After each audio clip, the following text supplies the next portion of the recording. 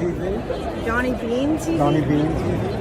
Do you find beans often? Do you have magic beans? Yeah, that's my name. Oh, okay. That's my name. Oh, cool. Watching Johnny Beane TV.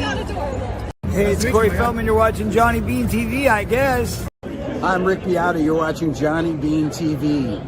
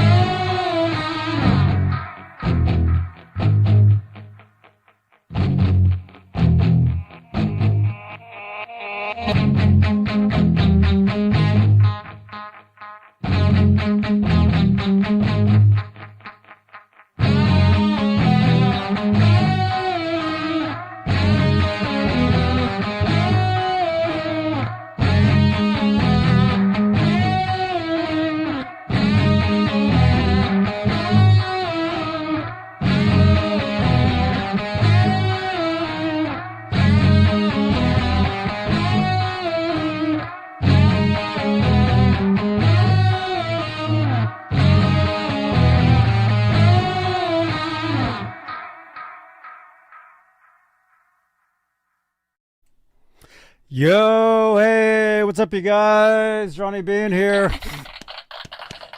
I am the real me. What are you talking about? Look, I barely even have time. See, one of the reasons for that intro is so I can get all this stuff done behind the scenes at the beginning of these shows. I have to tweet out like 5 different places. I got commands to do. I got all different types of stuff to do. And see, eventually, you know, Ron, it's only been about 10 years. Eventually, the show will, you know, eventually it'll be a smooth production. Or maybe not. I don't know. It might be okay. How is it? You guys like it? You guys like it the way it is?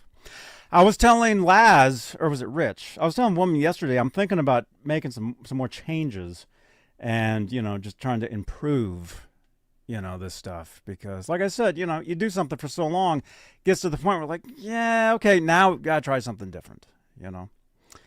So, let me know what you guys think in the chat. Drop a comment down below, especially if you're brand new here. Drop a comment down below. Let us know where you're watching from, what kind of guitar you play. So look at this. My lighting. Nothing is even correct here. Everything is still wrong. So say hello. Say hello to some people in the chat real quick, and I'll be right back. All right. Hello, Peggy. Hello, Louie. Barry Rich. Let's see. Billy Ray. I see you in there. Greasy. Everybody. Hey, what's going down? I am happy to be here. And for those of you that were last night on my test, I don't even know what to call it. My test on the Fretworks channel. Thank you for that. Your Alex. testicles. No. So, What was yeah. that? An OnlyFans production? No.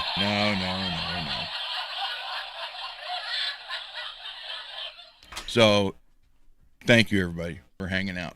And it ended up being 3 hours and 50 some minutes. I didn't realize it was that long. That's what she said. Cool. Yeah, I saw some of it.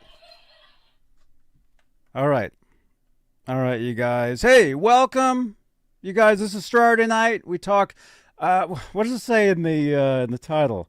Guitar talk, workbench mods, rock and music news. That's what we do here. So let's do some of that, you guys. But first, let's say hello to the top tier of channel members here on the YouTube side of Johnny Beane TV, because channel membership, it really is an awesome way to help support the channel and support these shows. And the top tier are the executive producers. They get their names read at the top of every talk show. There are currently Michael B, Music Therapy Laz, Majestic PB and J Cat, Flipper Carlin, CC, Bay Area Rich, Sherman Callahan, Nova 9, R Habs, and of course Janice Lala the intern. Thank you so much, you guys, for being top tier channel members here on the Johnny Beane YouTube channel, the YouTube side, because this show, we're not just YouTube, you guys. We're X, we're Facebook, we're TikTok, Spotify. I mean, pretty much everywhere there actually is an animation here somewhere, if I can find it. I saw it the other day. Actually, I was just playing it. I don't know where it went. It's gone. Is it that one? No, it's not that one. I don't know where it is. But we're basically everywhere there is. Exclamation point S in the chat will give you the command for that. Nightbot is me. So you can trust any link Nightbot gives you. They're to previous shows on the channel here. We got something like almost 5,000 videos or something just totally insane. I don't know. All kinds of cool stuff for you guys. So cool, right on, man. So as you guys noticed yesterday, there was no talking guitars episode. I think I had said the day before I was on with our friend Laz. And by the way, try to get him to 1K subscribers on YouTube. I've known Laz for several years. He's one of the nicest people there is, and he would really appreciate it if we got him to 1K subs on. How many more channel. does he need? It's under 100, isn't it? I don't know. Somebody go look. Go look. Open up another tab. Hold on. There you go. I don't know what it is, but we'll see. Anyway, so I was on his show on Thursday night, and I probably mentioned, hey, no show tomorrow night, which would have been Friday night, because we were going to go see David Lee Roth, which we did. And again, it was pretty amazing, you guys. We can talk about it a little bit tonight if you guys want. We actually did a show earlier where we talked about it, and I can give you guys the link to that. He's got 916 subscribers, 965 videos. He has 900 videos? What it says. No. 900 videos. I didn't realize he had that many. Dang. Yeah. Wow.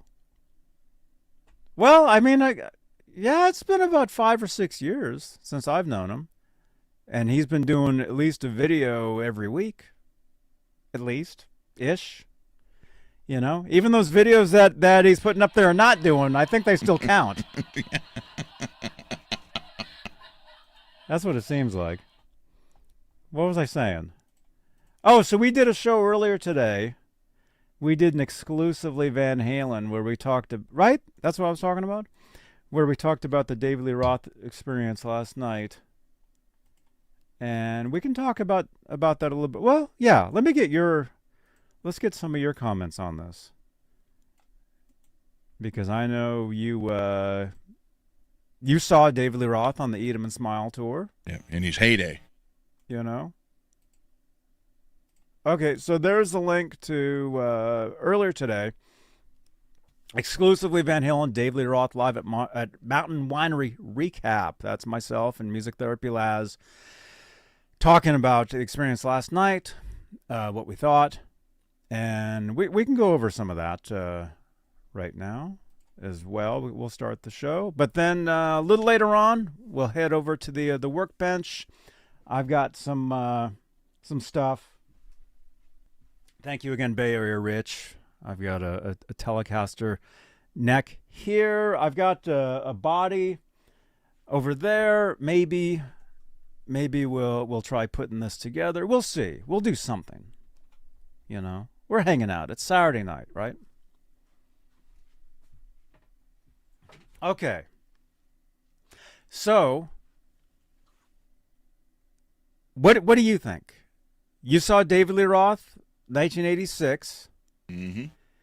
And I'm sure you've seen videos from, you know, maybe not the show last night, but well, what you were saying before the show, and I know exactly what you're talking about. When you're there, what you hear compared to what's recorded is completely two different things.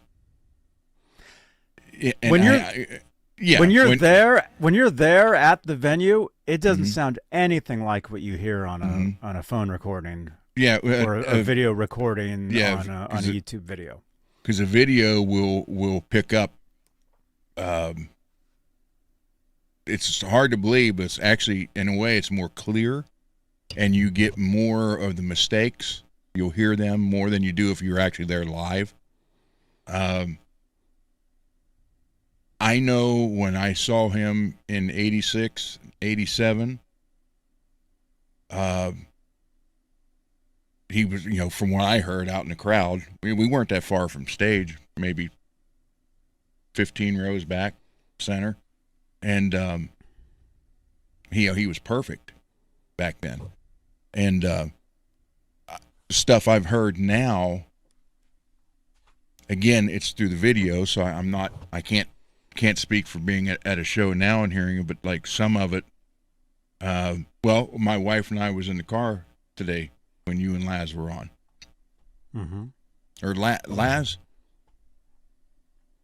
One of you guys maybe it was Laz, played the actual song, Panama. Was it you? Might have been Laz. Played the video Panama on his. Somehow we saw it from last night's show, and it was like yeah, he was on. Then all of a sudden he was like 2 octaves higher, like he was trying too hard to do it. And I know and I even told Beth as well, if you were there, she's like, why did he? I said, I guarantee you. And she hasn't been to a concert in years. I said, but don't you remember when you're at the concert, you don't really hear that stuff. It sounds like they know what they're doing, or like they are hitting what they're trying to hit. And in that video, it doesn't matter. It's fine. Yeah. It wasn't us. I didn't show it because of copyrights. I mean, I'm not going to play music on here. That's somebody did. And it wasn't us. It wasn't us. So.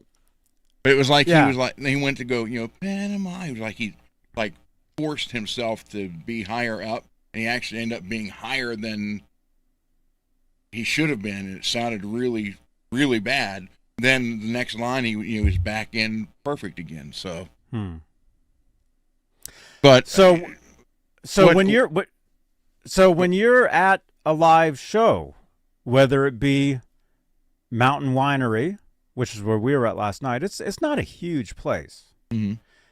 And it's definitely not like seeing a show like you would have seen Roth, Eat 'Em and Smile. That would have been in an arena where the sound in there is it's just nothing but bass. It was a closed arena. Yeah. No, the arenas, Ron. They have arenas are closed. No, they have a retractable top. Arenas do? Yeah. Well, this one does. Pittsburgh did. Maybe. Well, then it was like a football arena or something. Oh, it was Pittsburgh Civic Arena. But the hockey Penguins play there, so they have a retractable top. It's an arena, but they have a retractable top on it. So some shows they open it up, some they don't. I don't know if it's the band that wants it or not. I don't know. That's interesting. I don't know. Lewis, Janice, Greasy Monkey, Billy Ray. Thank you again for your super chat. I saw that. Thank you for all your support. Actually, we'll show that. Let me find that. I'll put that on the screen. There we go. Thank you so much. So, What am I doing? Trying to figure this out. There we go. So when you see a show at an arena or even what's called a shed, an outdoor venue, when you see a show out there, it's a total different experience because you're there with the audience, and what you're hearing is you're basically just hearing more of everything. When you're watching this stuff on YouTube, the sound, for one thing, it's super compressed, and it's all pretty much smashed. Well, it's compressed means it's all smashed together, and you pretty much get the same level of everything. Mm-hmm. It's kind of like, I mean, you kind of do. Well, I think some of you can understand what I'm trying to say, but so the thing is, when you're like, let's say last night, Roth's vocal was not the loudest thing there. Other stuff was. So, it blends in better. When you're watching these videos on YouTube, everything is like at the same level, and you actually hear more of the vocal than we would have at the show. And yeah, I know a lot of people are saying, he doesn't sound the same. And of course he's not going to sound. I think he's like 70. That's what people keep saying. Yeah, he's 70. So he's not going to sound the same as when he was 25. But none of us are. that's Don Dawkins has announced Dawkins' retirement. Mm-hmm. He can't even come close to what he did in the 80s. And quite honestly, they should have stopped it, 5 years ago, at least 6 years ago, maybe. Because you have that certain level, and like bands like the Stones, Mick Jagger still sounds good. Steven Tyler still sounded good up until last year, but they weren't doing the stuff like, well, I guess Tyler was, the screen and stuff like that. But. The thing is about like saying the Stones. A Stones production is a $1 million production. Yeah, well. The Stones, they only play stadiums. Dawkins is not playing stadiums. No. Dawkins is playing a club somewhere. Yeah. Maybe an arena. But, I mean, Don is like, he was up here, and now he's like. What, he shrunk, you mean? Yeah, he's like 40 steps below what he used to be able to do. Oh, you're talking about his vocal range. Yeah, I mean, because, if you would listen to, like, Tooth and Nail and... Are you talking albums? Yeah. You can't base live an album. You can't I know. Make those comparisons. What I'm just saying, if you listen to the vocals he had then, and even on... you can't compare a record with a live... Beast from the East was the live record, I think. Even that, Well, even live records, you can't compare a lot of times. Well, what I'm saying is he can't even come. He's like 3 octaves lower than what he was. I saw them. I don't know how many times. So he's just, and go out on top. Don't make the last memory that we as fans have of you is you're out there and you can't do what you used to do. Well, that's my take on it. And that's nice. Unfortunately, a lot of bands, they have to tour. They can't not tour. Mm-hmm. And you know why they tour? For money. Yeah. So unfortunately, a lot of bands, they have to do that. Did you see what happened to what's the guy's name? Is it Frankie Valli? Did you see what happened to him? Yeah. Was it Frankie Valli, you guys? The guy's like 90, or he's in his 90s, and his vocal is a total pre-recorded track. He's just standing there on stage. He's not even like lip syncing at all. He's not even moving his mouth. He's just standing there. Have you seen that on TikTok? No. Frankie Valli, yeah, it's horrible. I don't know who is making him do that, but it's very bizarre. But in the world, not that, I mean, like I say, everything is rock and roll. So, but in the world of rock and roll, in the world of these heavy metal vocalists, oh yeah, their vocal isn't going to sound. A lot of them destroyed their vocals over the years, doing those, basically being able to sound the way they sounded back then. They were hurting themselves. Mm-hmm. You know? What? You sing great in the shower, Lewis?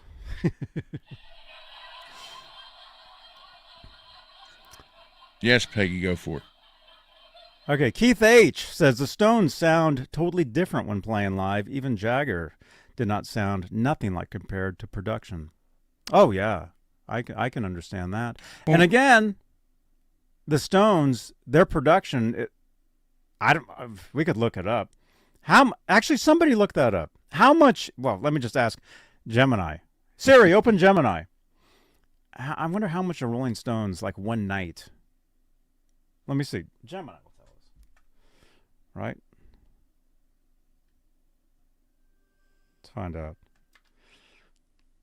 Hi, Gemini. How are you? I'm doing great. How about you? I'm awesome. Hey, listen, I have a question. The Rolling Stones, when they go on tour, how much does one night, what's the production cost of one show of a Rolling Stones tour, say in 2025? That's a great question. It's tricky to pin down an exact number for a band as big as the Stones, but we can look at some factors. Think about the stage setup. It's massive, with huge screens, lighting rigs, and pyrotechnics. Then there's the crew, transportation, security. It adds up fast. Some estimates put it in the millions per show for a major tour like theirs. Would you like me to find some more specifics on their current tour? You said millions per show. Yeah, for a huge production like the Stones, it's easily in the millions. Think about the stage setup, the crew, transportation, and all the special effects. It's a massive operation. Yeah, okay. I mean, they said millions. We're just going to say 2 million. Because how can you tour if every night costs you $5 million, right? Well, now you know why there's $5,000 seat tickets. Oh, sure. But to get to my point is Mick Jagger, well, a couple things. He's Mick Jagger. His fans love him regardless of whatever. He can sound, doesn't matter. And there'll be the fans that'll go and be like, oh, this is, you know, we're so lucky to be able to see them. You know? I mean, didn't they do a tour like 20 years ago, saying it was their last show? 30 years ago? I don't know. I know Kiss did one every year for the last 40 years. Farewell tour. Mm-hmm. So, but my point is, their production, they have the production to where he could be up there, he could be lip syncing. You wouldn't know. The technology is getting to that point. And I know, oh, it's rock and roll. That's not right. You guys would be surprised to know how many bands have tracks. I would say they all do. Pretty much every band on that level, they have some sort of a track running. If not a track, they have metronomes. They have a click. You know. Mm-hmm. Oh, I'm dropping my pens in the trash can. Speaking of production. Yeah, Mick Mars said that he had a click track in his ears. Oh, yeah, of course he did. So, a lot of bands, that's what they hear. They'll hear that over everything else, and they just have to be on the mark. You know? And the thing too is it's a show. It's entertainment. Not everybody there is the biggest fan in the world of whatever artist that is. Some of them are. The diehards, you know, they'll follow the Grateful Dead around, you know, every show or whatever. But my point is, bands at that level, they have a lot of help. You know, whether it's tracks, whether it's auto-tune, whatever the latest technology is to help them perform. Because yeah, it's to be, you know, you get to a certain level and to stay at that level is tough. So anyway, getting back to David Lee Roth, you know, his vocal, yeah, he doesn't sound like he did when he was 25. But even when he was 25, he was never, you know, the most amazing singer. He was always an entertainer. And we got that last night. Hey, Rackron, what's up, dude? That's what we got last night, was entertainment. The band was tight. Al Estrada, dude, the guitarist, he was playing the Eddie Van Halen stuff without having to try to be Eddie Van Halen. And I thought that was amazing. Francis, our friend Francis Valentino, that dude, I mean, the entire night, man, amazing. I mean, yeah, the whole band was incredible. There was no opening band. It was just an evening with David Lee Roth. There was no merch, which was interesting. Although I'm hearing there was no merch at all on this tour. Other people are chiming in and telling us. Yeah, Al Estrada, he's dude. Yeah, he's amazing. But so last night, vocal wise, I mean, thing is, too, I mean, Roth, you know, it's been 10 years since the last Van Halen tour, 2015. Roth pretty much sounded the same as he did on that tour. So in the past 10 years, I would say he's sounded pretty much, you know, the same. And you can listen to the live Van Halen album, which apparently was he's the one that picked that night for that. And there's some vocal parts on there that are like, yeah. But like I said, if he's okay with it, I mean, who's to argue? It's him. He can do whatever he wants. And last night was, for one thing, the band was tight. He was David fucking Lee Roth, man. He got to do whatever he did, whatever he wanted. It was a great show. And bottom line is, if anybody saw videos on YouTube and decided to pass on that, you missed out. You missed out on an amazing night. And he already retired once. And he even made a comment last night saying, oh, you know, I go to the doctors more often these days. You know, because somebody get me a doctor, right? But I think he actually, oh, sorry, Ian. I said a bad word. Oh, that's another thing, too. I'm going to swear more on these shows. The changes we're making on these shows are the total opposite of what I've been saying for years. You're going to get more swearing from me, longer bathroom breaks.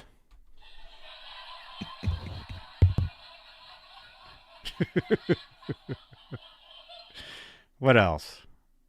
I don't know. All I can say is if anybody, if you know, were bitching about it, then fine, whatever, who cares? Those of you that went, you know, you had a great time. You were there. I saw them. I saw people having an amazing. Let's roll the tape. Let me show you guys some stuff. We actually have a lot of footage to show you guys. And unfortunately, I can't play the audio from this stuff because we will get hit with copyright. And it doesn't make sense to get hit with copyrights when you're trying to do a show. So let's see. Backstage. If I'm going to David Lee Roth, I wouldn't care about the band. Vocal performance has to be up there. Well, you mean you wouldn't care if the band was sloppy? I mean, musically, the band is tight. The band is I can't play the audio, but I can show you. Let's see. What's today? 13th? Okay, this is today. Check this out. Actually, we have a lot of video to show you guys. I just said that. We've got some guitar shop video. I mean, video to show you guys. Let me show you some of the, since we're talking about the Roth stuff, let me show you some of that really quickly if we can. Is this it? Actually, let me take that out. Is there a way I can check? Yeah. Check this out. Okay. Can we play here or something? It's a cable. Oh yeah, we kept hearing this clicking sound. I'll turn that down. We kept hearing this clicking sound, and somebody left a comment saying that was the sound of a guitar pedal dying. Is what they said. My name's Michelle. I don't know if they were there. Who knows? Maybe that was his tech that left the comment earlier. They knew exactly what it was. They're like, oh yeah, that was a pedal. That was a pedal that was messed up. So anyway, so it took him a little while to get the guitar going. Like you can see, he's like, huh, trying to get the sound, and then you kept hearing a clicking.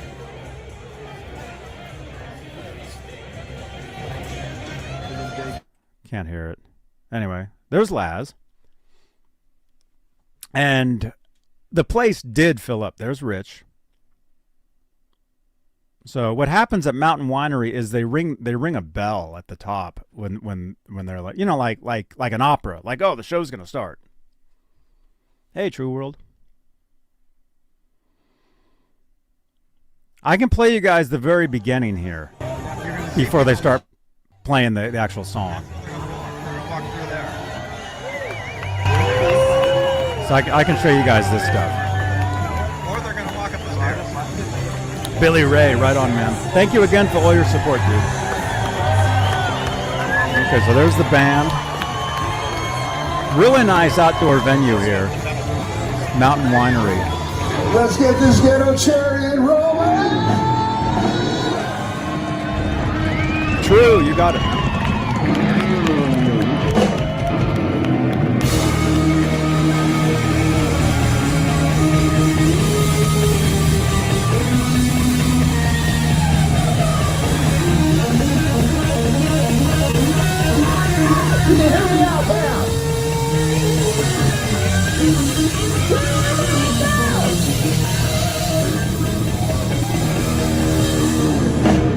Good to see you again.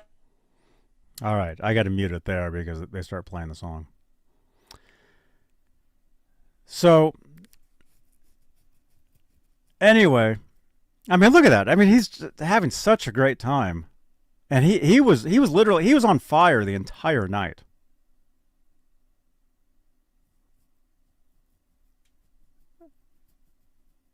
Man, I don't know. I mean, we talked about this earlier, but and the last show is tomorrow night. It's in Napa, California. Any idea the make of the white guitar? I believe it's a Charvel. I tagged Al in an Instagram post last night, and so I looked at his profile, and I think. Can you tell, Ron, just by looking at his guitar? That's a Charvel Pro Mod Sam Demas. It's a San Dimas. It's not the SoCal. That's an actual. It looks like a Strat. Mm-hmm. Sam Demas ones are that style. Mm-hmm.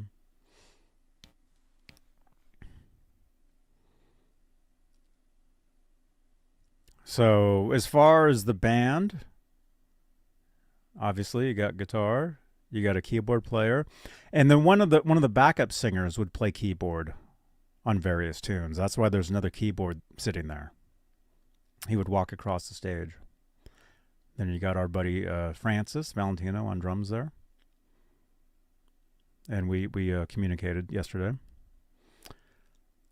There's the backup singers. And they add a lot to the production and the sound of these songs. And does the backup sound like Van Halen style backup? No. But actually, it sounds more like what do you want to say? Just like, well, I mean, there's like 5. He called them the 5 tops. So you got 5, and also the 3 other guys in the front there. They also do backup vocals from time to time. I had noticed. So the backup vocals, it didn't sound like Van Halen backup vocals, but it was pro. It was very professional. A lot of harmonies. And it really did add. And yes, I did notice, like on Running with the Devil, all the screams are coming from one of the backup singers, not from Roth. I did notice that. But not everybody's going to notice that. And again, it's a show. It's a production. And not many people. I mean, just look at it this way, too. You got somebody who started, hit it big in the late 70s, was one of the biggest bands in the 80s. And to still be playing, a show like this these days, I mean, it's pretty rare. I mean, look how many musicians we lost, that were at this level at one point.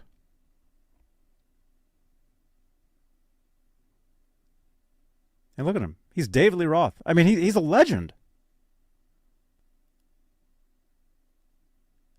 And he was having such a great time.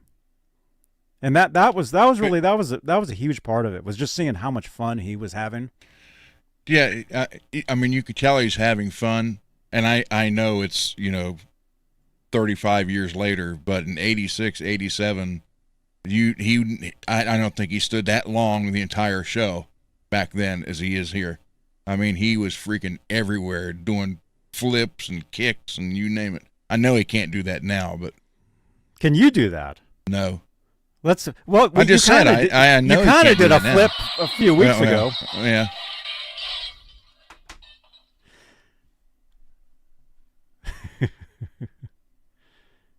How many 70-year-olds can do flips and kicks? Chuck Norris. He's 84. And he can still do them? Yep. Well, I bet he's Chuck Norris. Mm-hmm.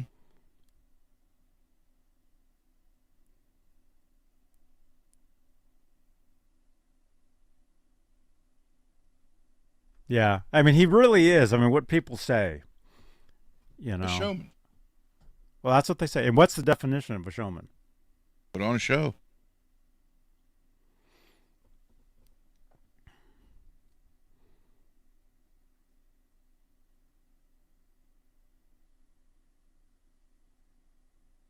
Yeah, revolution. Yeah, I know.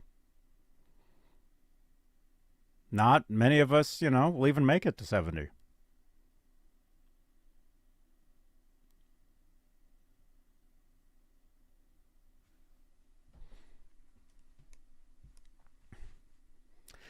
And again, I apologize that I can't play the audio on here because of copyright.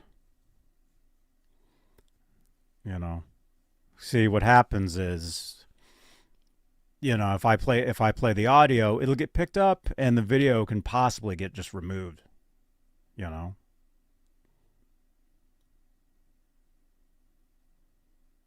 But just by watching this, I mean, you can tell they're having a great time.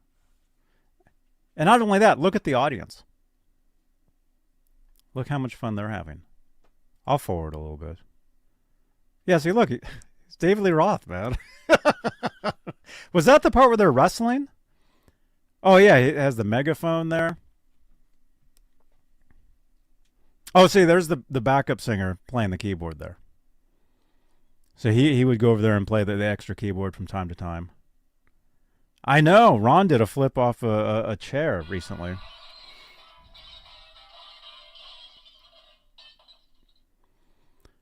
For audio, yes, it can get removed for audio. And see, these videos... I thought you could do like up to 30 seconds. No. Mm-mm.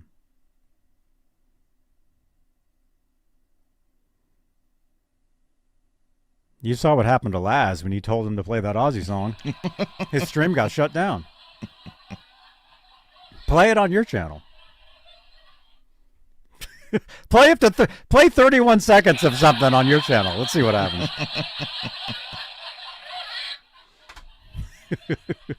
See, look, he's David Lee Roth, man. Look at him. That's him. It's pretty amazing. I mean, he's a legend. Mm-hmm.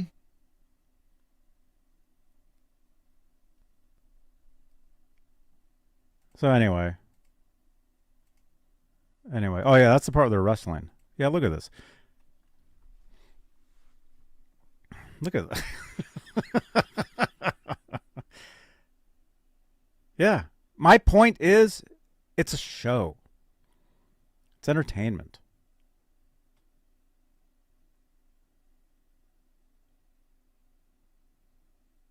The band, hella tight, man. Backup singers sounded amazing, and they added a lot to the songs.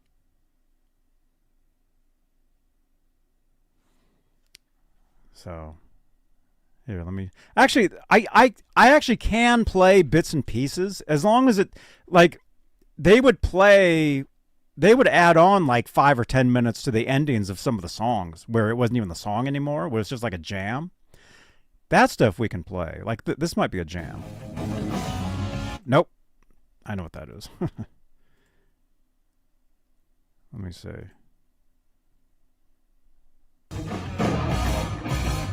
Okay, well, that's the ending. Atomic.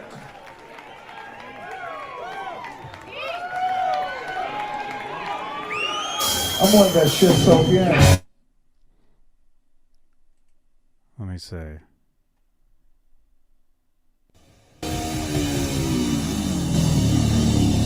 woke up this morning feeling all so bad. Then I went to the family doctor to see just what I had. Doctor took one look at me, said, shit, David Lee. Yeah, the doctor's coming, but you gotta pay him cash. I told him, Doc, it's only a scratch.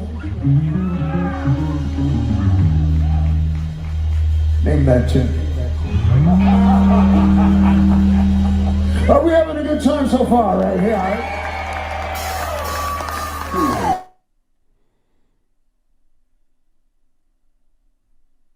Yeah, the audience was having a great time.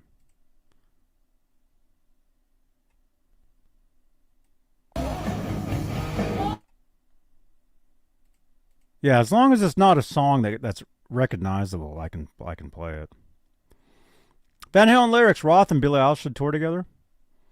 That would be cool. Hey, Mike Wood.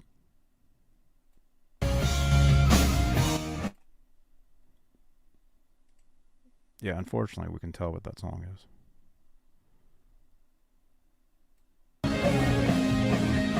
Oh, there we go. I can play this because it's just like a jam. This actually sounds a lot like one of his solo tunes.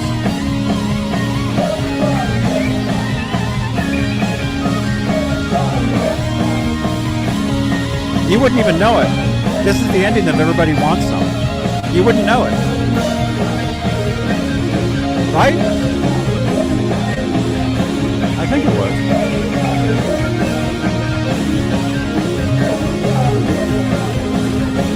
I thought he sounded great, Mike.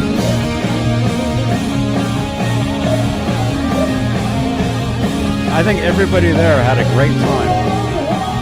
Yeah, it does sound like Paradise.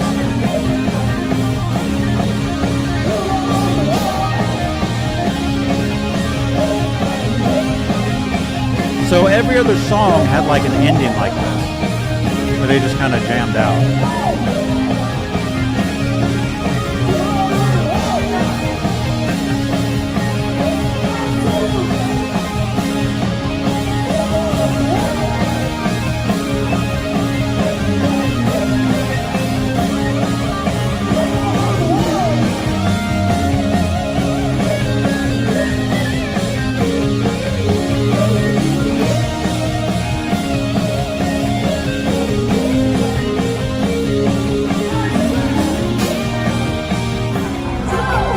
Da-da-da-da-da-da. This is the last song. You guys can guess what the last song is, right? Van Halen's biggest hit. So that's the Dun dun dun dun dun dun dun dun dun dun. yeah. Now that would be funny if they played that. Yeah, that'd be interesting. So there's the venue. Really nice venue, you guys. If you're in the Bay Area and you've never been to Mountain Winery, I had never been there for years. I missed so many great shows there over the years, man. Duran Duran's played there. That would be amazing to see them at this place. I mean, it's not the biggest place in the world, and so every seat, I mean, I know on camera it looks, smaller or bigger or whatever, but every seat is pretty incredible in this place.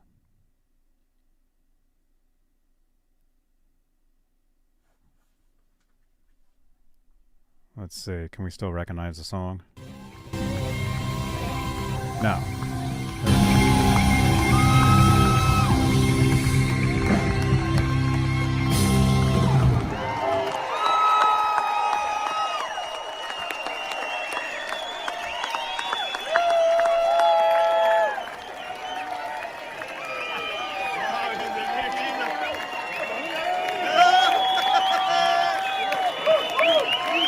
Hey, Laz.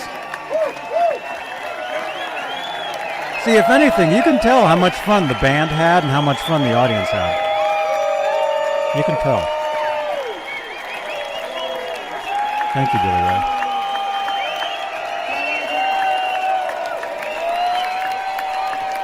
And I said this earlier.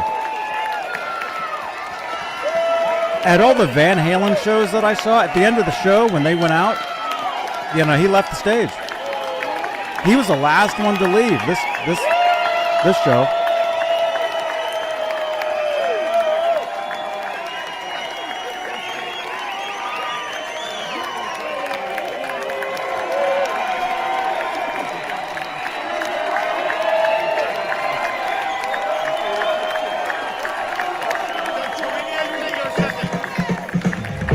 Oh, no. All right.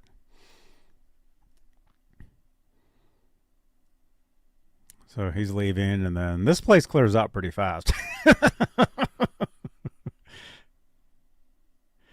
Unfortunately, the music they're playing at the end of this, I can't have the audio up, but you can see people are still dancing, having a great time.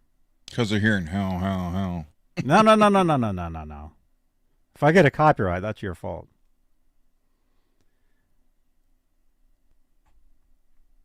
Yeah, Laz, drive safe, man.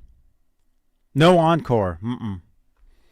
No encore, no opening band. No merch.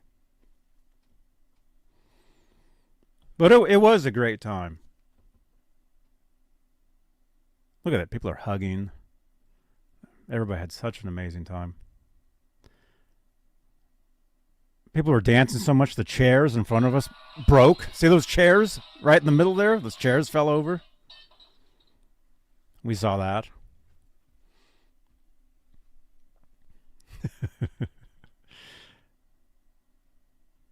Yeah, usually when people... Well, it's a winery, so everybody's leaving to get to the bathroom because everybody was drinking wine the entire time. No merch, No official merch. There was merch for the venue itself, Mountain Winery. We were talking to the merch person. See, look, people are still dancing. Look at that. They're dancing right through the broken chairs.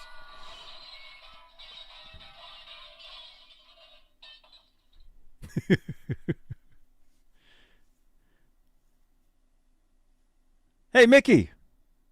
Dude, good to see you, man. There we go. Oh, yeah, and follow me on Facebook. There it is, man. Anyway, it was a great time. It really was. And like I said, anybody that saw a video online and was like, yeah, I'm going to pass. You missed out. You really missed out. I thought it was good. So, Bay Area Rich, dude, thank you again so much. He took Laz and I We had a great time.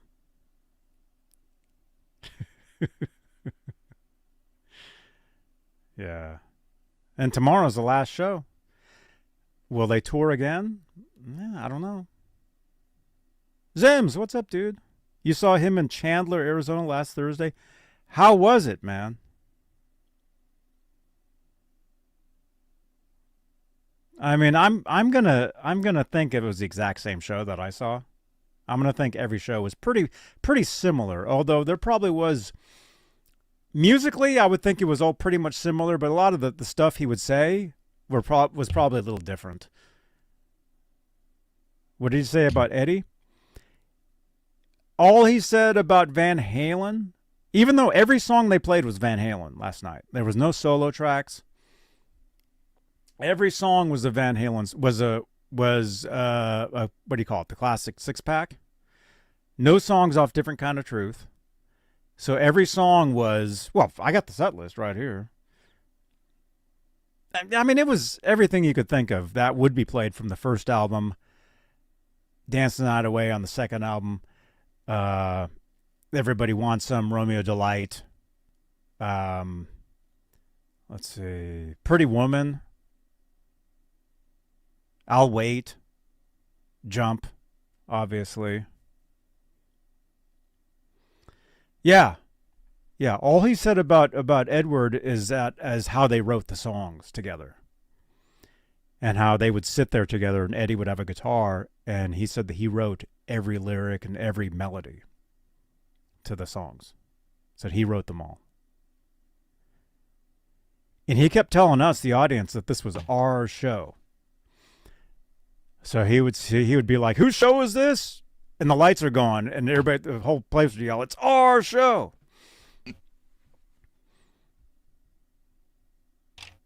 That's pretty cool. Yeah, it was a lot of fun. And it was nice. It was nice to see. He was, you know, there were more F-bombs than normal, you know, at a Van Halen show. He did drop a lot more. He did seem, it almost, Rich, you can chime in on this. Now, I know you filmed the entire thing. He seemed kind of angry at times, but I think it was for show. I don't think he was actually angry. And at one point, it actually seemed like he teared up a little when he was talking about his dad. And how his dad would tell him, what was the story, Rich? Something about, you know, when he first started learning how to ride a bike, his dad would push him and say, you know, don't go too fast. And then when he borrowed his dad's car, don't drive too fast. And the last time his dad said that to him was in the hospital when his dad was dying. And his dad said, look at how fast life goes, you know? And it was pretty touching. And I mean, and that goes back to, I mean, look at this. I mean, you guys all want David Lee Roth 1984. Some of you, you know, 1978. You're not going to get that, but you're very lucky to get it at all. Because look at how many bands in the 80s aren't, not that they're not together anymore. Well, you were just saying, Don Dokken. Mm-hmm. You made it sound like he can't sing at all anymore. It you know, well, he'd be and now it's like, and he doesn't, or he just points the mic to the crowd and let them do it. Mm-hmm. Yeah, and it's too bad. I mean, it's sad. It is. And I mean, when that's your career, when that's what you do, I mean, that's way to go, Mike. You know.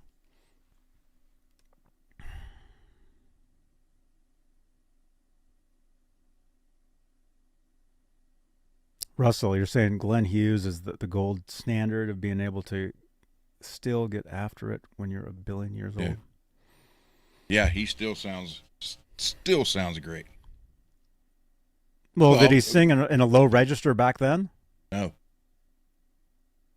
Michael Sweet still sounds great from Stryper. He can still pretty much do what he did in the 80s. Jeff Tate can't anymore. Like when they do Take Hold of the Flame, he hit an E5 on that, Well, yeah. Well, he was singing pretty high back then. Yeah, and he doesn't even get close to it now. But well, Toto. What's the song with had the backup singer? They're big Africa. You know, there was a point where I think he's passed away. I don't think he's around anymore. Who was the singer in Toto? The one that did the backup, you guys know the high part in Africa. You guys know the part I'm talking about. There was a time, because they've toured. They never stopped touring. There was a time where they would tour, and he would tour, but he would be singing to a track. It wasn't actually his vocal. And then Laz just went and saw them. And I don't know who they had on vocal doing that. But what I would say, which I don't know if they did this on that last tour that they did or that they're doing now. I don't know if they're still on tour. They were just in Concord, California, Mike. Concord. And our friend Laz was there, and he posted video on his Facebook. And it was of the entire song. And one of the opening bands, well, I wouldn't say opening band. Well, he is an opener, but he's a headliner as well. Christopher Cross. I think he was singing those parts with Toto, and that sounded incredible. Concord. Mike, speaking of Bruce Dickinson, I just found out today that he's in Pittsburgh, and tomorrow at 1 o'clock for the Steelers home opener, he's singing the national anthem. He's a Steelers fan, too. So that's going to be pretty cool to have Bruce Dickinson sing the national anthem. Cool. 50 minutes away. I need to go see that. You should go. Men at Work. Was that the original singer though? What's his name? Colin Hay? Because he is the sound of Men at Work. That vocal. Yeah. I mean, that was him. And Soto, someone said and he can still do it, and he can. Bruce, Rob, and so can Tony Harnell, who used to sing for TNT.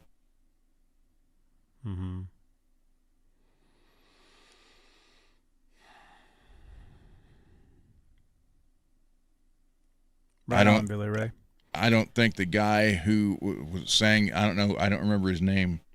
The guy that sang for Steelheart. I don't think he can hit that. You'd have to. No, there's no way he can still hit that high. I don't know.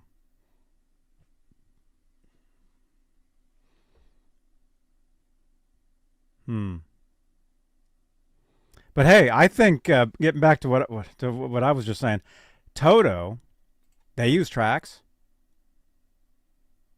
You guys, some of you guys are like, oh yeah, they're amazing. Yeah, and they use tracks. Everybody does, you guys. Everybody does.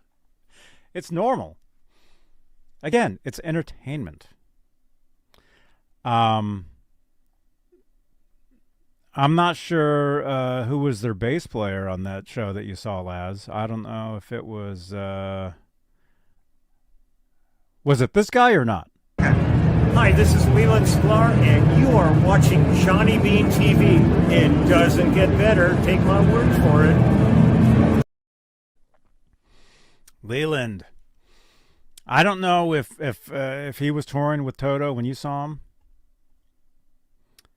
but dude, Christopher Cross on backups for Toto, yes. Maybe even lead vocal for Toto. That would be cool. You know who their singer is? or was, or might still be. Toto's singer. Their singer is, or what? I don't know if he's the current singer. Was John Williams' son. You know John Williams, the classical guitar player. No, Oh. you got part of that John- right. The orchestral Boston Pops Star Wars theme, John Williams. His son was the singer for Toto, and he did some albums. Joseph Williams, yeah. Oh, and Bobby Kimmel, yeah, he's the guy that did the lead vocal or the background vocal for Africa, all those. I think he passed away though.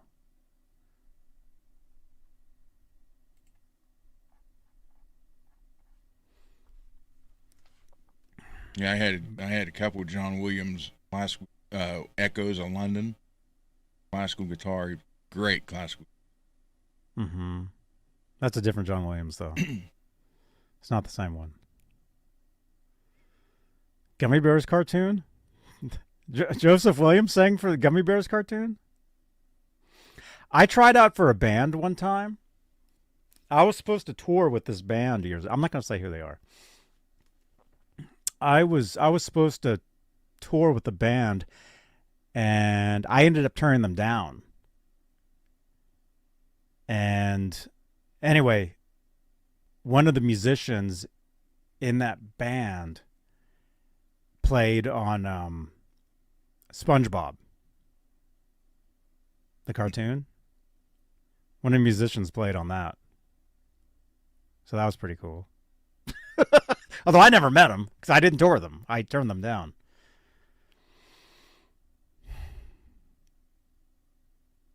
That was years ago. That was a long time ago. Right? Who's that? Who's in Oregon right now looking at my website? If you are, say hi. Let me see. So, okay, I don't know what we're talking about. Anyway, David Lee Roth, amazing show. If you guys missed it, the experience was amazing. Mm-hmm. And he didn't use any vocal tracks. There was none of that. As far as I saw, everything was live. Even the keyboards were live. They weren't recorded.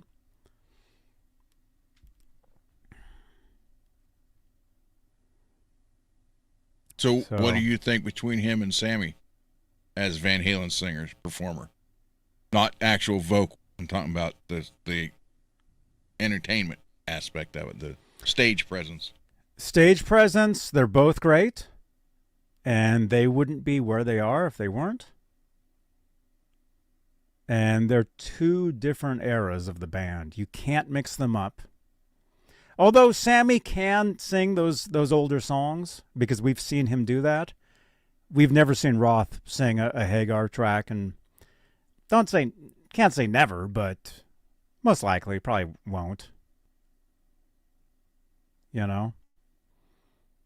But we have seen Hagar sing Panama, Jump, Running with the Devil, you know, stuff like that. Performer-wise, they're both world-class performers. They're amazing. And yeah, Sammy, he's an entertainer. I mean, you guys all say, oh, Roth is a showman. Yeah, I mean, he is, but, I mean, Hagar is too. He wouldn't be where he is if he wasn't. But with Roth, it is, I mean, it's a show. And that doesn't necessarily mean, that could mean, I mean, he wasn't, I mean, who are we trying to, let me just say, his singing back in the day wasn't always singing. It was screaming. It was, kicks and all that stuff you're saying. Mm-hmm.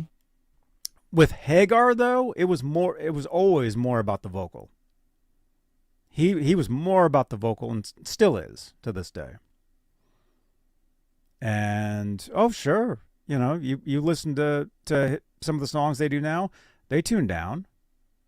He's older than Roth. What is he? He's like 76? Yeah. His birthday is next month. He's going to be, what, 77? Yep. Or something?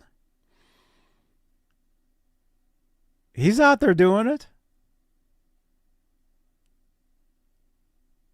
And like I said, they're both great, both very entertaining. I know you've never been to a Van Halen show, Ron, but anybody that's been to a Van Halen show, both eras, you walk out of there and you're like, oh yeah, that was entertaining. Now I don't mean musically. I mean entertainment wise. I mean, you know, the raps in between songs, the jokes. I saw them at a bar. And so I never saw them at an arena. Mm-hmm.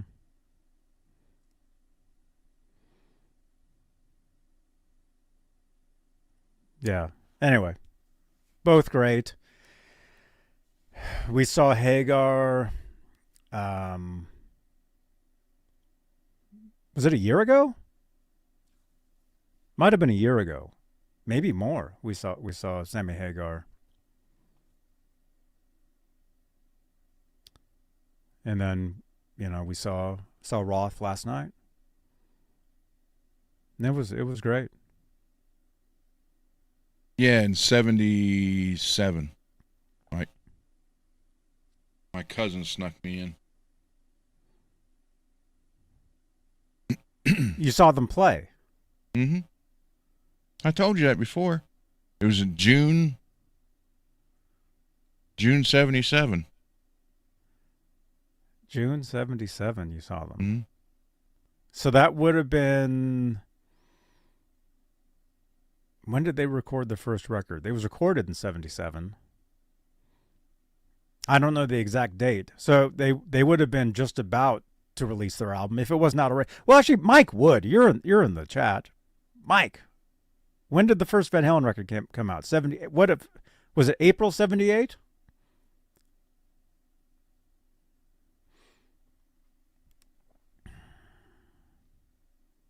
So you're saying you saw them play? Yeah.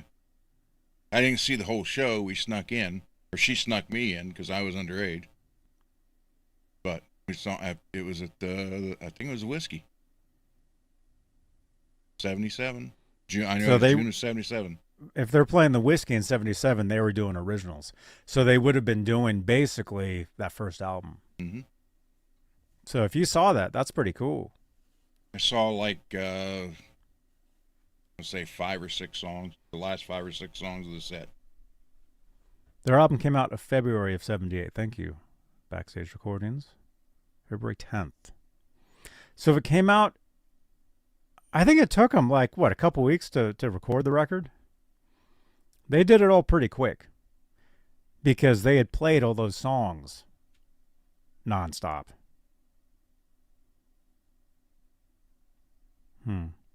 So you saw them, but I would assume you have no real memory of it. No, not. Like walking by and seeing them on stage, and did you know who they were, for one thing? No. Yeah, that's why she got. That's why. How did you know who they were? My cousin did. She knew. But they didn't have a record out yet. They played the strip how many times? They played all the time. Yeah, so she knew. So this is Van Halen. But I didn't. But you know. You didn't know who they were. No. She's telling you that, but it wasn't like you had seen their album because it wasn't out yet. No. I had. So you weren't there like, that was oh the my first gosh. That's the first I ever heard of. So I think I saw the last 5. I know at least 5, maybe 6 songs. That's pretty cool. I mean, to me, they were just a bar band. Be it a big bar, but a bar band. No, I mean, they weren't just a bar band, Ron. Well, they were. I saw no, them no, at a no, bar. no. Where's that That's a bar sound band. effect? No. In the chat, was Van Halen just a bar band? I know what you're saying, though. I had no idea who they were. She told me their How old name. were you in 77? You were like 12? 13. What were you But- doing? but I had What a were you beard. doing on the Sunset Strip at 13? I was with my cousin. We were riding around in her car. She had, believe it or not, she had a cool, you're going to laugh at this, she had a killer paint job, Ford Pinto, all California customized, and we were riding around. Wow. It was dark brown metallic. She had custom leather tan interior, and it had all kind of orange and yellow stripes, and had Krager. It had Keystone. I don't know. It was all tricked out California style. So I was just riding around with her, cruising the strip. Mm-hmm. In 77. Mm-hmm. But I said I could have seen Randy. Quiet Riot was playing on the strip too. Mm-hmm. But I really didn't know who he was.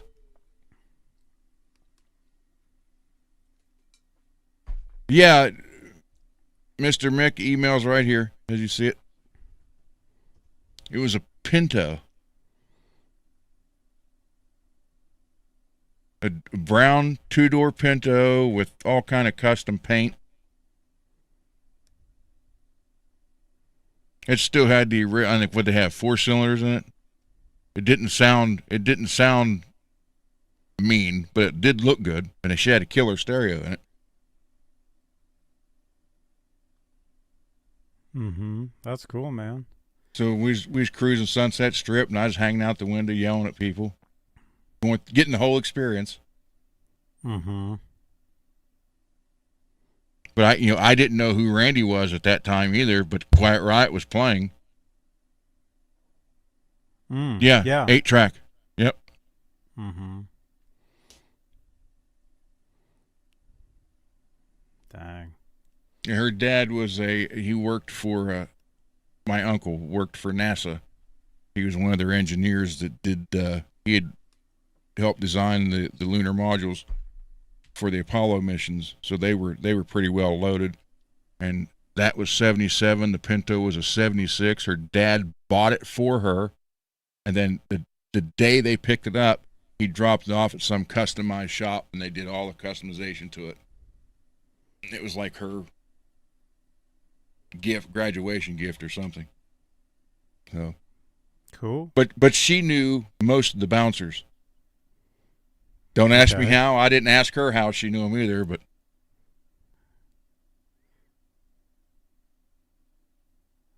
Interesting. Okay. I have to take a break. I have something I have to go do. I just realized it's dark outside. Who was I talking to the other day? Was that Rich? Was that you? I was saying it's dark outside. I do these shows. Next thing you know, it's like no light anywhere. We gotta go. I gotta go. I have to go outside. So let me see. Let me see here. Let me. Well, a couple things is we have footage. Can I just show you the footage? Mm-hmm. Yeah, maybe we can do that. I have guitar shop footage to show you guys, and so we'll do that, and then we'll go over to the workbench. Might try to build something. Show this real quick. Check it out. Oh wow! A new coat of clear on it. Blackouts in it. Nice. And upgraded stainless steel upgrade to the Floyd. Cool. I put a couple coats of clear on it because I didn't like what I said it last night. The blue one that I buffed out is a Soloist Pro. This is just a Soloist. It's not the Pro. So I think they had more clear, even though they were both a matte finish, I think they had more of it on the blue one because I was able to sand it a lot and get a big gloss out of it. This one just didn't seem to have that much. So I masked it off the other day and Cool. shot a couple coats on it. Yeah, that looks good. Okay, yeah, keep showing them that. Actually, I do have to run. I gotta. Yeah. All right, I'll be right back. Show them that. So, and I do have the new Seymour Duncan Blackouts. Came with came with 4 pots because you can also set it like Gibson. So 4 new pots, new switch, new input jack. Still the original battery pack. So, but I just, I didn't like the way the clear was looking that I had buffed out. It just didn't look that good. So I just scuffed it up and then masked everything off and then took it out the other day and shot a couple coats on it. And Mr. Mike, I have now, as far as active pickups, I have the Blackouts, I have EMGs, and Fishman. So I got your 3 top active pickups, and I'm going to go again. Seymour Duncan kicks their ass. It has that dark sound that I like. So, but it looks different. I had a chrome Floyd on it before. Went with black. Put the stainless steel hardware in it. Then I didn't use the black screws. I went with chrome. So it's, again, nothing. Well, stainless steel helps performance, but I like aesthetics. So kind of black, stainless, black, chrome.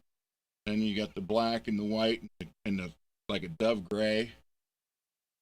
And then I did Fretzler. Used the Fretzler over the frets. Tell. And I'm telling you, everybody, if you can find a Fretzler, buy the damn thing. So, no, I'm not going to play it. My hands won't. Today's not. Some days I can. Some days I can't. And I spent all day out in the garage with my wife because our doors in this house are like they're solid, but they're plain. So we took them off and we made them look like. I'll show you. So I was doing a lot of sanding, cutting today, and my hands are hurting. So I'm not even going to attempt to play and give somebody, no one in here, but give people ammo to make fun. So this is what we were doing all day today. Went, cut the wood, cut the trim, and actually now she's going to paint them. But making the doors panel doors out of just the regular plain doors. So every door in the house will be done like that now.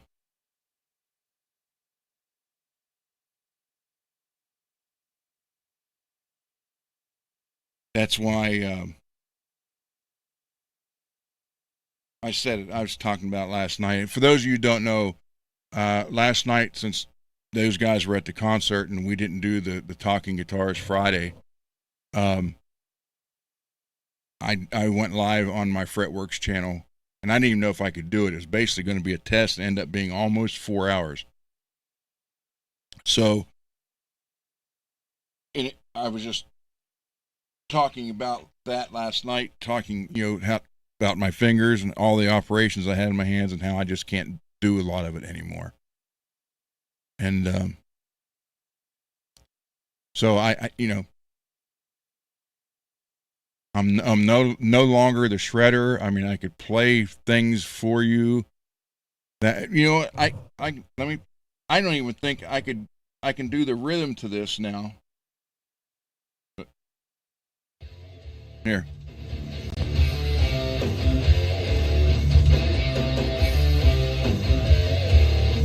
my tribute to Dime, one of my songs.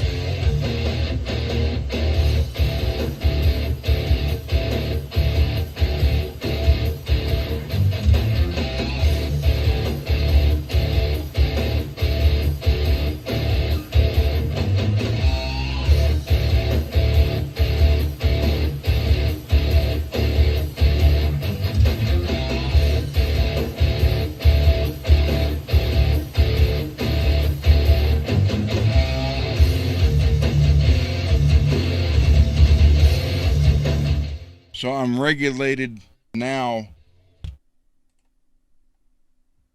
more more rhythm than going into solos.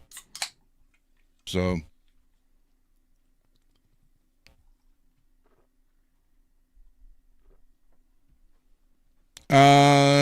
you know what, Mike? I probably I don't even know how many now. Probably 50 some. So but yeah, I just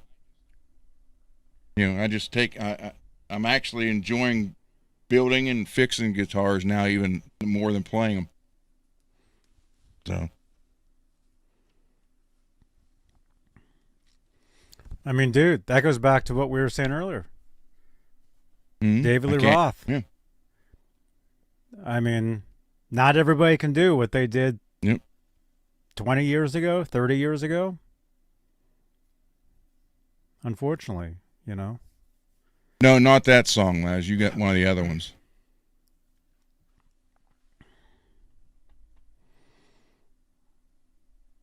So, yeah, it's, Dime's that was kind of like a Dime, my version of a Dime style. So. Cool. But there's good days where I can play, and then some days where I can, I sit and it's like I can hardly. I mean, because still my fingertip here and my thumb tip is still numb from when I actually ended up having 2 strokes. So I have to squeeze the pick a lot harder than I used to, or I'll be playing and it just goes like that and flies away because I don't realize I can't really feel the pick. So.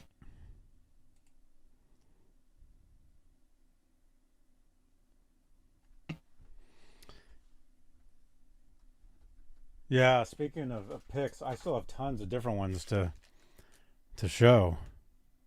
Yeah, I need to try something like one of those ones with the holes in it. I need to come up with something, because I've been a Fender medium pick guy my entire life, but I'm going to need something that might be a little bit different to hold or easier to hold. This one's pretty interesting. This is a Bog Street. Has different thicknesses on each side, and there's a lot to hold there. Good. I need to try some stuff like that, because I have that one you gave me, like with the handle, and that would work, but the way I hold it, if I instead of because when I hold a pick, it's straight. I don't do the slant thing. I do it straight. So when I hold that thing you sent me, the pick's actually out like this. Yeah. So I'd have to heat it and bend it to get it down. And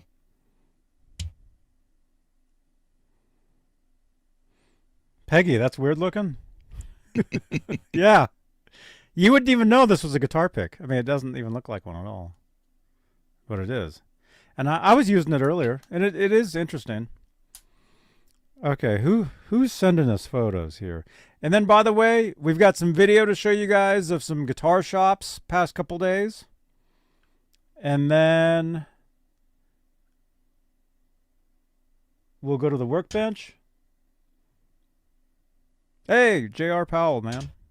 Yeah. Okay, who's sending this? What is this? What? Oh my God. You're doing this again. Who is this? They did this to Laz and me the other day. I don't know if Ron. I don't know if he smokes cigars. No, I never did. Always wanted to, but never did. Well, don't start now. Although, I mean, it's almost like some bad habits you quit, and it's like, yeah, I can always do it later, right? Just look at it like that. I mean, you don't inhale cigars, do you? What? You don't inhale cigars, do you? No. I didn't think so. No. And I quit smoke. The last time I smoked a cigarette was 2011. So it's been a while. And I have no intention on smoking ever again. But the urge never goes away. Never goes away ever. Like right now, I think of it and I'm like, yes, that sounds good. But just don't do it. Rico did this. Rico did that. There's you with a cigar. I think, Rico, you sure that's a cigar in his mouth? That better be. I can't even see. We can't even.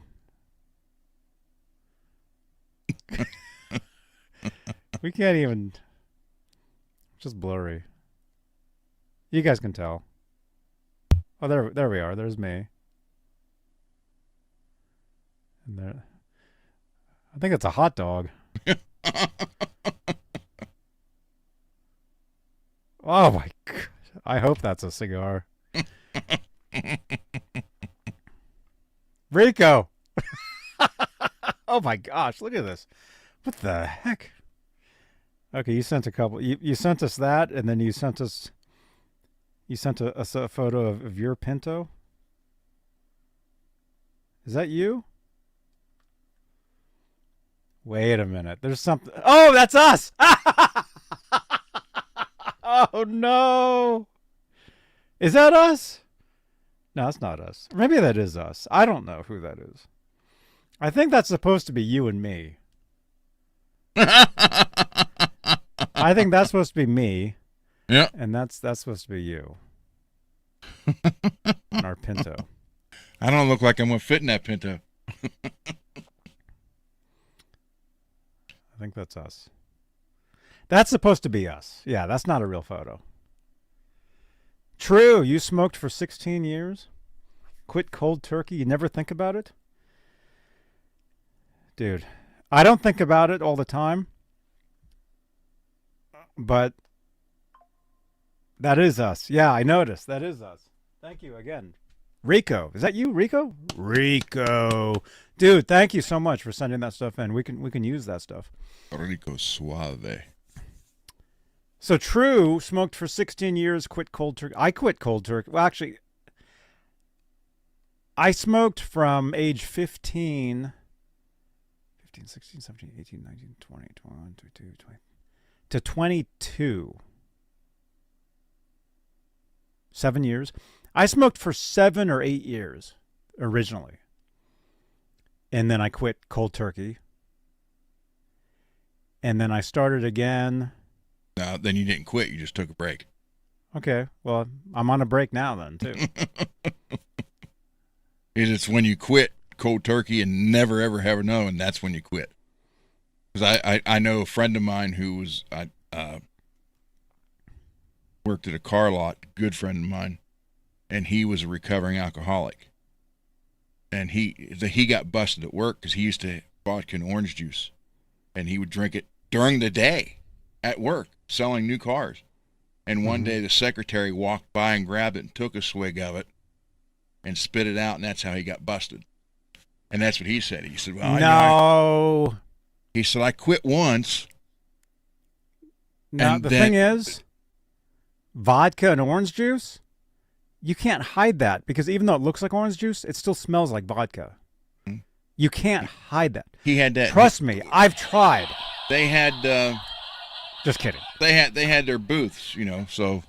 I mean, he didn't take it out in the showroom, in his... Dude, that's cubicle. An alcoholic, man. I've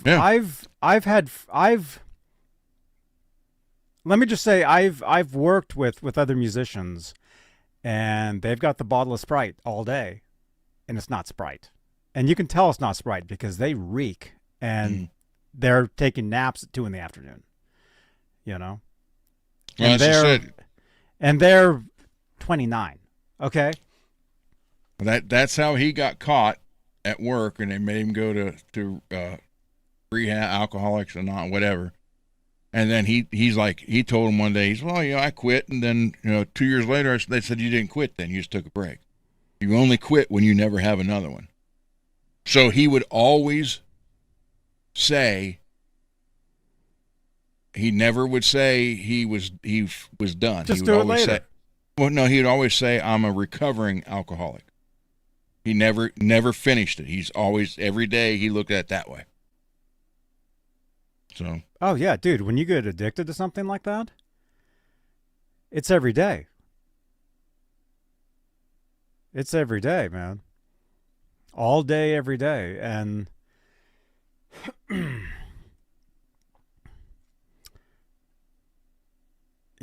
the truth is, myself, I have a problem with caffeine. No. I can't not drink caffeine. I didn't used to have this problem. I have it now. Some of you guys make fun of me. How many coffees you have a day? Just a few, really. A few pots. Wait. No, I'm just kidding.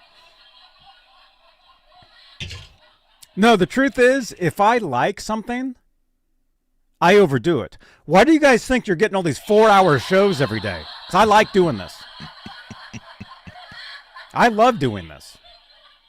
I love doing whatever it is here that I'm doing. I love doing this. I'll do this every day. I mean, this is, it's going to be bigger, better, and more. All that stuff. But when it comes to like smoking, yeah, I quit I smoked for 8 years, quit for 5 years, started again because somebody else in a band I was in smoked and started smoking. Quit again. What made you start again? Being around people that do it. I went on tour with a band. Every other person on all 3 of those bands smoked cigarettes. So, started smoking again. And the last time I smoked was a couple years after that. Stopped. And I haven't smoked since. And truthfully, like I said, the urge never goes away. The urge never goes away. Every day. Every day. Not that, I'm lucky where I'm not thinking about smoking a cigarette all the time. And truthfully, I know now, I've always known it's not good for you. And the older you get, it's like, yeah, probably not a good idea to do that. I love being able to run. I love being able to jog, run, jump, whatever that is. I love that. I love being able to move around. Unfortunately, not everybody can.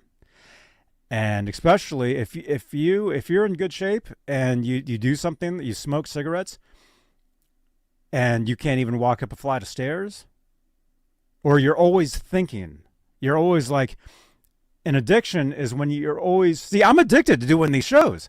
I tell you guys this. I'm constantly thinking how to make these shows better and better and better. Always. That's all I think about. So I'm addicted to this. And yes, I do have an OnlyFans. So eventually, will you see me naked? Probably not. Probably not. Although, who knows? But the thing is, as far as smoking cigarettes, yeah, the urge doesn't go away. If it wasn't bad for you, oh, sure. But again, there's vaping. I tried that. It didn't work for me. I tried doing that. Playing guitar. Oh, yeah, I'm addicted to music. Just before we started the show here, I was playing a track from 2012 that I just happened to find. And I was telling Ron, I'm like, this is something I wrote years ago. Gave him a whole backstory on it. Thank you, Billy Ray. And that's the thing, too. When I play, Do you guys remember the video of me dropping the guitar on the ground in that rehearsal space? That was the time where I smoked constantly during rehearsals. So you just happen, in that clip, you don't see me smoking. I guarantee you the camera is sitting on top of this amp. On top of this amp is a pack of cigarettes and a cigarette sitting there. So when I ran over there, I guarantee you I took a drag off that smoke. You probably even see smoke on the camera. That wasn't special effects. That was a cigarette sitting there. I would smoke when we did rehearsals back then, and we're talking 1995, 96, 97. I quit in 97 originally, or stopped.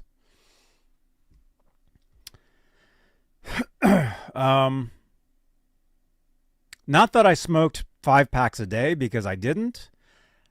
I would smoke maybe 10 cigarettes a day at that time, which is nothing, you know. Even still now, yeah, is that enough to hurt you? I mean, they say, what, a cigarette takes 15 minutes off your life or something? I mean, who knows?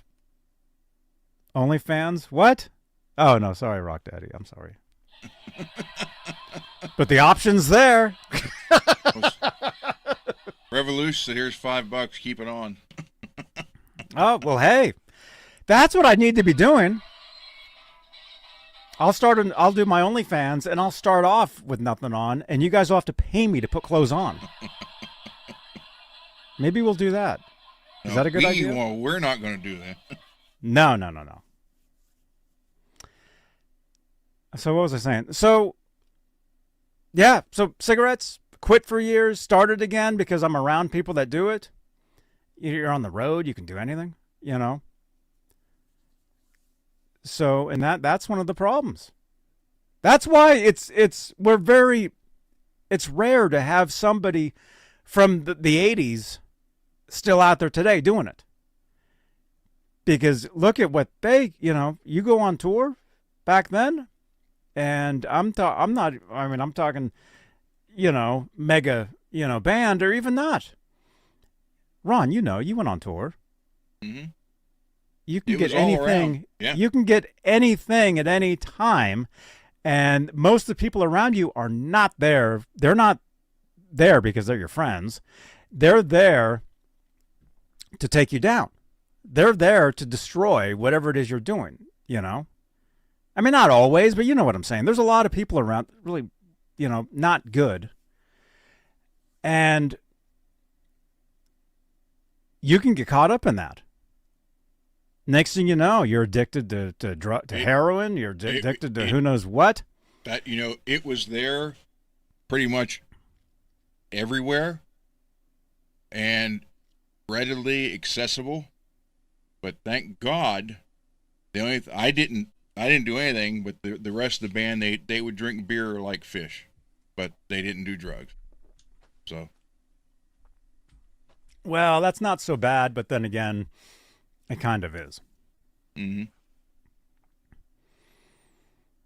Because if you're rehearsing, and those rehearsals are an excuse to have that beer bong or whatever that was sitting there. Beer ball. If a rehearsal is an excuse to do that, that's not a rehearsal. You're not serious if you're doing that. Fish drink beer. Yeah, and beer is delicious, you guys. I'm addicted to these Waterloos, man. I wake up with a headache from sparkling water. And the older you get, you wake up and you're not feeling good normally. Why would you do anything to mess with that and wake up where the day is you know what I mean? That was that Dean Martin's hangovers joke? Or whatever. Huh? Wasn't that one of Dean Martin's joke? Something about you wake up and that's the best you're going to feel all day. Yeah. Yeah. And you guys know that for him, for all those guys, that was a shtick. That wasn't. Mm-hmm. They weren't really like that. They wouldn't have lasted. Believe it or not, Dean Martin, Laz, since you're here, Dean Martin did drink real apple juice. Because I saw an interview one time with Sinatra, and Frank said that He said, I've spilled more liquor than Dean's ever drank. Mm-hmm. And when he got older and actually retired before they tried to get back together in the late 80s and do the thing again, they asked Dean why he did that. He said, because it was worked out perfect. He said, if I had a perfect show, be it. If I didn't have a perfect show, I was drunk. He said, that's why I did that. He said, I was never drunk. He was never drunk. He had apple juice in that glass all the time. Yeah.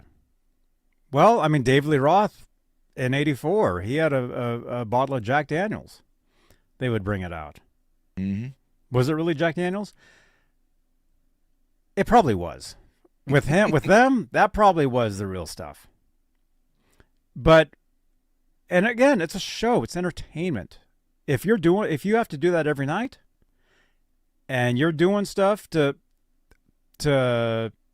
hurt, you know what you're doing. You wake up the next day trashed. There's no way you're gonna get up there, and I mean, yeah, some people do it, sure. But that you was can't it. You that can't was keep Dean's that up. drink. If you don't drink when you wake up in the morning, that's the best you're going to feel. So he was saying, in other words, you drink, you'll feel better. Yeah, actually, Sinatra said that line as well. I've got a recording where Sinatra said that. That's where Roth got a lot of his stuff too, from them. Oh, the Rat Pack was great.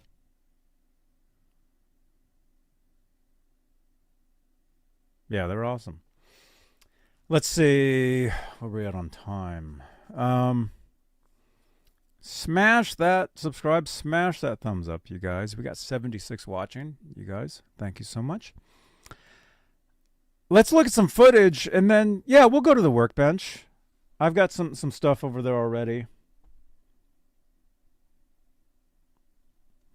Laz, on Wednesday night, when I got home and saw that you were live with Radford, I could tell you'd been drinking. I could hear you could tell. Uh-oh.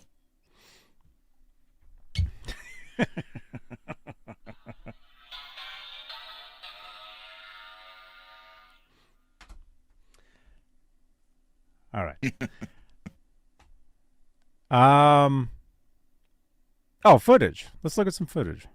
Oh yeah, that's right. I have some footage I wanted to show you guys. I had a quiz. I had a question for you guys. Check this out.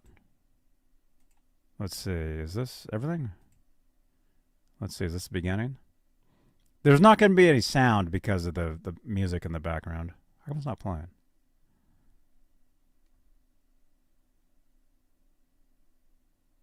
Oh, there we go. Rock vinyl section. I have a question for you guys. I saw an artist in the rock vinyl section yesterday at this record shop, and a lot of people bitch about this. But this artist is in the rock section. In the chat, who is this artist? In the chat. Whoa. Can I guess? No, you can't. Well, you can get. No, you can't. You're on the show. We got to wait for them. In the chat, we got 76 watching. Andy's Nickelback. Who is the artist in the rock vinyl section? And it's not just the vinyl section. In the regular rock section, too, is this artist. That's what I was going to say, Mike. But a lot of people like to complain about that. In the chat. How old is the artist? Let me think.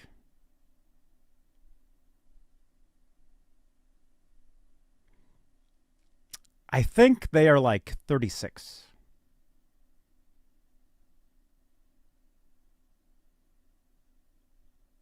I think.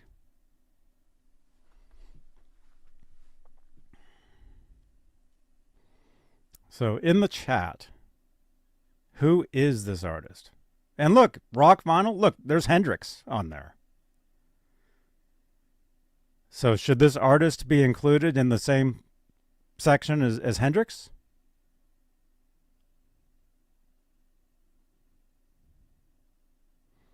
Who do you guys? Band or solo artist? I would say it's a solo artist, but they do have a band.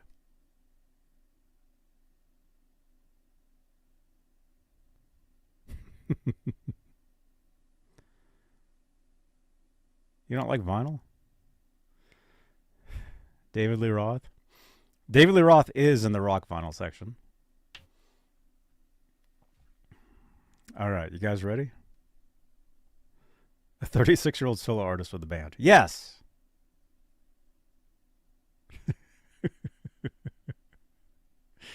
All right, when I hit play, it's going to go right to their album. Because this is what we call B-roll.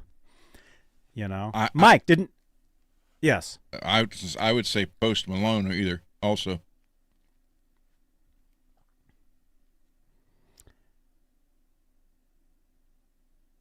In the chat.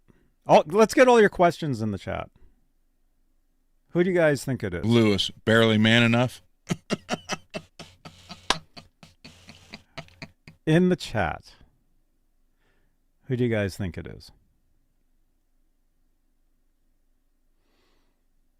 Now, one of the hints is that a lot of people like to complain about this. Oh, they don't deserve to be in the rock section. They're not rock. Like I told you guys, rock covers a lot of genre, if that's a English genres. And the truth is, when you go to these record stores, they do put a lot of these artists basically in the same section.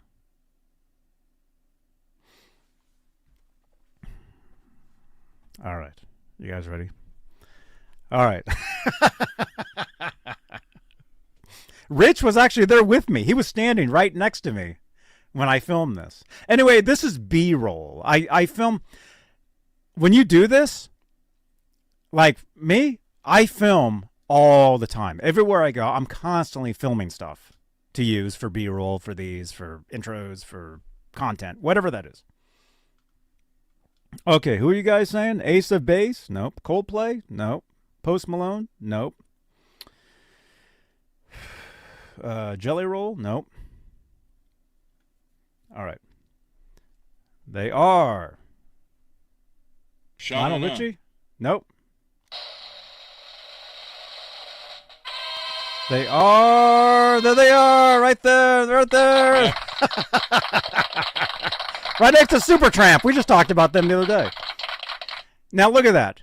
System of a Down next to Taylor Swift.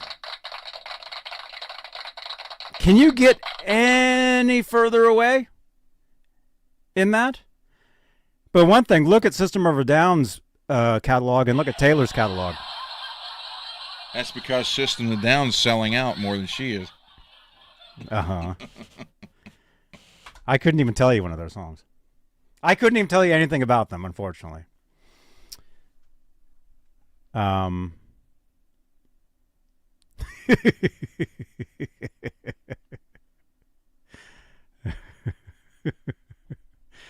Let's see. That was fun. Let's do that again. Let's play that again.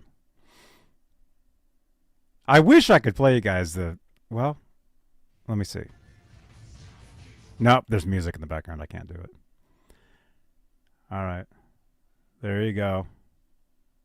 Look at that. Look at that. And look how much that album is. Did you see how much that record was, that vinyl? $50. $50 just for that one piece. $50.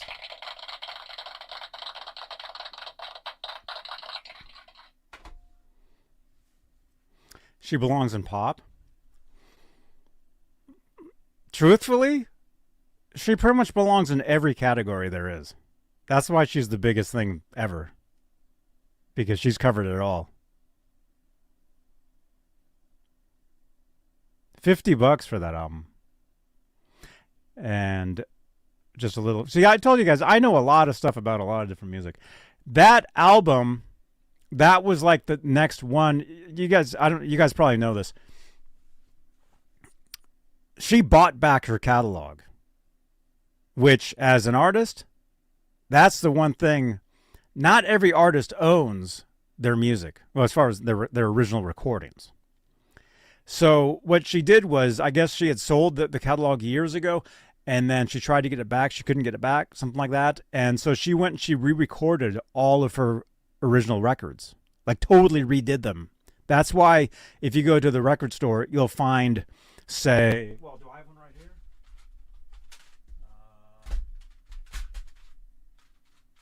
Nah, dang it. I've got the newer ones. She still has no outsold Thriller, though. She will. I've got the newer ones. And just in case you guys want to see. Okay. This is my favorite right here. It's called Midnights. That's a great one. That's a great record. And then after that was Tortured Poets Department. Was that one. This was the one with, somebody said Post Malone. Post Malone is on this. He was on like the first track. Anyway, I don't have any of the other ones sitting here.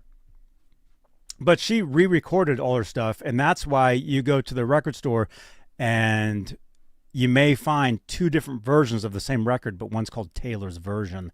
That's the one that she redid. And truthfully, I thought the stuff that she redid, the quality was much better. I thought the production was better. I thought the performance was better. All right.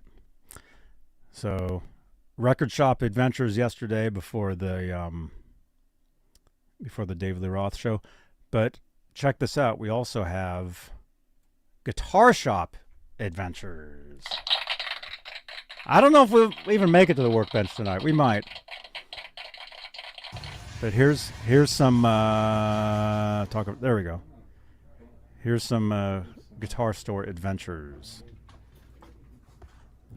This is Guitar Showcase. San Jose? Or is it Campbell, Rich? Laz, you guys know. Look at that. Is this a Randy Rhoads over here? Yes. This one? Well, yeah. That's me on the recording talking. He never had a Floyd. Is that a Randy Rhoads? You should get it. I already have one. That same one? No, I have that black one. Remember that Japanese made one? Ron. With the pinstripes? Yeah. Where's, oh, look at this. Is a neck through. Look at that. That's pretty cool, man. Wow. Where's this thing made? White RRXMG. I have no idea what that means. So. Thin neck. These things are like just thin. I think it's like $900. Pretty cool. BMGs. Yeah, it's similar to mine. Very cool. Are you doing a video? There's my green Charvel in the back. So you guys were hanging out at Rasputin's too? Did you Yeah. any records or? Nah. Oh, look at the bumblebee, man. Yeah. That's cool. Yeah. Oh man. It's just these I did a video with that these necks are a while ago. freaking good. I should find that, because that video actually did pretty good. Stripe series, right? It matches your outfit. Almost. I mean, if it was red and blue. Yeah, right on.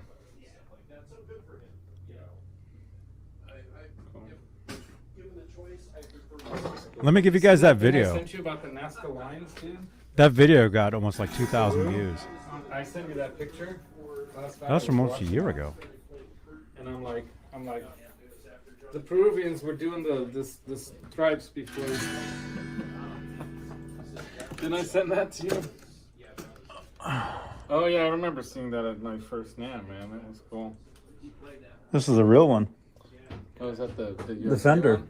Nice. It's the They Fender. made the Made in Mexico ones that were cheaper, and then they did the USA ones. Well, there's the Firefly one. Yeah, that guitar's heavy. Yeah, that's the They actual made one. the USA ones, and then they made the Made in Mexico ones. I think they were like 1,200 something. Yeah, it's just the Made in Mexico one. Yeah. 1199. Yeah, it's pretty nice. Jimmy Page Dragon. They're very cool, but heavy as. Yeah, it's a little heavy. CMX Made in Lexington. Jimmy Page. Very cool. Yeah. Funky. Psychedelic dragon guitar. Oh, these Paisley ones are really cool. Do you ever try one of these? They're super light because the body's Actually, I did try one of those. There's a photo of me at a Guitar Center playing one. Wood. Yeah. It's like, and it's wild. I'm having those two together sitting there because you pick up one and that one's like way light. These are That's way light. Yeah, Johnny, I just said that. Yeah, the Brad Paisley Esquire. That guitar is so light Out of all compared these, to I like this one. that Jimmy Page. Because I like Paisley. And that's just cool with the sparkle and how they would wear it. It's got a fat neck though. Not that bad though. It's cool. I like it. Yeah, it's a great shop. It was a great. So you've never been to this one? I have, and I remember when this one used to be the used section. They used to have all the used stuff here back in the day. This was their used shop. Now they're doing everything now.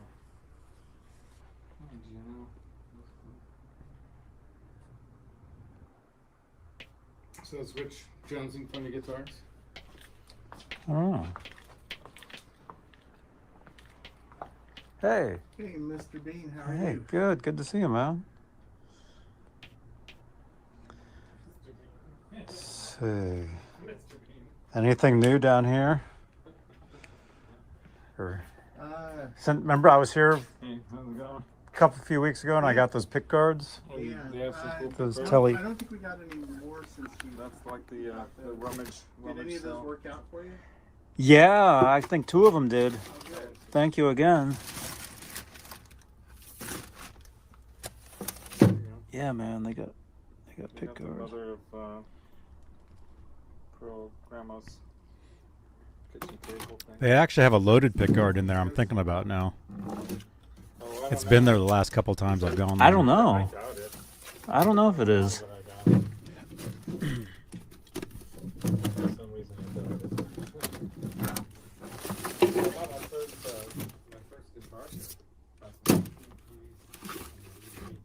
I like that one right there.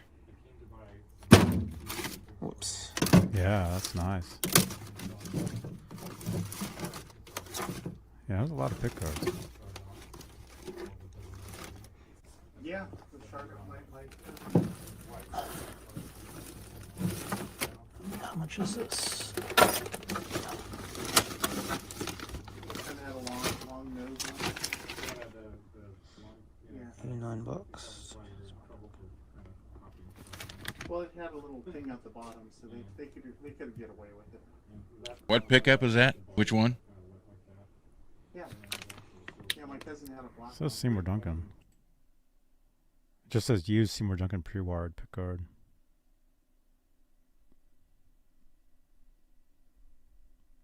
Because that would be like a Tom DeLonge. Yeah.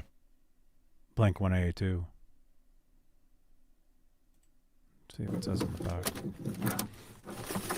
Yeah, I thought about it yesterday. I'm like, It was there the last couple times I was there. So next time I go through there,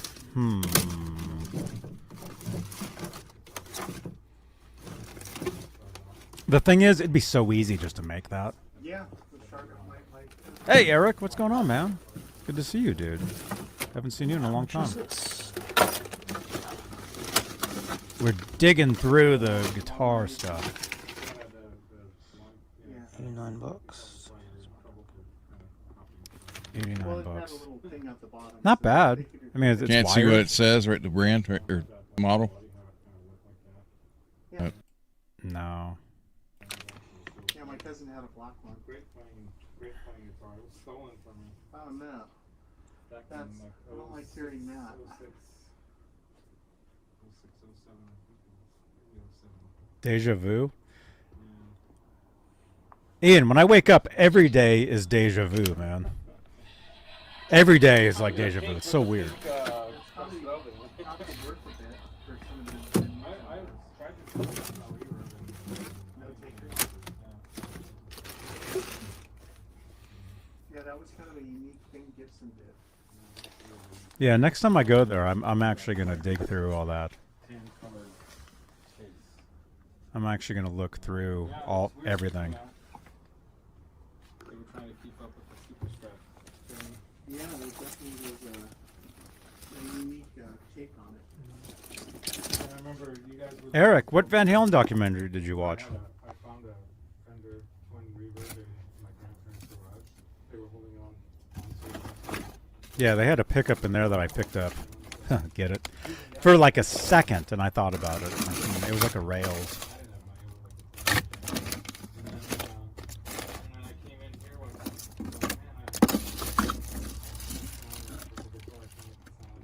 That one right there.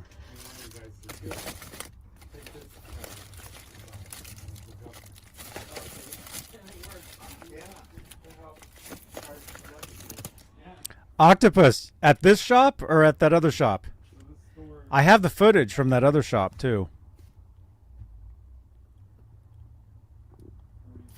Yeah, I thought about that for a second too. I don't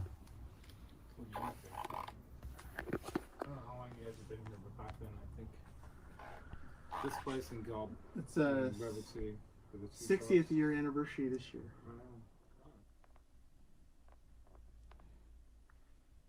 This is the used room.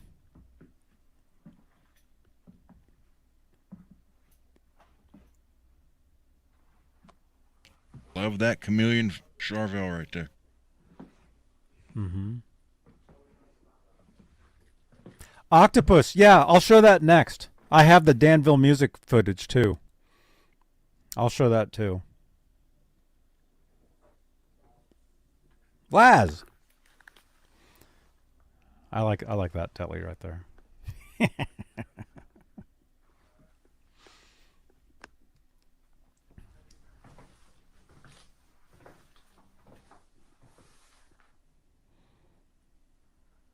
That's the vault. Lot of stuff in there.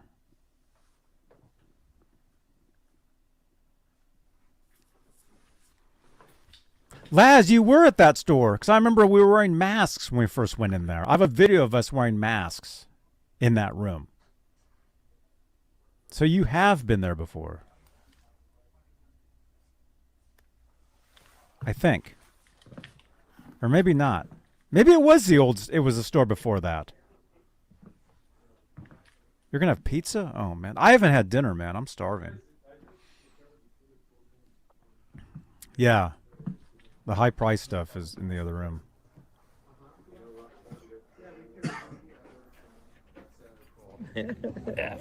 Hey, Johnny Beane here. We are at Mountain Winery. I'll show you guys a little bit of this. Saratoga, California Mountain Winery. This was yesterday. Here to see David Lee Roth and a couple other guys here with me. There they are. Representing the van and the Halen. Let's check out that t-shirt. No, I think it was for my birthday. I complained that nobody buys me anything musical for my birthday, and they finally did this year. Let's see that hat too. Cool, man. They buy a musical We got that at the LA. Got that at the LA Guitar Center. Remember the Hollywood one? When we went there, and it has the Van Halen mural. Mm-hmm. That's So- cool. Have you ever seen that thing? No, not the LA There's one, like no. this QR code you click on, so when you hold your phone up to it, it like on your phone it shows like it's Yeah, going on, yeah. it's like action. Yeah, Robert Vargas painted that. I have no idea Yeah. who Robert Vargas is. He's a painter. We're talking Well, a little obviously today. he painted it. He did it live, actually, on Instagram. Oh, very You could cool. tune in and you could watch him That must have been paint cool a lot to of watch it. that. It was cool. I How did long see did it the take old. him? I don't know. It couldn't be in just one day. No. the old Van Halen guitar at the old. Yeah. What was it? The Hard Rock. The Hard Rock. Down They there in had LA, that, right? Which one was that called that big we saw there? The Nemo? Universal City. Yeah. I did get to see that. But Yeah, that's Okay. gone. Okay, so we're gonna go from there. So if you guys want to see more of that footage, watch the video that Laz and I did this morning. I'll give you guys that in the chat. We show that entire thing. I show all the David Lee Roth footage that I filmed, but again, unfortunately can't show the audio, play the audio because of copyright reasons. But we do talk more, we get into more detail about the show from last night. Canada Dry Ginger Ale, Indy. Oh, yeah. Okay, so here is the video from this morning. Make sure you guys check that out. And then you guys remember on Wednesday, we did that whole live stream from Flying Pickle Productions. That was cool. You got the alternate camera angle there, which Laz, you need to do. It was happening, man. It was so awesome. And speaking of Laz, he says he'll see you guys tomorrow, 10 a.m. 1 p.m. Eastern, 10 a.m. Pacific. Music is Therapy show. Make sure you guys tune in for that. So anyway, so I've got some footage here. Let me remove that. Here is some footage from Wednesday. Guitar shop adventures with Radford, Octopus Ears, and Laz. Although I may have to turn some of the audio down for this too because of music in the background. Is it this? Yeah, should be this. Okay, this was Wednesday. I'll just have the volume off just in case. Well, he's rocking out. Is it a bad look though? There we go. That's the worst thing. Octopus, that's the telly you were talking about. How much was that one, dude? There's the diesel amp head I want right there. Oh, man. The Herbert. The Herbert? That's the name of it. If I had the money, I would buy both of these right now. I love how this sounds. That Milkman with that is like the perfect combo, dude. Oh yeah. 20 watt. They call it the creamer. The Milkman creamer, black tie. Like I've never even heard of the Milkman before. JHS, you know the guy Josh? Yeah, I know JHS, but yeah. His amps that he uses, they're made by Milkman. They're local. They build them. Interesting.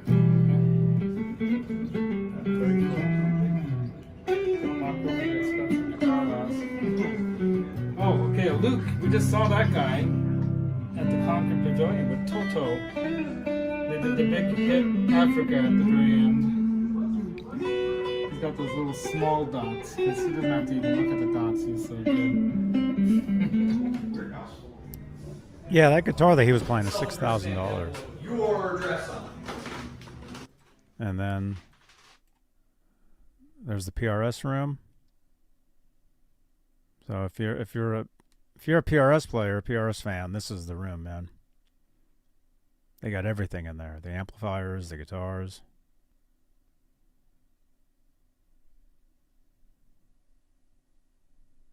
Pretty cool. Orange amps. I love orange amps. Got some basses there. Andrew Collins, you love PRS? Yeah. Look at that music, man. I think it's a Stingray. That's got your sparkle. Yep.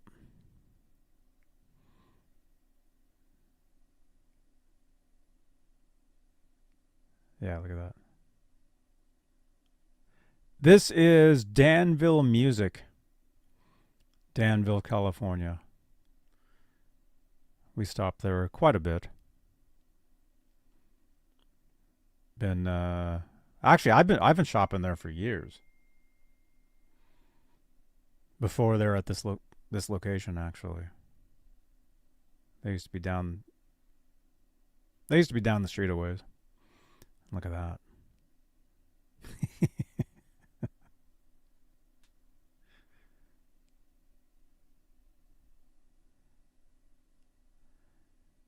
So, yeah, it's a great shop.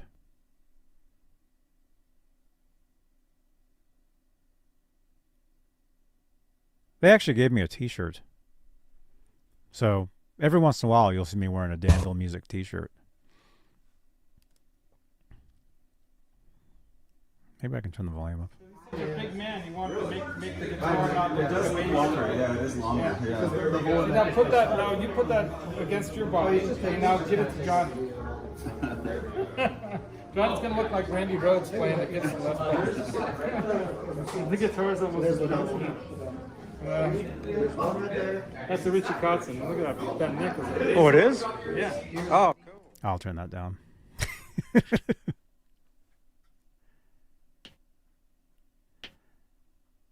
Yeah, so that's the front of the store. Lots of cool stuff sitting there. It's a great shop. It's one of the, I would say in that area, you know. Oh, there's a Powers Electric. Look at that. Yeah, this store, there we go. It's actually the best in the area for that area. There you go, you guys. Yeah, Danville Music. Ugh. Really nice guitars there.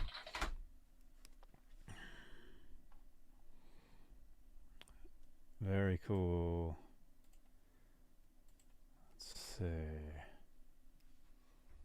Yeah, they've a lot of inventory there. And they do guitar lessons. They probably do repairs. Yeah, they do repairs because we see them repairing stuff right there on the front counter. Cool. Yeah, it's a great shop. Gotta love the repair guys. Mm-hmm. Yeah. Yeah. Yeah. Awesome place. So, So speaking of repairs, I said we go to the Workbench. I'll go to the Workbench. I've got some stuff over there. I'll try to figure out some stuff. Do you have something that you're going to work on? I'll find something. I'm sure there's something around here that needs something done to it. The name of the store, it's Danville Music. Danville Music, Danville, California. I know if you guys aren't from here, you're like, where the hell is Danville? Danville, California it's basically right next to San Ramon, which I know. Where's that? That's next to Dublin. Ireland? No. California. Remember when Aunt Becky went to prison? Full House? Oh. The actress went to prison in real life. She was in Dublin, California. Literally 10 minutes away from that music store, Aunt Becky was serving time. This is true. Oh, and you know the movie Mrs. Doubtfire? You know, at the end, they're in a restaurant, and Robin Williams keeps having to, he's like dressed up as Mrs. Doubtfire, and that's where James Bond discovers who he is. That restaurant, that's literally down the street, that real restaurant from this guitar shop. I never saw that movie. What? I never saw that movie. I saw it. You should watch it.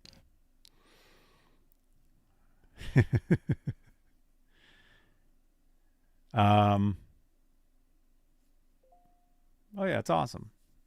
So that actual restaurant is just down the street. Although I think they've remodeled a whole bunch. Like I don't think it looks anything like it did.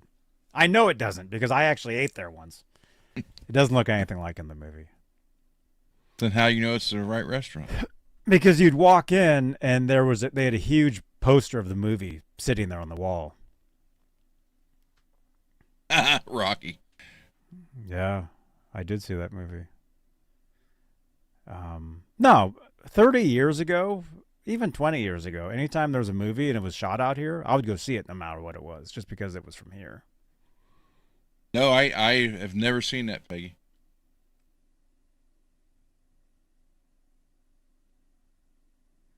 Yeah. Yeah, it's a good movie. I mean, I did see Patch Adams, Good Will Hunting. Never saw it. Never saw it. My favorite one from him, though, is still the Dead Poet Society.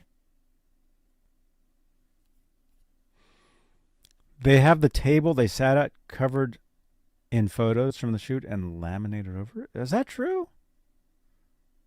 We'll have to go over there and see that. Cool. I mean, that movie was done a long time. I mean, it's been over 30 years since they did that. Mike, did you watch? Go ahead. When I ate at that restaurant, I couldn't even tell you when it was. It must have been when I lived around there, which was at least 15 years ago. So I may have been to that restaurant, but it's been at least 15, 20 years since I've been there. And the movie was filmed. Well, it came out in 93, so it was filmed in 92. No, it came out in 95. It came out 30 years ago. So at least it was filmed 31 years ago. Mike, did you watch Trick or Treat yet with Sammy Kerr and Gene Simmons and Ozzy? And Skippy from Family Ties? I watched it today. Dude. That Fire came out in 93? Are you sure? How do you spell it? Yeah. Miss Doubtfire. Oh, yeah, it is 93. Dude, you're right. That means it was filmed in 92. 93, dude. Oh, my gosh. Anyway, the restaurant in that movie, I mean, it's the same restaurant.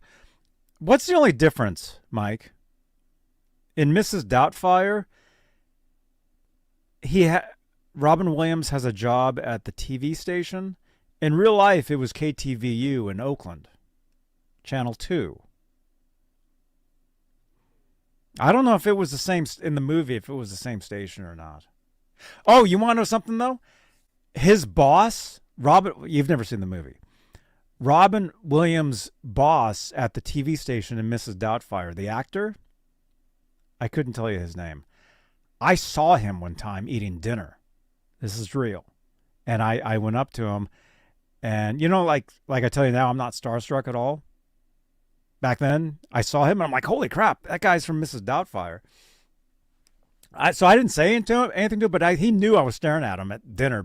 He knew because, I mean, it must have been obvious. So I just remember him saying to me something like, hi. It's like, hi, how are you? Or something. And then that was it. But it was it was the guy. Yes, Ian, he was. Who was it? Mrs. Doubtfire cast. Sammy Kerr he died, by the way. Let me see. The guy that I saw was this guy. Yeah, it was him. Robert Prosky.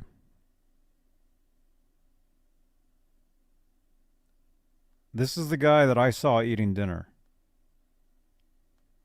And yeah, he looked just like this. It was him. Yeah. Yep. This guy.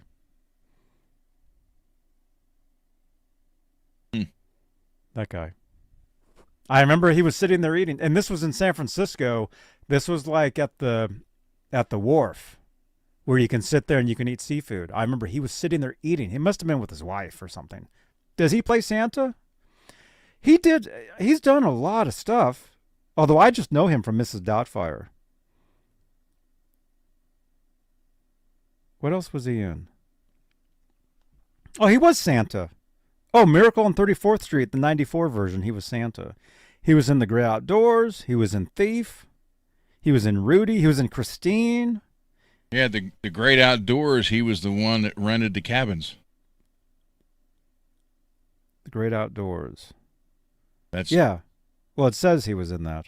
Yeah, he was the guy who rented the cabins to Great John Outdoors. Candy. That's a great movie. Yeah, I've never seen it. I'll have to watch it. So it was this guy. Yeah. Okay, yeah. I saw him eating seafood. John Candy and Dan Aykroyd. Freaking great movie.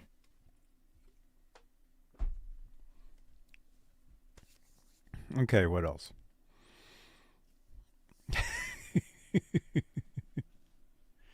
Oh, okay, cool.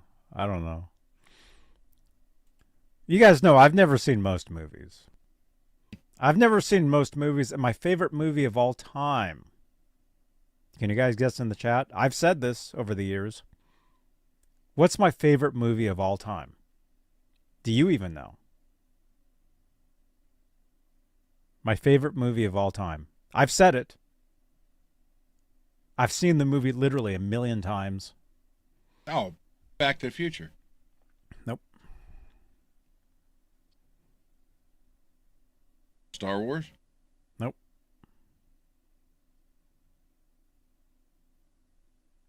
In the chat, we have 71 watching. What's my favorite movie of all time? In like Flint.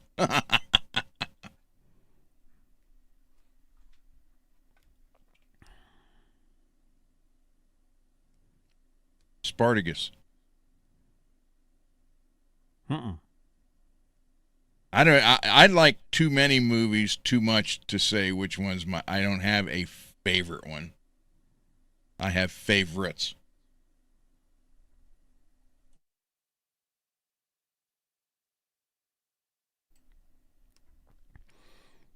A Charlie Chaplin movie? No, although my second favorite movie would be Modern Times. Charlie Chaplin. My second favorite movie would be Modern Times. Superman? No. Golden Pond? No. Although I just saw that.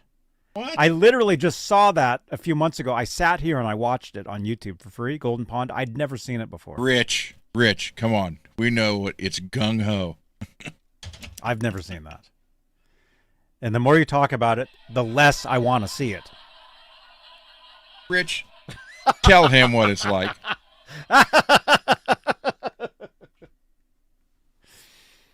I'll give you guys a hint. This is my favorite movie ever. Wait, Debbie Does Dallas? Nope.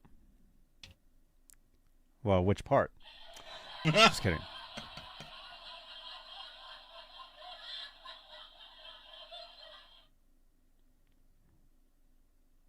Tombstone. Nope. I've talked about it. I've talked about this on this show like over the years. I've told you guys what my favorite movie is. Thank you, Ian. That was a good movie. I know I'm not biased.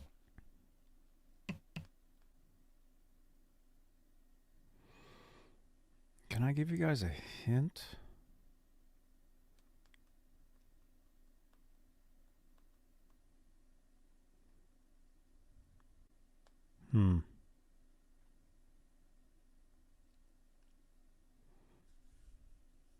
Spice World?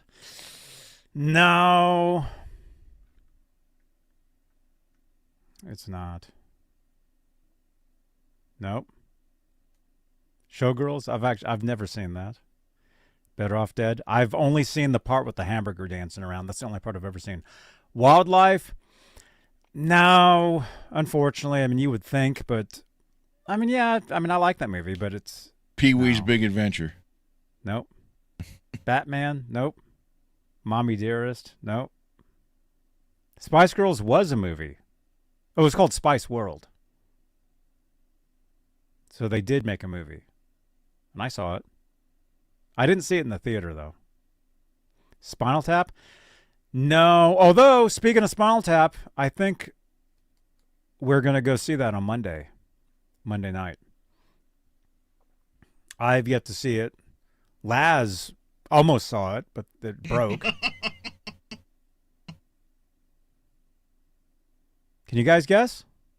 Orca. My favorite movie of all time. Lost Boys. Nope.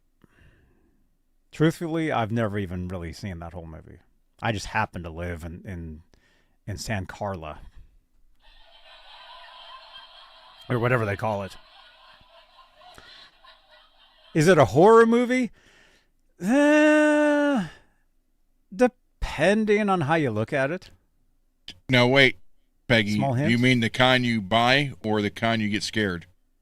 Actually, you could buy and get scared at the same time.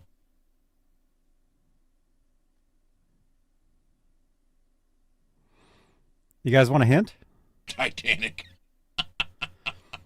You guys want a hint? Here's a hint of my favorite movie of all time. One of you, who did say? Somebody did say Debbie Does Dallas. That was me. Now, if you look at this hint, this is the hint. If you look at this hint, you might think that is that, but it's not.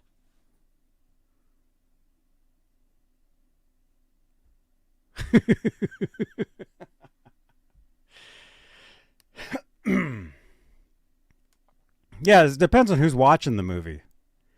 If it's a horror movie. Gone with the Wind? Dude, I've never seen that, but every night I watch some YouTube video where it's all commercials from the early 80s, and I keep seeing, like, CBS played that movie in 1980, apparently. So I keep seeing, like, the commercial of "And now, Gone with the Wind." I keep seeing that every night, although I've never seen the movie. Weird Science? No. I know, now you guys are thinking. Okay, what we're going to do is whoever gets it will win. What will I give you guys? What will I give you guys for a prize? What will I give you? I don't know. Have Ron pick something for the giveaway. Blazing Saddles. So again, that's the hint of my favorite movie of all time. That's a hint.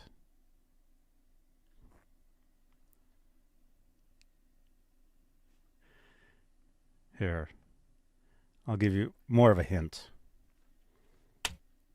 There's more of a hint of my favorite movie of all time. That is Debbie Does Dallas. I love this movie so much. I've watched it. I can't tell you how many times I've seen it. There was a TV version of it, which actually had more nudity in it. Is that but it's Linda not. Lovelace? Wait. Somebody got it. Somebody got it. Somebody got it. Revolution. That's it. Oh. Oh, Derek. That's my favorite movie of all time. Do you think he wants to cut the cheese? Dudley Moore. Blake Edwards 10. I love the movie so much. It's about a musician, pianist, and he actually writes, he writes music for operas and plays and stuff. And he's turning 40 years old, or no, he's turning 42. And he happens to, he sees this girl on her way in the back of a car on her way to her wedding. And he sees her and he's like, oh my gosh. And he ends up following her to her wedding. And he's like watching.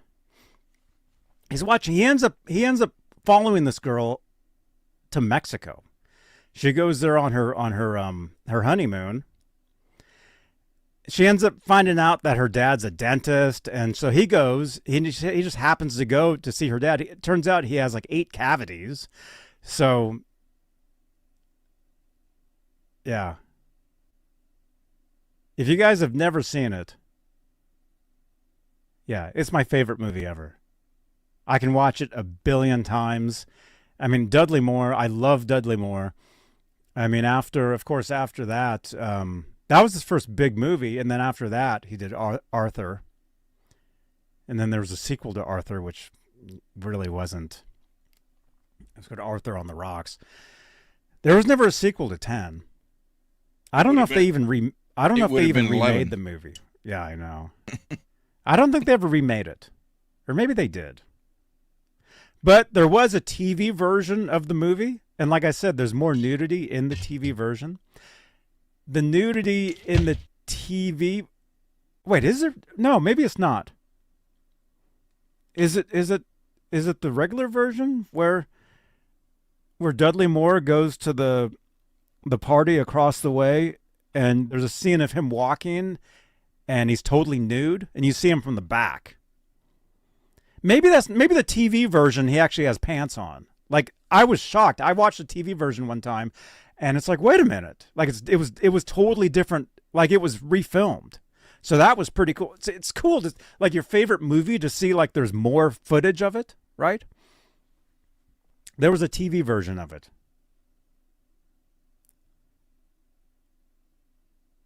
I saw it when it came out. That movie? Mm-hmm. In the theater? Mm-hmm.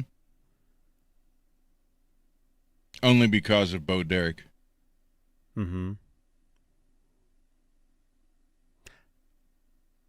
I thought you were going to say the postman only rings twice.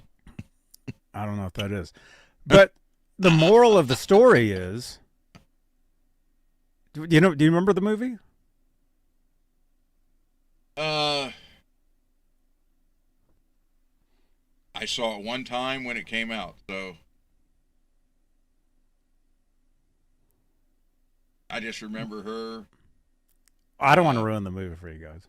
I remember her jogging on the beach and him just like couldn't take his eyes off of her. That's a classic scene. Yeah. Her jog. Well, yeah, I'll ruin the movie for you guys. That scene of her running, that didn't even happen. That was his imagination. But that's the scene that everybody, like, let's see, that's a movie poster.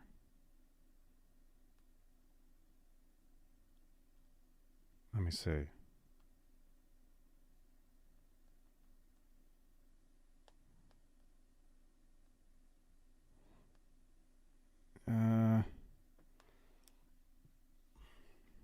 Oh, this is cool. I've never seen this. Arthur's when he falls down and somebody grabs a knife and he says, "You think she wants to cut the cheese?" Oh. I've seen that movie a million times too. Arthur. I've never seen this. That's a pretty cool. That's pretty neat.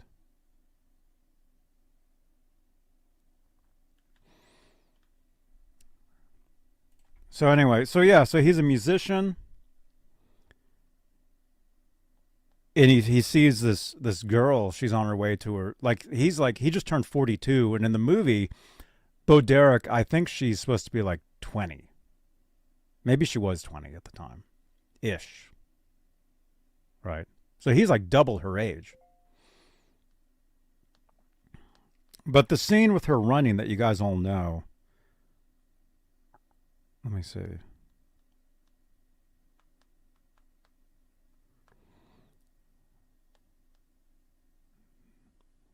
if I can find that. Well, I mean, they have it for the PBS. It was on PBS? Oh, they must have talked about it. Yeah, this. Yeah, that scene right there. Yeah, that scene. That was Good night, True. That was him imagining that. True, have a good night, man.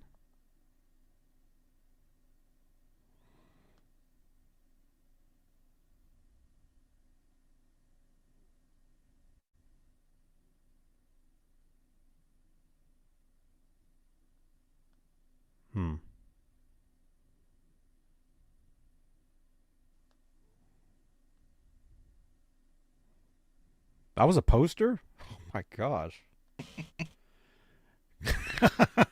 Dang. Can't show that on here. Why not? She was in Tommy Boy? Yeah, she was in Tommy Boy. She played like one of the guy's moms or something, right? Yeah. But no, that's my favorite movie ever. If you guys ever again, if you're like, what's Johnny's favorite movie? It's 10. No matter what. No matter whatever. There's just something about that movie. I bought it on DVD about 22 years ago or something or so. And I got it just because it was on clearance. It was cheap or whatever. And I just bought it and I watched it. And I don't know. There's something about it. Like I can watch it a million times, you know? Is there a movie like that for you where you can put it on and even though you've seen it a billion times and you know every line, you know every word or whatever, you watch it and it's like what we were talking about earlier, like entertainment. Like you can put it on and just be like, yeah. Actually, most of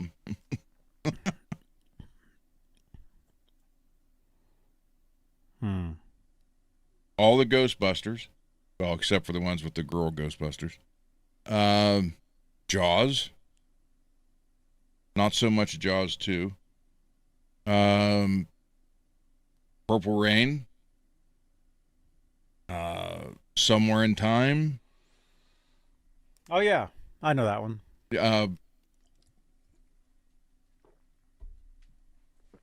Great Outdoors. I mean, a lot, and then you go to the old 50s stuff, the old 50s sci-fi, like Creature from the Black Lagoon, Tarantula, Them. I've seen all that stuff. I can recite pretty much every line in every one of those movies, but I still watch them, especially on Pluto because they have the Universal Monsters channel. So you got Dracula. Frankenstein, Bride of Frankenstein, Son of Frankenstein, Son of Dracula, Daughter of Dracula, Wolfman. Wolfman meets Frankenstein.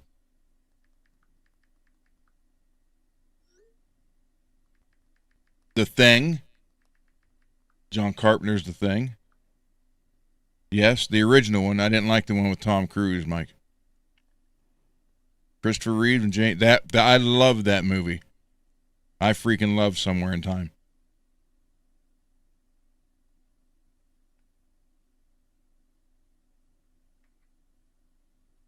Oh, I love Abbott. Oh, my kids grew up watching Abbott and Costello.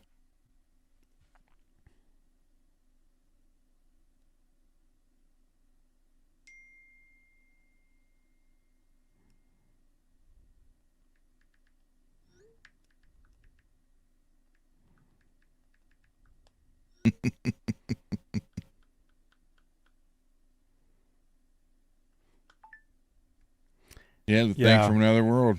Yep. Okay. So hey, we'll go to the bench. The girl in The Thing from Another World was Margaret Sheridan.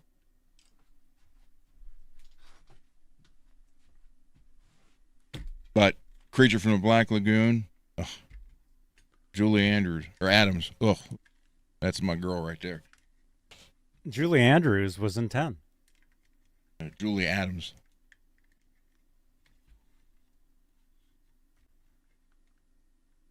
I was born like 40 years too late.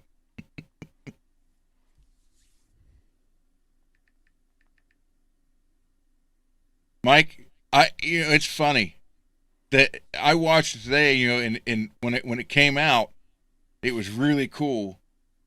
And today it's like you can watch it and predict everything that's going to happen.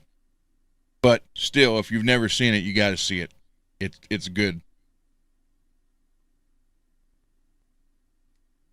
What year is what? It's 86 or 87. Ozzy plays an evangelist.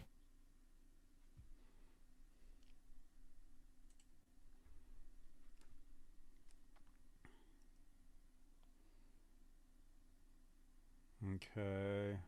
I'm gonna jump. Okay, I'll switch cameras. Let's see. How do you do this? Like this?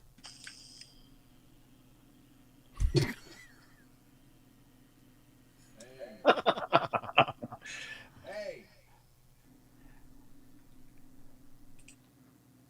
Mute. Get rid of this one.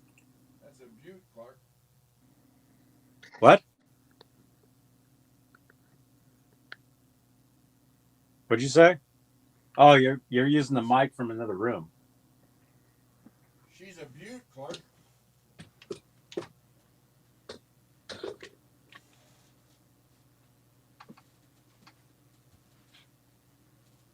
See you, Mike.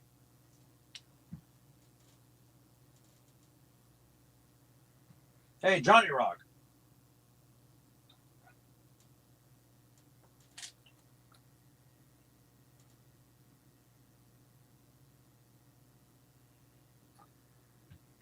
All right. You guys can hear me? Check. Check one. Check one. Okay. So what I'm doing is, well, one thing I'm going to do is I'm going to take this guitar apart here. I know it's already halfway taken apart. Let me switch something here. The live feed. There we are.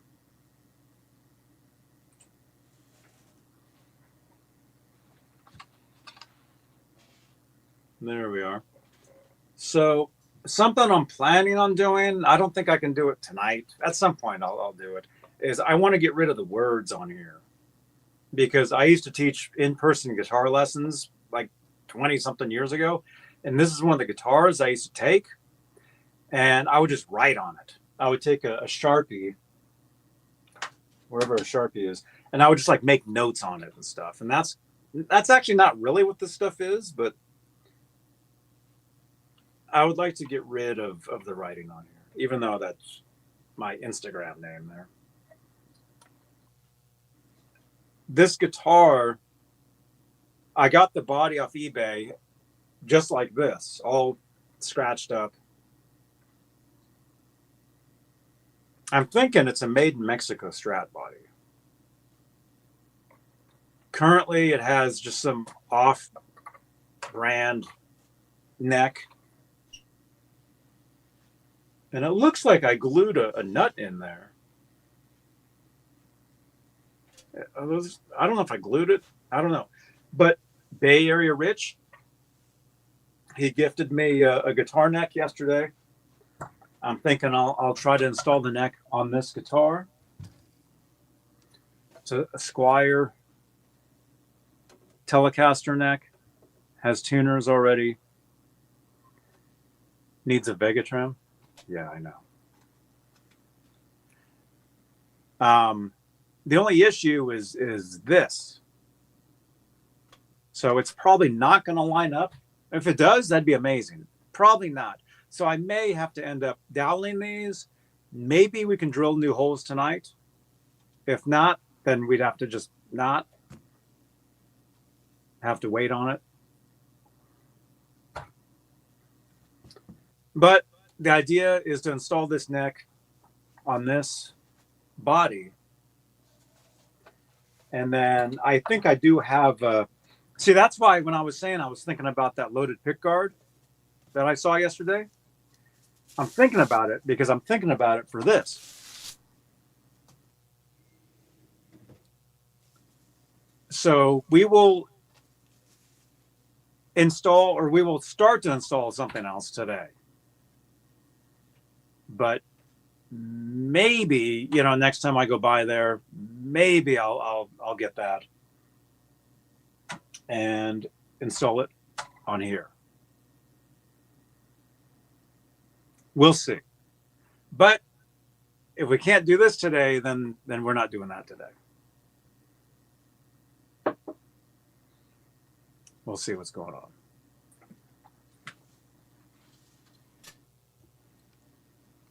And then what do you have there? I have the Jackson Pro Soloist Rainbow that, thank you, Bay Area Rich. I'm going to swap pickup. Yeah.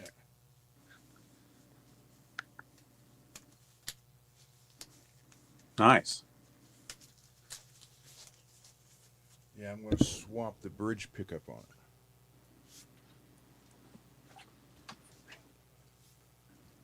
Plus, probably go over the frets with the Fretzler. But this, I haven't done that to this yet. So, and this camera doesn't show the true colors though, man. This thing does, it's bright. Yeah, it is pink. We can tell.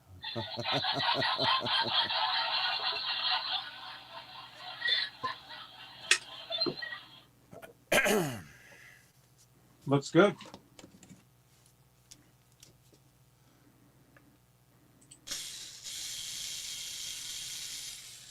I have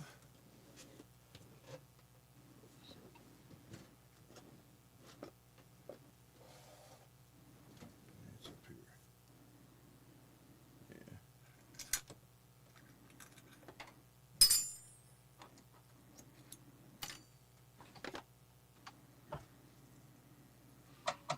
All right. Let's see. You guys can see this. Sort of.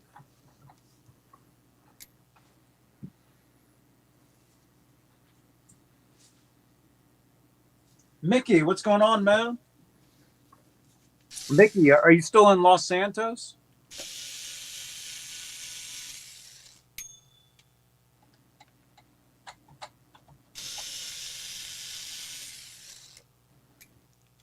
You guys can kind of see what I'm doing, right?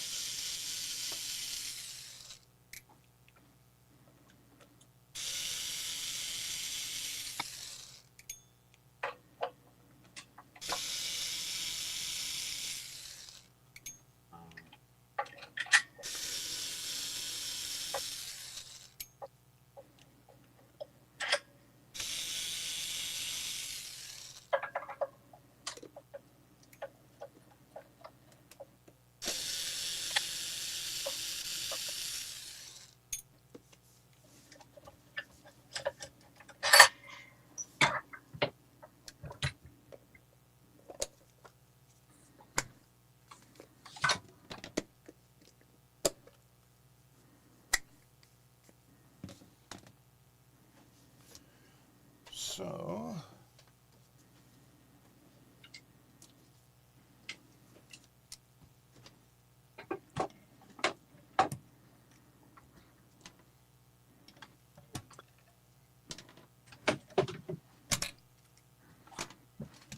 tremolo off. There we go. And out of the way.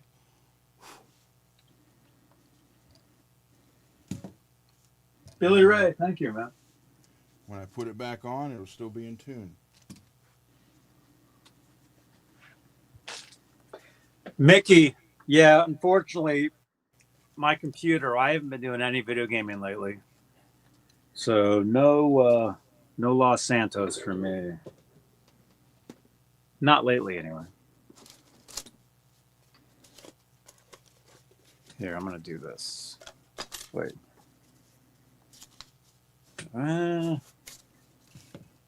Yeah, we'll stay right here for now.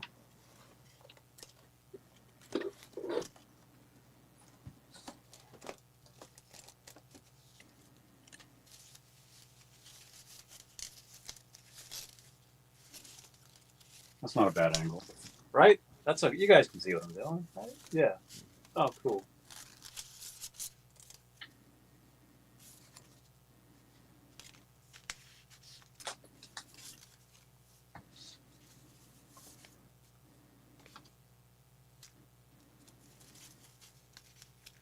See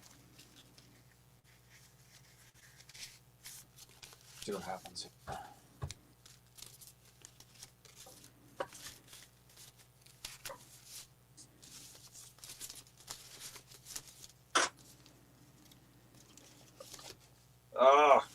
Oh yeah, this is totally different. Oh no. These holes don't even line up at all on the top, so that's good. Because that means there'll be room to put new screws. But I'm scared about the bottom holes. Where are those gonna line up? Like you can well, I don't know. Let's see. That actually, those go through. Huh. Huh.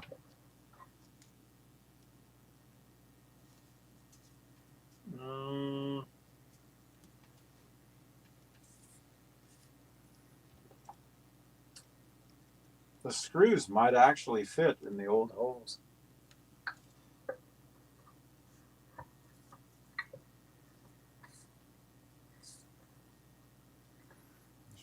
Try it again.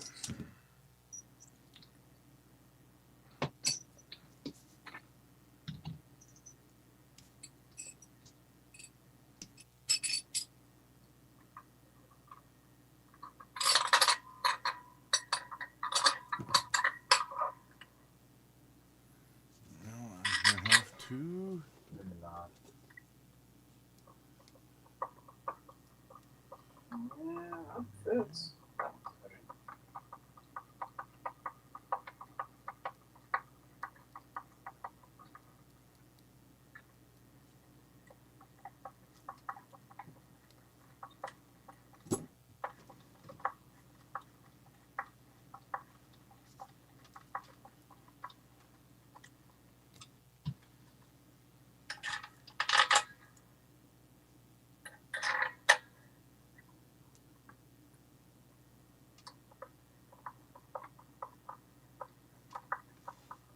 No way. The holes line up.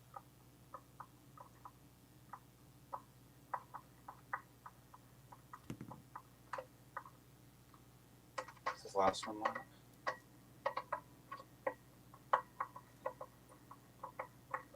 Wow. I didn't have to dowel at all. Cool. What's the chances of that?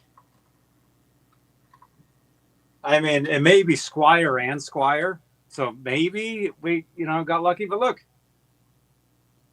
it went right on. There you go. No way. That's interesting. Now, how is the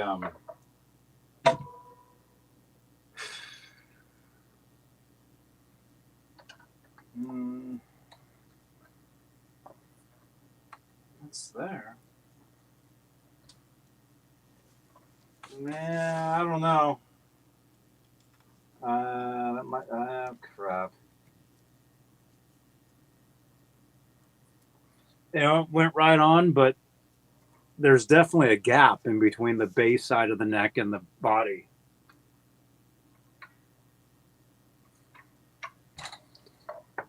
But let's check the string spacing.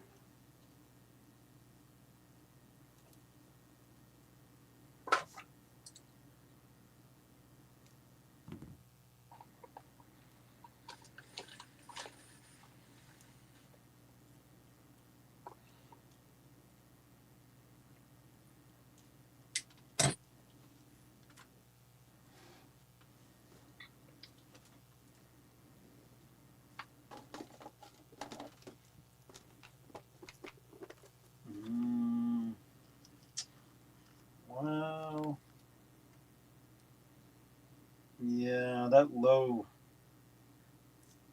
E doesn't want to sit at the end of the neck.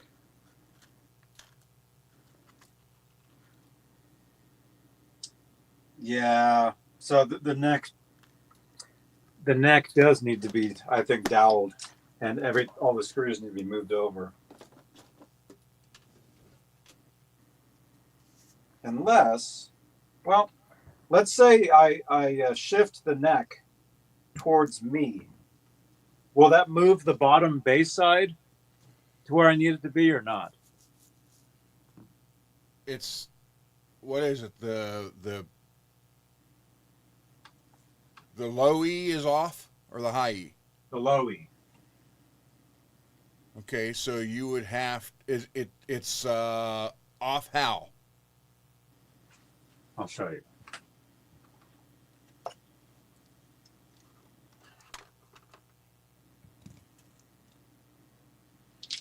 Here, I'll do this. How do you do this?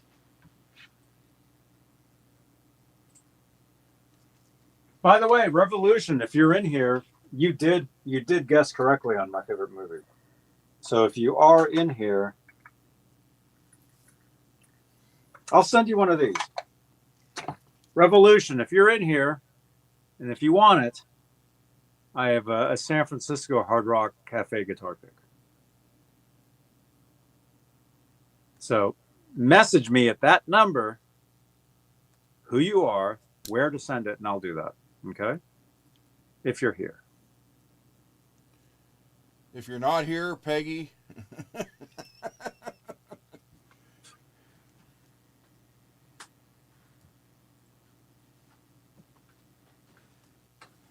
Oh, yeah, look at this.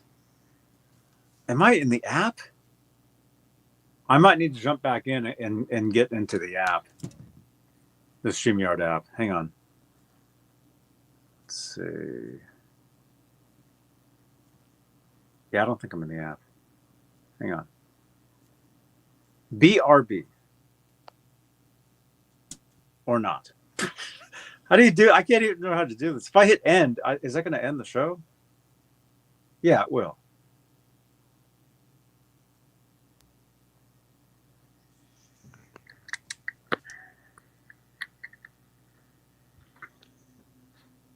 Let me kick myself out of here.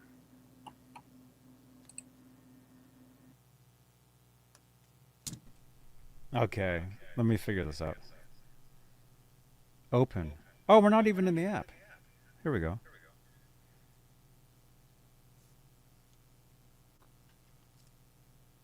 If you guys use StreamYard, use the app. The app is awesome.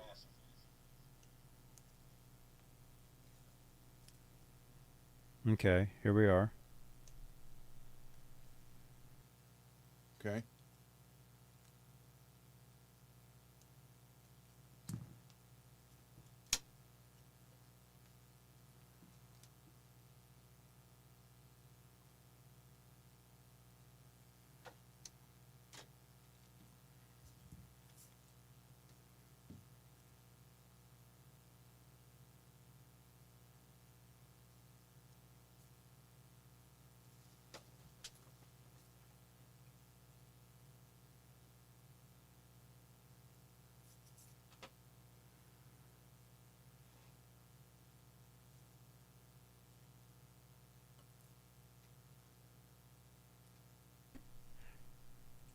I was just telling you guys to use the app, and I go in there and there's no sound. Why is there no microphone?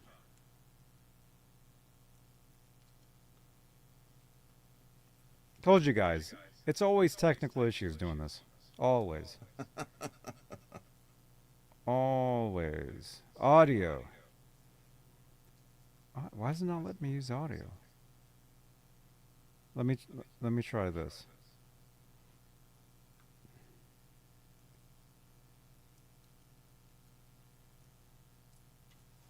Hang on.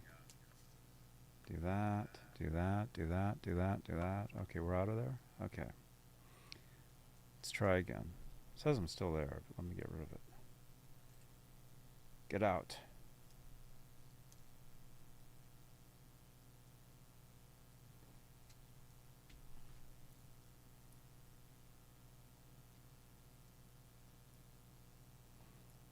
Okay, we'll try this one more time. If it doesn't work, then I don't know. Mic is working there. Okay. Open up the app. We want to jump in. The app is better, but if it's not working in this case, okay, it says it's working. Check one. There we go. Right? No. Yes. No. Can you hear me? Yeah, I hear you. Yeah. Oh, you can hear me. Oh, okay. I hear you. Okay. All right. For some reason, it wasn't working before.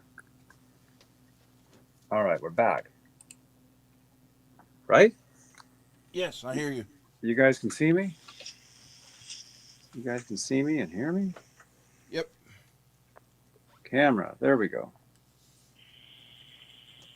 Here we are. Okay, so you look and there's like a major gap between the base side of the neck and the body. So I need to get the neck, I need to close this gap. Okay. Can I loosen the screws and just pull the neck towards me? You can loosen the screws and try to put a shim on the low E or high E side and shove it over to lock it in place, then tighten it back up.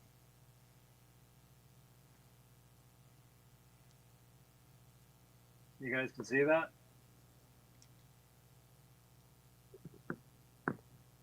Am I jumping out? There, you guys can see that.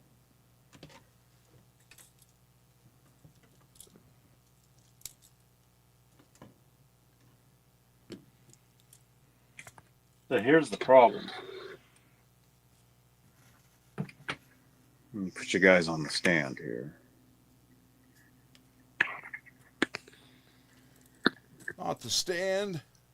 Take the stand, sir.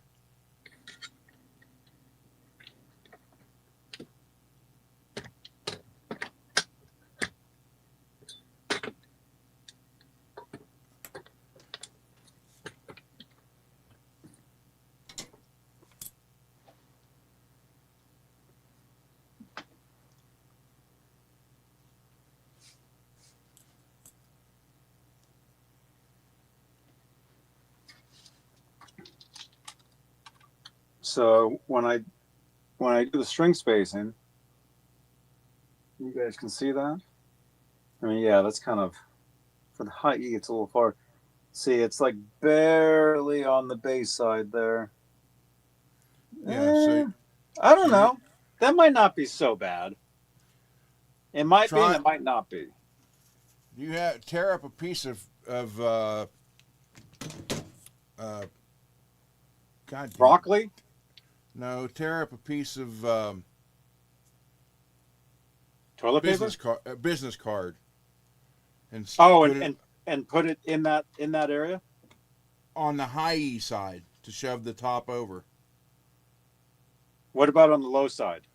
Well, you said the low side's got the space, so you need to shove the high E end over to close the low end up. Well, I just meant if I loosen all the screws and just, what do you call it? Yeah. You can see me. But it's still going to shift on you if there's nothing to support it and lock it in place. What if there's already a shim in there?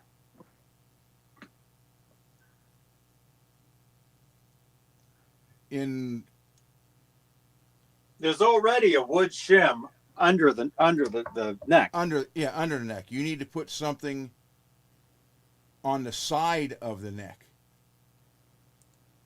You need to put something where the high E side goes against the body to force the neck over to the low E side a little bit.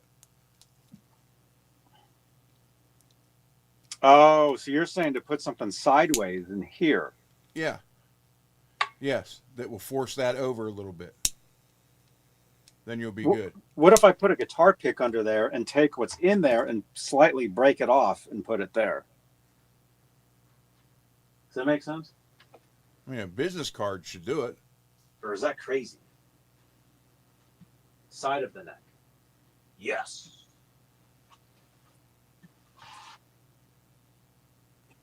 Okay.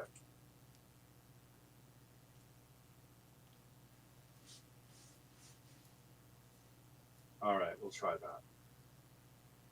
By the way, we got 78 watching right now. You guys are awesome. Thank you so much. Thank you, everybody.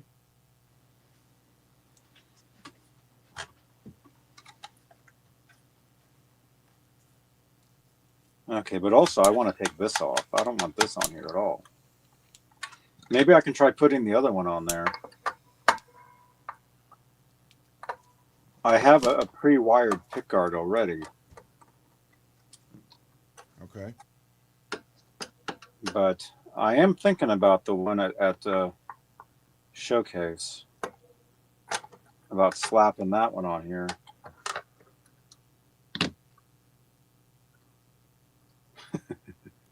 Although, if you want me just to use just a neck pickup, this is the one.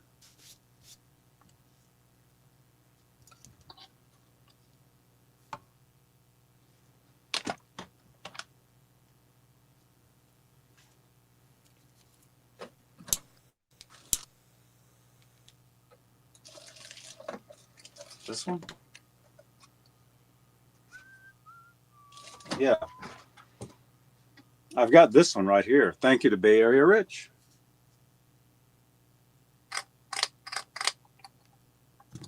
This is totally ready to go. Just needs a ground and a jack. And you have a pure tone jack. I've got two of them. There you go. Yes. That's all you need. Let's see if it fits on there, though. I wonder where my other... Oh, crap. Where did my other tripod go?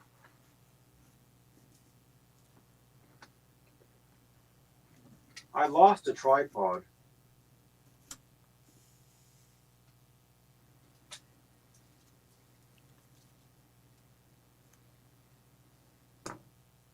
Is it a shim from Floyd Rose?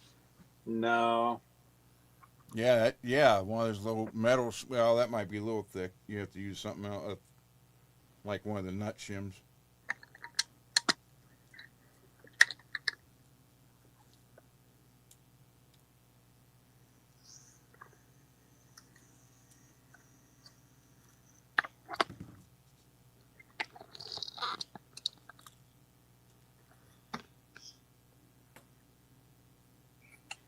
Let's try this.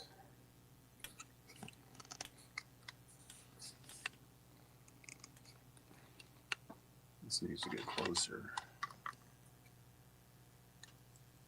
How's that? Is that okay?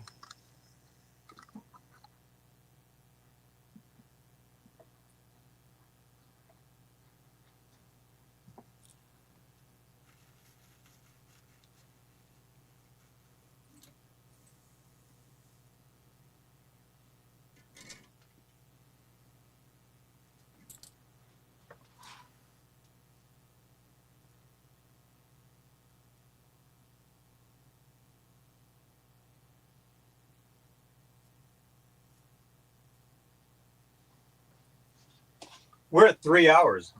I had told Ron, yeah, 2 hours. We'll see what's going on. I totally forgot about the 2 hour mark.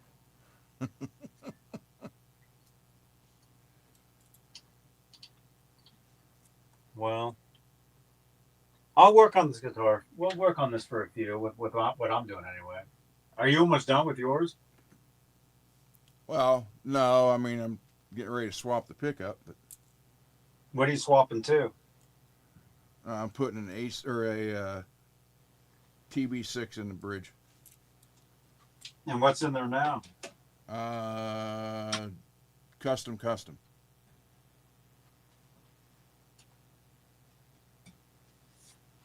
And is there a reason for the change? I like the 6 sound. Cool. I think I have a custom. I have a Trembucker custom. Cool. I think it's in one of these drawers, actually. It was in my GMW, and I took it out.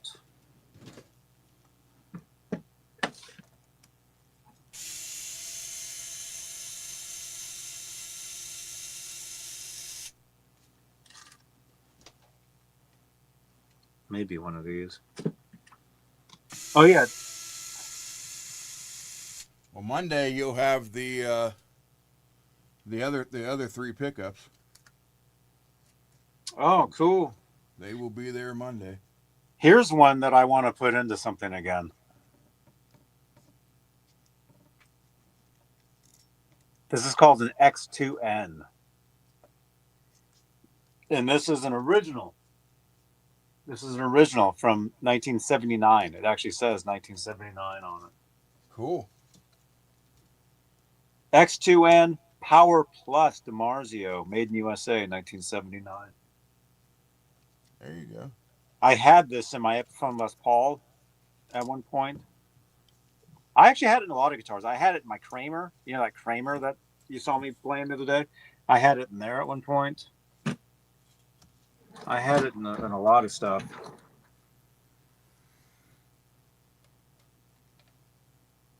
Oh, man. Speaking of Kramer, I still have those Kramer pickups. I got to install at some point. Kramer sent me these. Cool. And then I have a P90. I've got the Fat Cat. P90. These are great. I love those. I actually have a whole bunch of stuff just sitting here.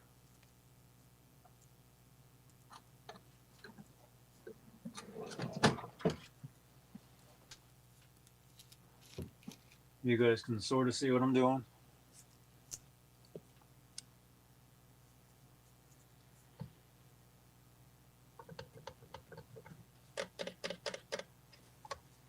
Yeah. So for now, we're going to try to do that.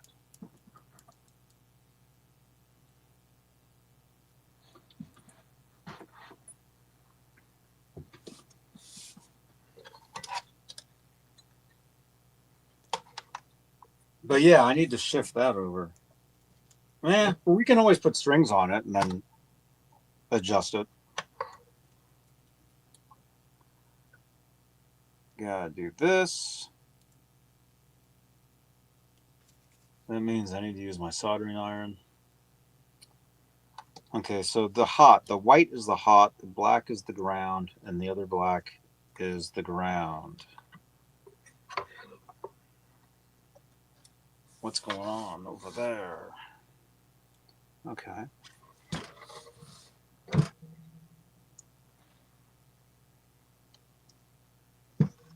So that one.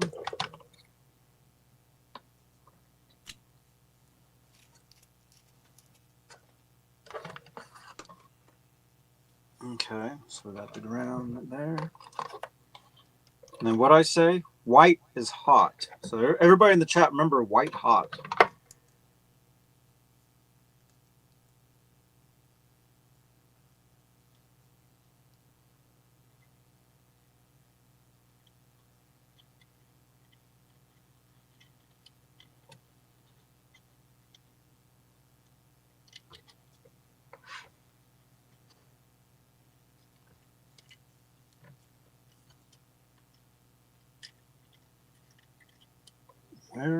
Where is that? It's not going through.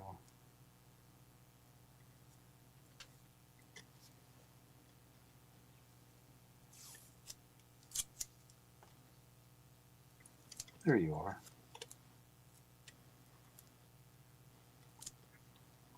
So everybody remember White Hot.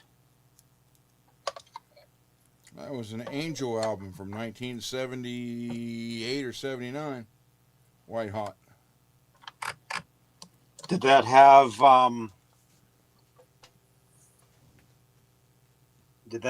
Running with Foxes?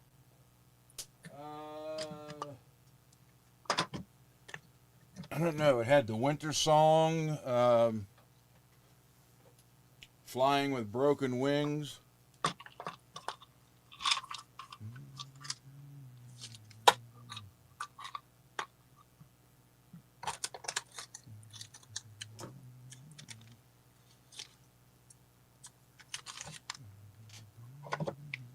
Oh, wait, this doesn't need the ring on it.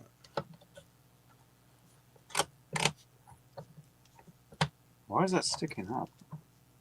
What is under there? Oh, dang it.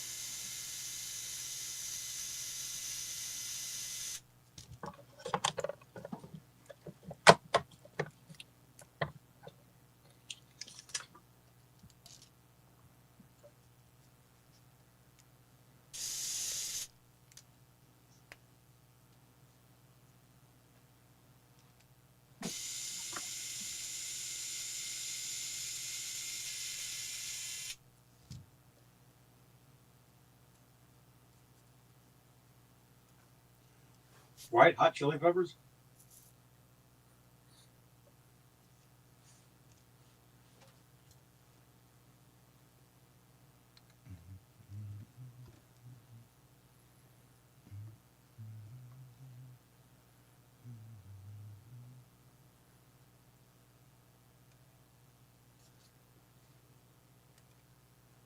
I'm gonna shove those wires through the little pink holes down here.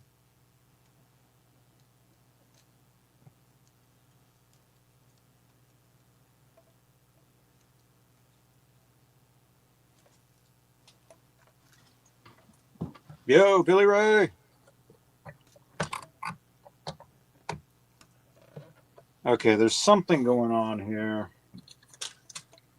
Something's askew. Something is... The pickguard doesn't want to go flush. Something is hitting somewhere. What and where? It's right here. Is it the... Dang it. Oh, I see. We may have to... Wait, does that work? Well, I mean, I can just attach it like that, and then Rich, if you happen to be watching, I'll need to borrow your Dremel again. I need to take out a chunk of the body that's blocking the pickguard. Although it's not such a big deal. It won't sit totally flush. It's like hitting right here. I can see it. It's this. Can you guys see that? You can't see that. Yeah, you can see that. There's a piece of wood right here.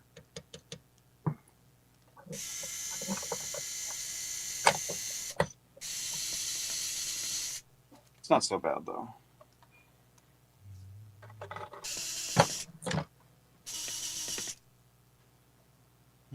Why is that?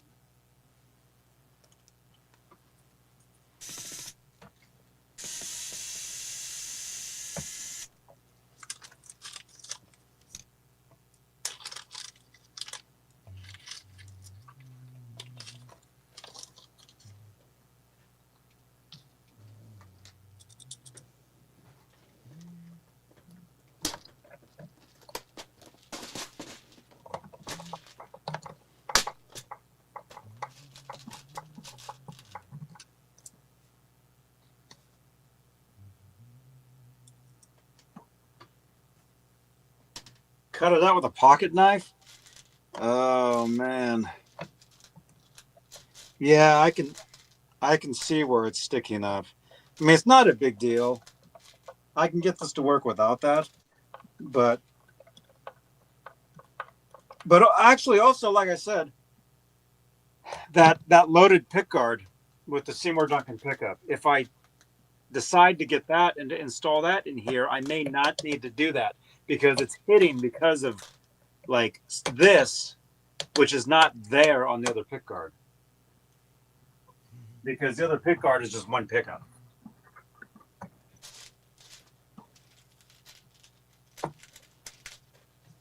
So we may got to do that and maybe not.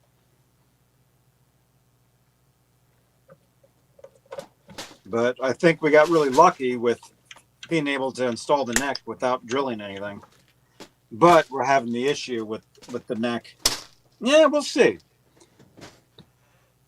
Let's actually string it up and see what it's like. It may not be so bad.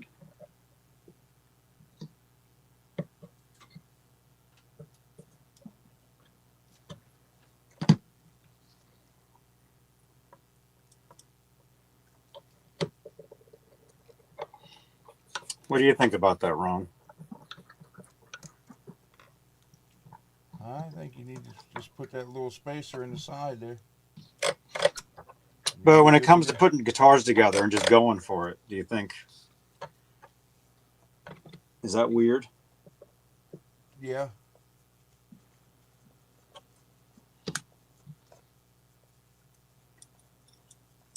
But, you know, what if it's playable?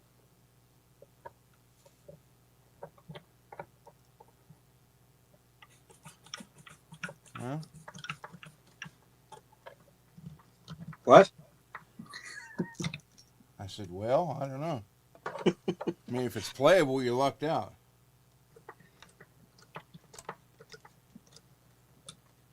I don't know. I think a lot of stuff is.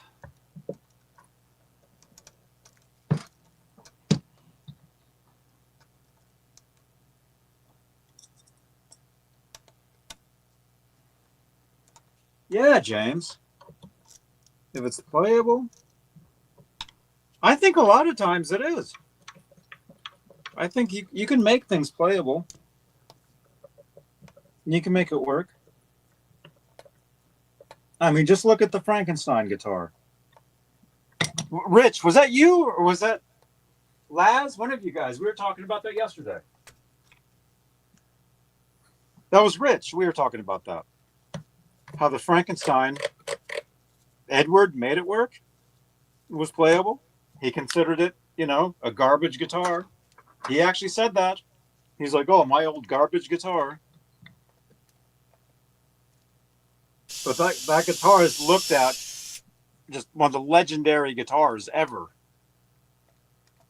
And look at what it is.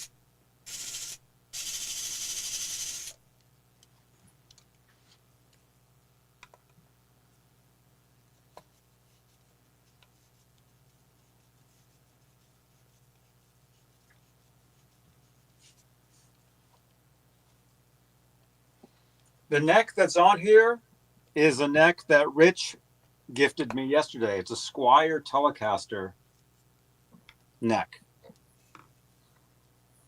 We went over to his place yesterday, and he's like, "Here, Johnny." Has tuners on it already. So we attached it to this. I think this is a Squire body. We attached it to this. I mean, really, we just need to solder like three points and we're good to go.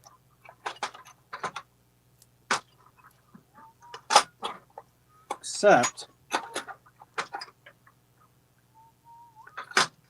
actually, let's look. Rich has gifted me a ton of parts. So I may have, oh, here we go. I was about to say, I actually just found a jack and a jack plate. Although huh? You need to put in a pure tone. No. For this, I don't think so. I don't think this needs that.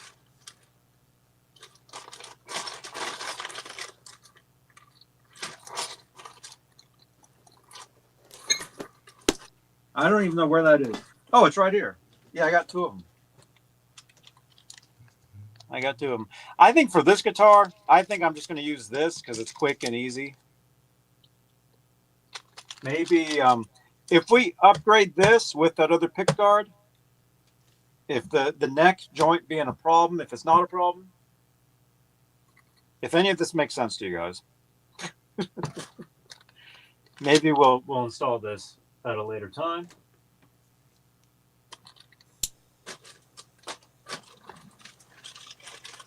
Wait a minute. We have more stuff here. Hang on.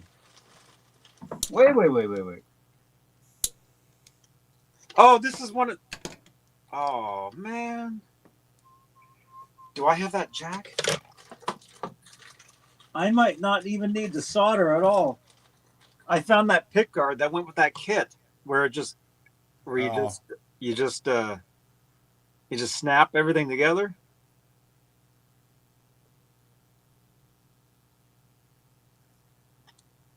I think I used that jack on a different guitar though, so I don't think I have. Whoa! No, I do. I do. Ron's like grinning his teeth now. He's like, Johnny, look at this. We don't even need the solder. We can just, if I use this pick guard, if I use this, we can just snap everything together. Done. What do you think of that? Well, I think it's up to you. Peggy, what do you think?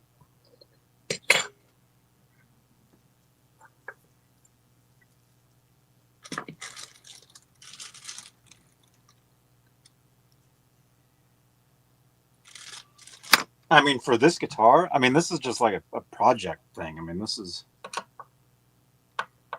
There you... See, Peggy even just said your line. There you go. Score!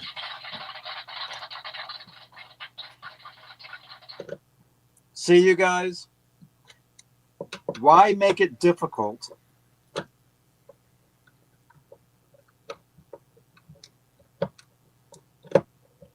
Now watch this. We're going to snap it together.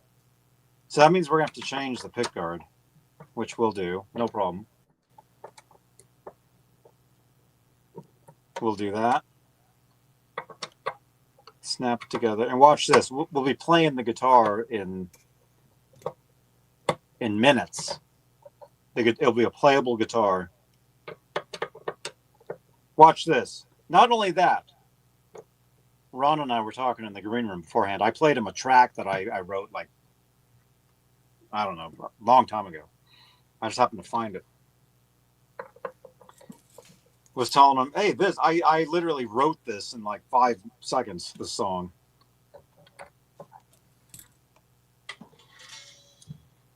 Watch this. Maybe we'll snap it together, string it up. Maybe we'll write a song.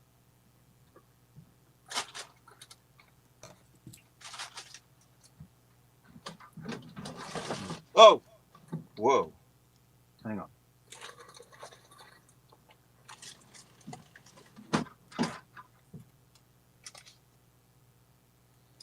Wait a minute. Where's that part that snaps together? There you are. There you are. Will that fit through there, though? If that doesn't fit, we're in trouble. We might be in trouble. Oh, no. Yeah, it might not fit. If that doesn't fit through there, then that's no good. Does it fit from one side? Well, it fits from one side, so it should fit from the other side. We just need to... You guys see what I'm doing? You guys see this?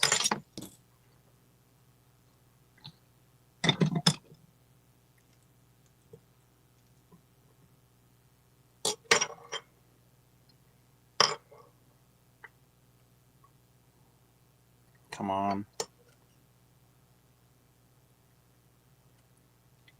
Get in there, dude. Get in there. There we go. Look at that. Look at that. There you go. There's one of them. Whoops. Wrong button. Dwight.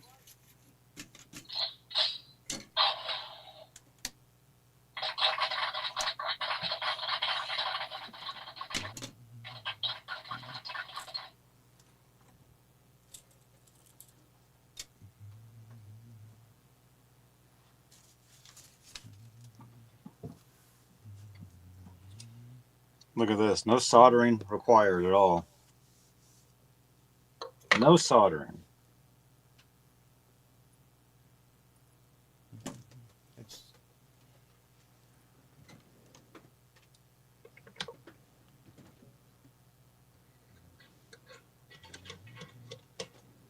Green for ground. That's very easy. And then look, you just snap this together. Yeah, I know. It's from a kit guitar. Whatever. For this, totally fine. No problem. There we go. Look at that. Snap together. See that? Now, if this doesn't fit on here, we'll be in trouble. Hopefully it does. Dude, this fits even better than the other one did. No way.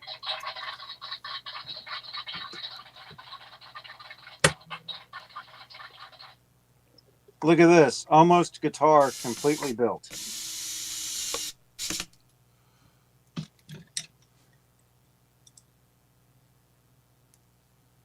What do you think of that?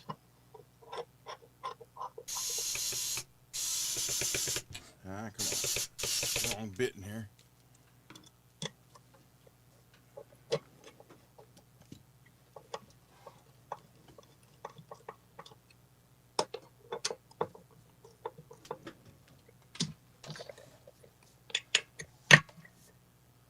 No way. Actually, we should probably test that. It's probably fine. Probably totally cool. The shortest cable ever. Look at this.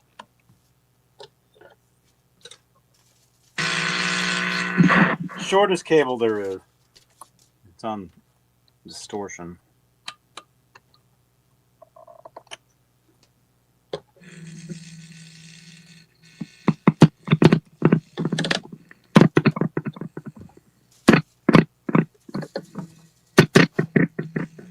Yes.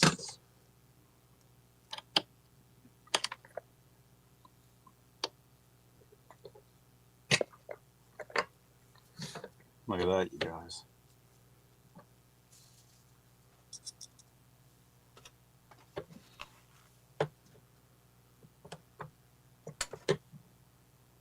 Okay, so these holes somewhat line up.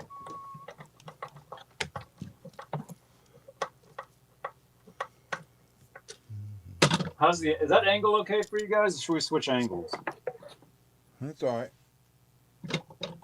What? I said it's okay. It's all right. It's all right. It's all right.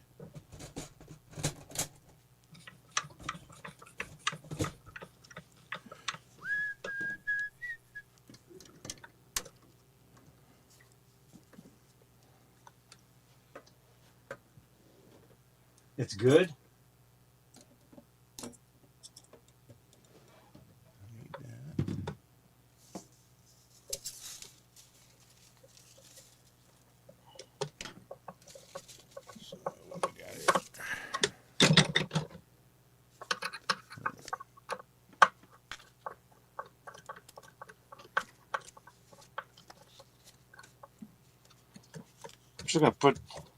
Just gonna put down a few screws for now. That's fine. Now, I wonder if does that move? And this, that just really needs to be this.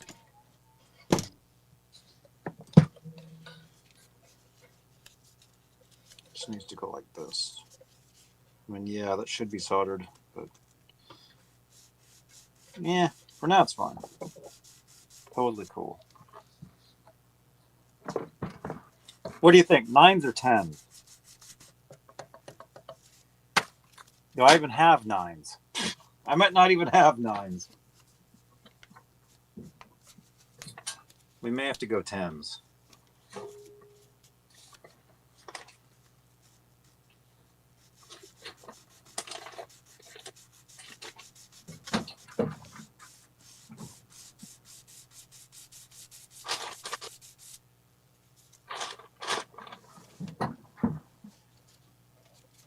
Piece of tape?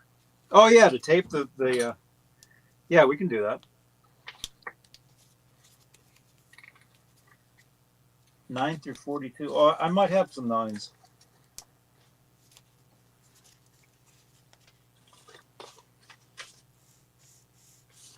Nine, 16, 6. I got 2 16s.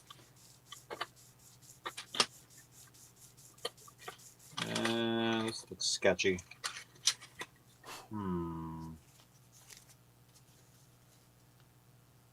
We may have to go with 10s on this one, because that's all I have. That's sketchy. I actually have 2 packs of 10s right here. Use the old E string. You remember that old E string? You remember that?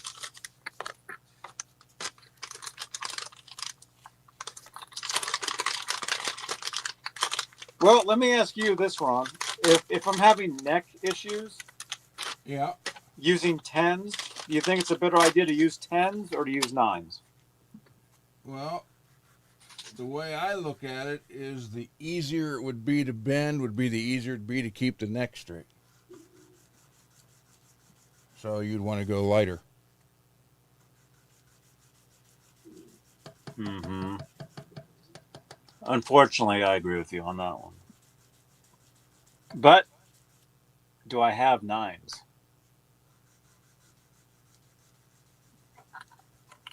Wait a minute. Do I? No, those are 10s. I have those SIT strings, but those are 10s. I think I already used the 9s on something before. Do I have 9s anywhere else in here, you guys? Peggy, where are my strings? She's got them all. They're at her house.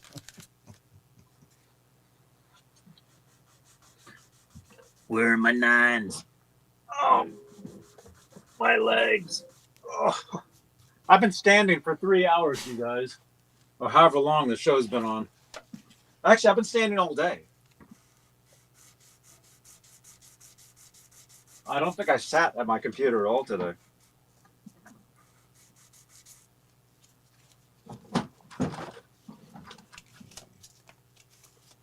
Wait. Hey, I think we got lucky. Nickel set. I found a pack of 9s. Are they open? Is there a full set? I think I found a set of 9s. There you go. And I found 3 D-tunas. Somebody gifted me these D-tunas years ago. Black one, red one, and chrome one. I've never used them.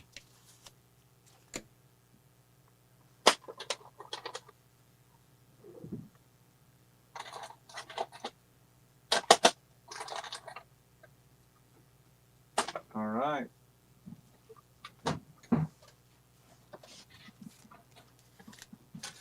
I think I found a set of 9s. They look ripped open though. That's the problem. What's going on here? What's the issue with these? No, they're not open. Or are they? Dude, I'm so hungry. My stomach is really hurting. 1, 2, 3, 4, 5, 6. Okay, it's a full set. We got it.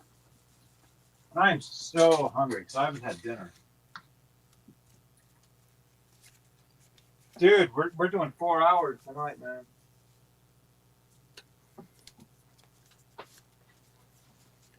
That's fine with me.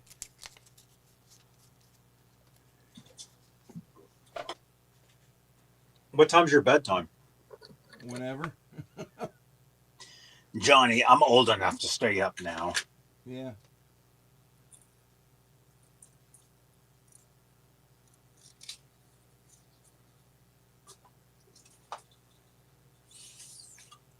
Yeah, I had a friend one time. He lived by himself. And this was years ago. This is when I was like a teenager and he was like 20. And I remember he was at my house and I'm like, what time do you have to be home? He's like, whatever.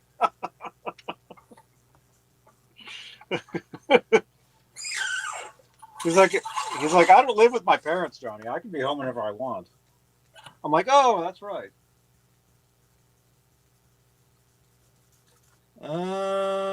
We may have a problem. We may not have a problem. We'll see. What?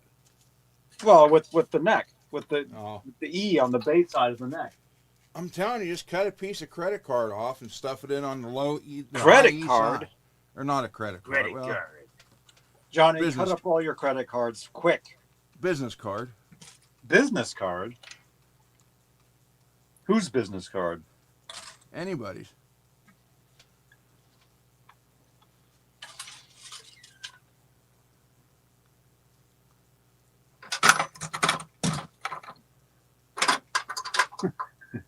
Johnny, cut up your credit card.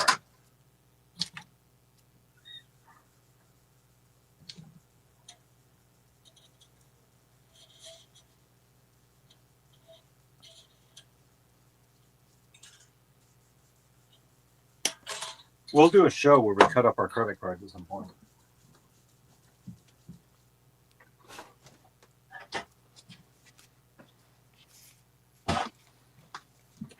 No, we'll cut up Laz's credit cards. Welcome to the Credit Card Cut Up Show. We'll get a hold of Laz's cards, use them, then when they're full, we'll cut them up.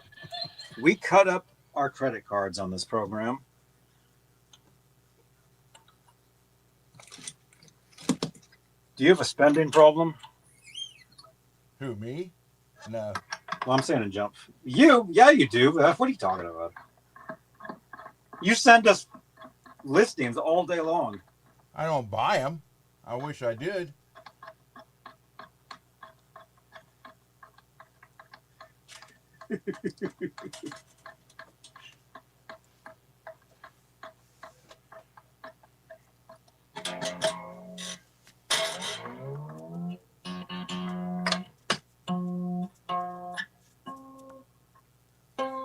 Oh, come on. That doesn't even fit on the neck at all. Okay, let's string it up. Let's see what happens. It's the Credit Card Cut Up Show.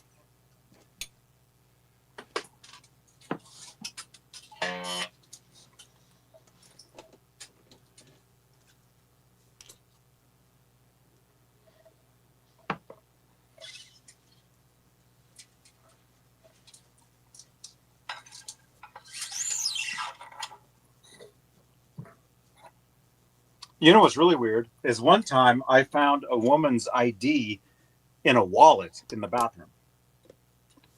You were in the woman's bathroom? No, I was in my bathroom. Oh, all right. And so I called 911 and asked them what to do. I think they said to give it to the people that worked at the store. So I did. And they were like so thankful that I gave them, because it had like tons of money in it and stuff, that they walked me. This was like a department store. This was years ago. They walked me around the department store and gave me all the free samples of all the colognes as a thank you for turning in the wallet that I found in the stall at the bathroom with the woman's ID in it. It's kind of strange, weird, huh? Yeah. Well, that was a woman's wallet. It wasn't, I don't think it was a woman's wallet. That's what was weird. It was a guy's wallet, but it had a woman's ID in it.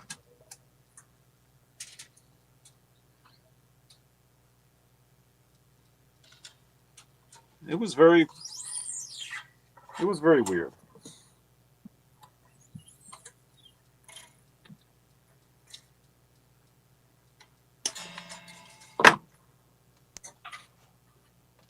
By the way, I am starving. All I ate today was, I think I had like 2 yogurts. I didn't even have cereal because there's no milk. Oh, I had some cereal with some yogurt. Oh, and you know that cheese that comes in a little like circle? Yeah. It's like something Bell. Yeah. Babel or whatever it is. Babel?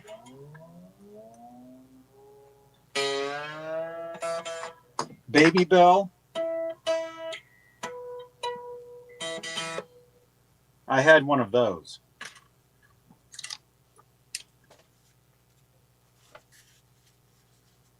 Your mother was a witch? What? Who is reciting Metallica? Is it Baby Bell? I had Baby Bell cheese today. And also, I found a fly in my refrigerator. And I could tell he had been in there a while because he was out of breath. Like, he kept falling over. So I felt really bad for him. So I picked him up and I put him outside.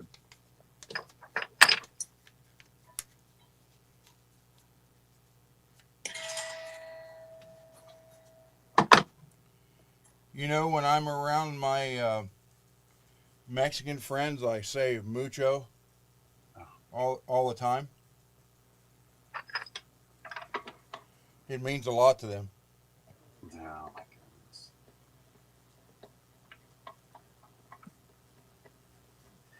Sometimes I can't tell if you're joking or if that's just how you talk. Because you should really say, when I'm around my friends that speak Spanish. Oh, well.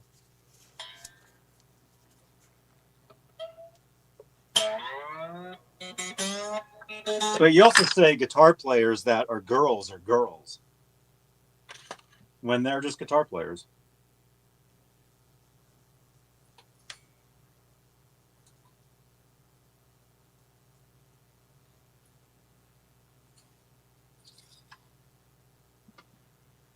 Good night, Lewis. Lewis, have a good night, man. We'll see you on the next one. I'm almost done stringing this guitar up. Is the intonation off? Yeah. I can tell.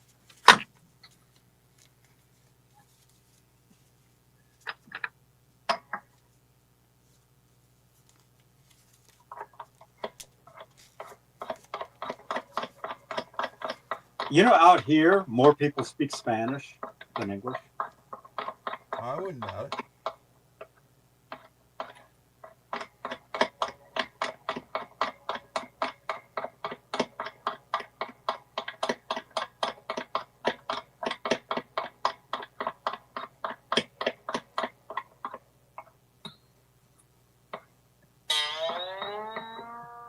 Some of us know Spanish. I took 3 years of it in school, and I couldn't tell you anything about it now. I know, we can tell.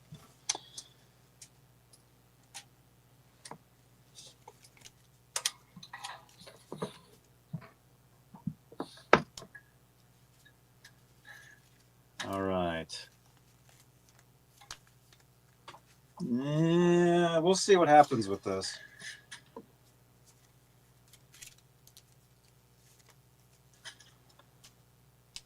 So yeah, Baby Bell yogurt or cheese. I had that. I had yogurt with my cereal. Oh, and I had some cheese puffs that were like organic.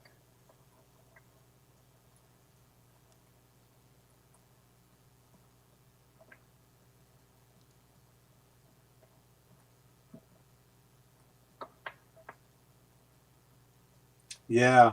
Well, there's a lot of movies that have subtitles. Actually, on YouTube, you can turn subtitles on. Can you do that on this video, actually? Does this video have subtitles enabled? Where they actually work in real time? Let me see. Let me see if I can try it.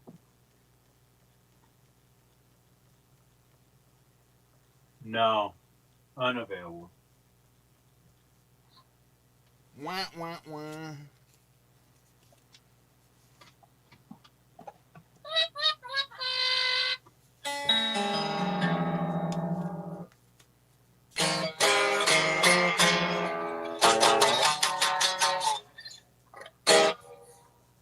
Okay, that action's way too high.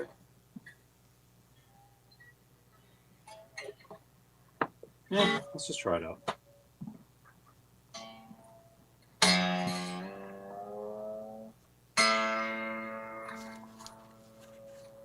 Where's my favorite guitar pick? There you are. I see you.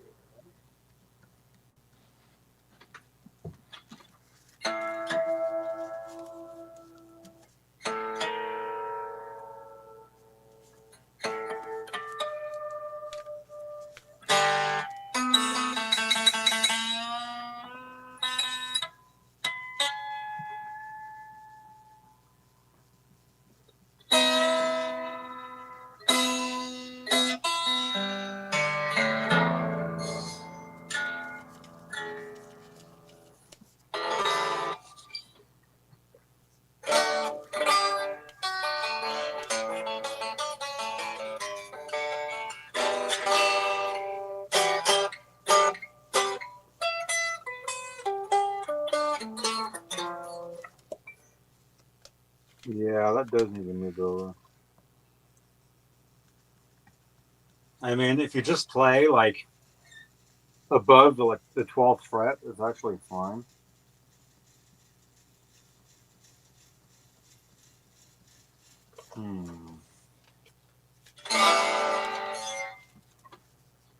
We can try it. Just to try it out.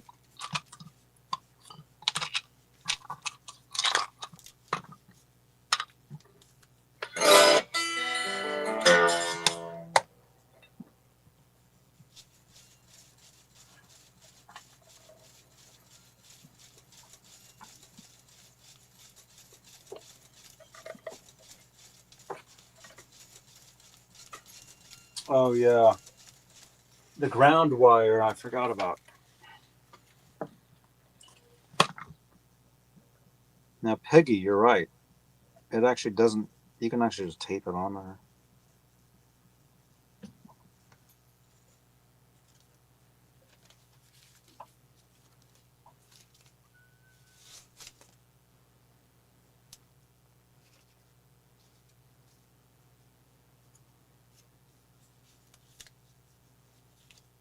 Octopus, thank you, man.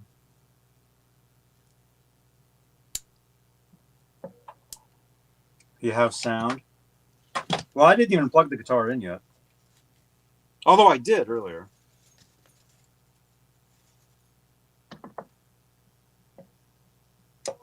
Check this out. Now remember, this guitar is not going to stay like this. So we'll just tape the ground wire on. That's fine. No biggie. Might not even need it, actually. I mean, the guitar isn't going to stay like this, so it doesn't even matter.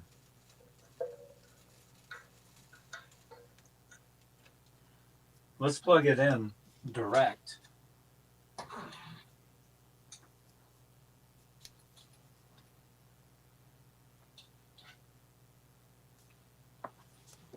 Move the trash can out of the way.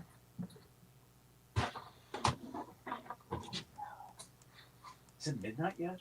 Oh, it's after 11. Wow, we're almost at 4 hours. Look at this, guys. Almost at 4 hours, dude. Don't fall over.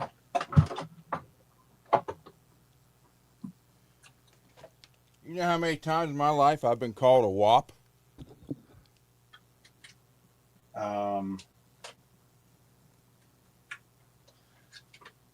I don't know. More than I can count.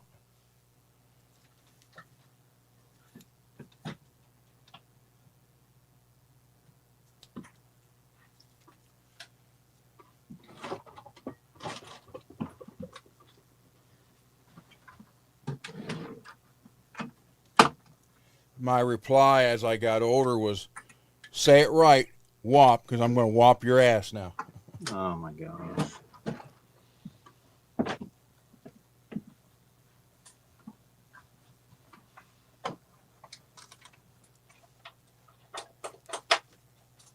Yeah, as long as I don't do string bones.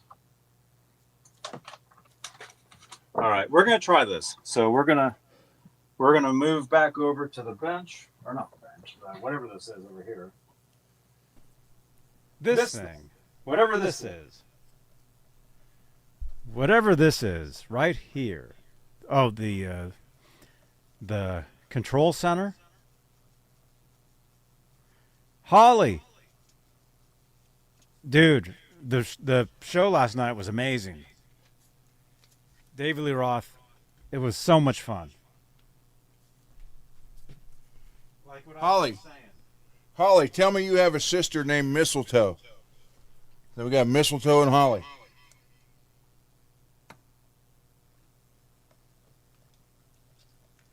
It's quite festive.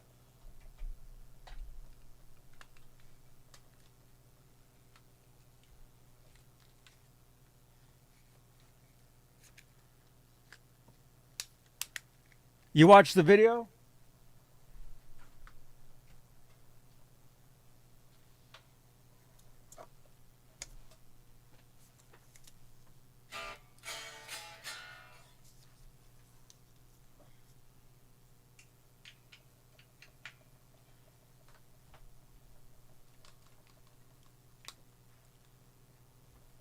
Oh, you did. You just dropped a comment just now. Literally just now, you just dropped a comment. I just got it. Thank you.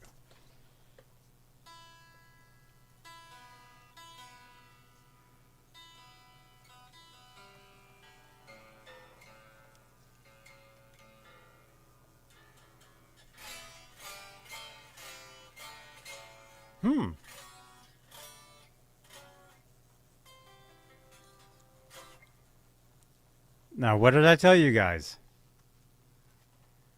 What did I say earlier?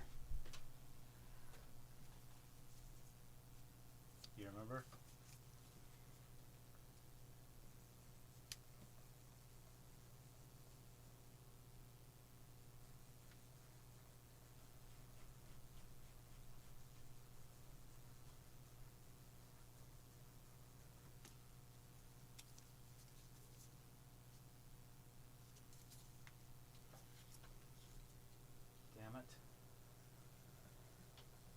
Besides that. That's what you said. Damn it. Besides, damn it, what did I say about putting a guitar together?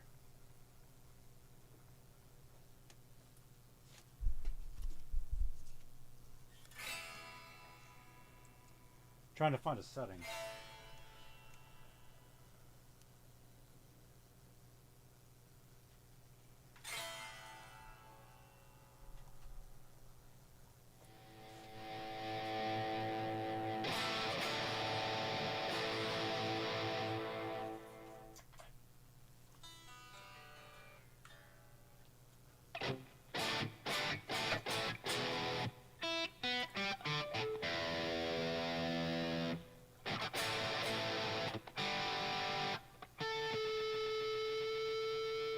Oh yeah, I forgot to stretch the strings out, so that's the problem.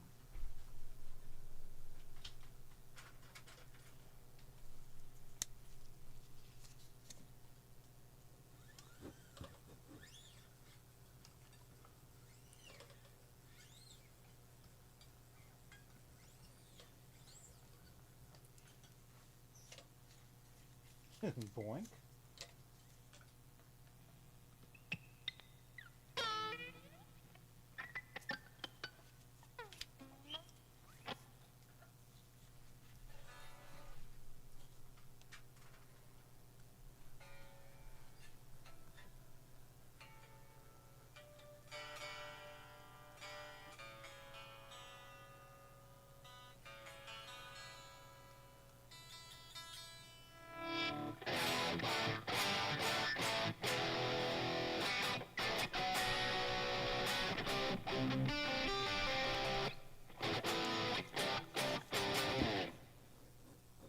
Can you guys hear that? Yeah. Or is it not loud enough? I can hear it.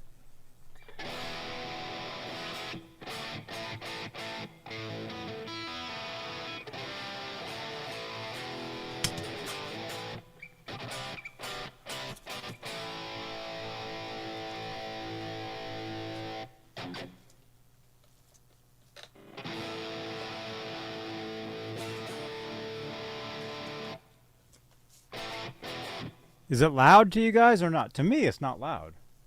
No, it's not. No, it's not loud. 1, 2. Checking the audio. It's not as loud as you usually do it.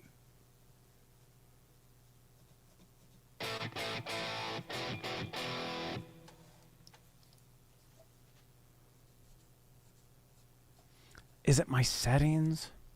Did my settings get messed up? Dang it. It's always problems. That's right.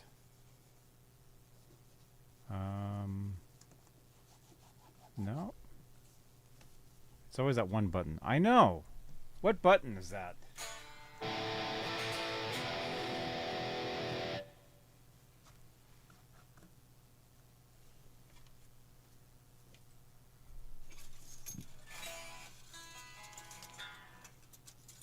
Well, the pickups are like a mile away from the strings, so that could be an issue. Let's try this.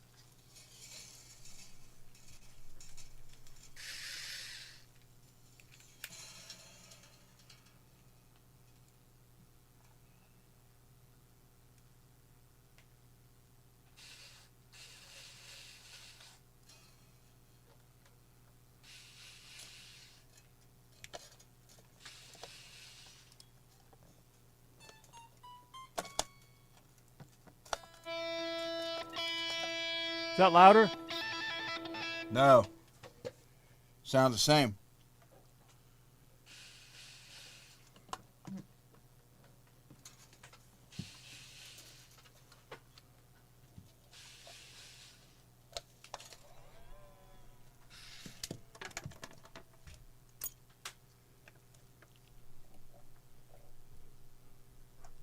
No?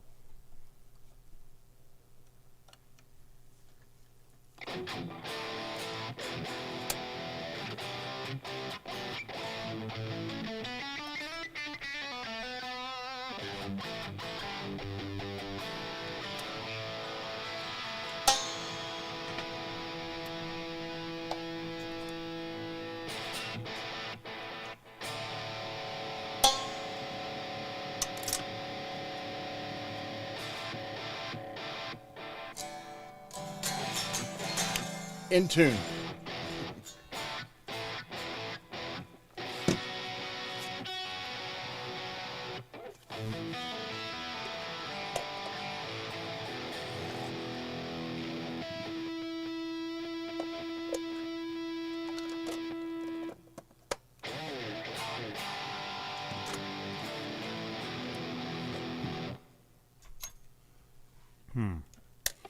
So it's not as loud. I don't know if that's the guitar or if that's my setup. Plug another guitar in. I know.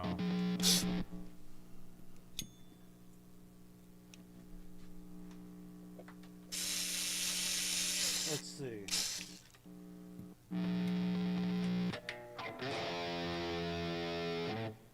Is that the set? That's the same, huh? Yep. Okay, something happened to my setup. I knew it, man. Dang it.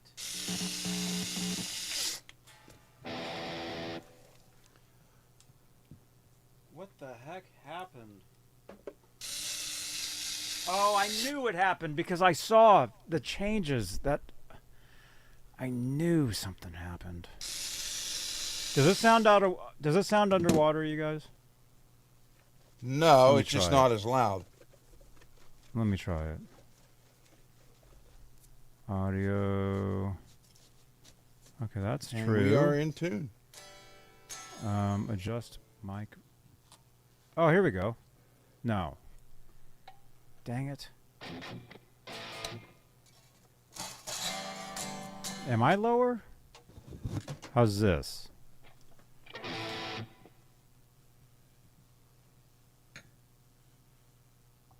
No, that's wrong. That's not good. Mic check. Yeah, what button is it?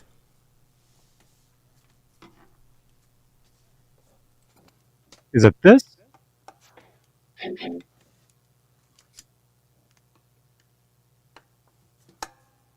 No, it's not that at all. That sounds horrible.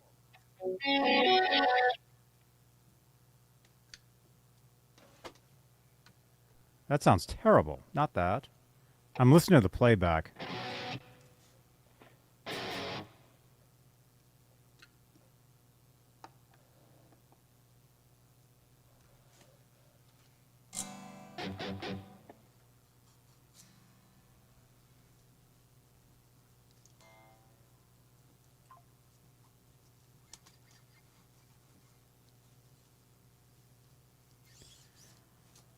Oh, man. I don't know what happened.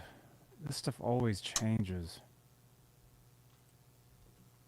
Why? Why? It's called improvements. No. It's not improved. It's terrible.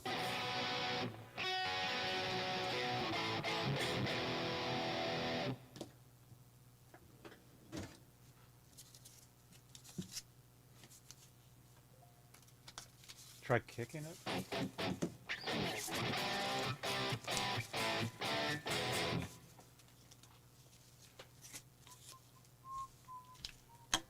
No, this stream goes to YouTube and Twitch, so it wouldn't have anything to do with Twitch at all. It's within StreamYard.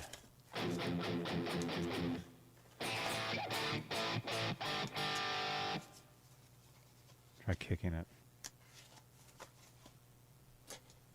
Well, let's see. Whop it. Whop its ass. I already put electric tape on the back for the what do you call it, wire.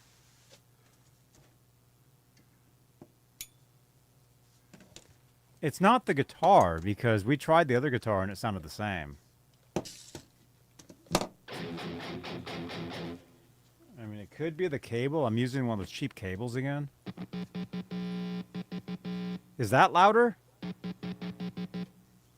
Yeah, that sounded a little louder.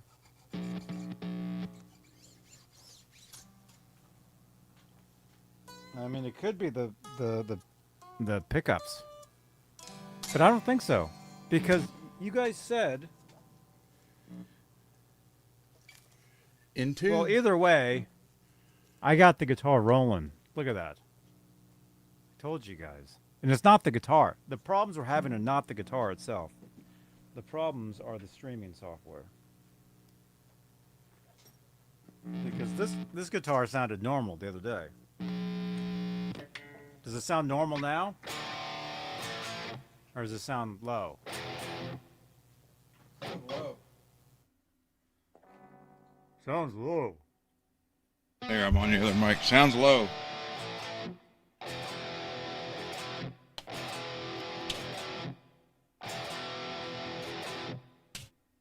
Oh, wait a minute.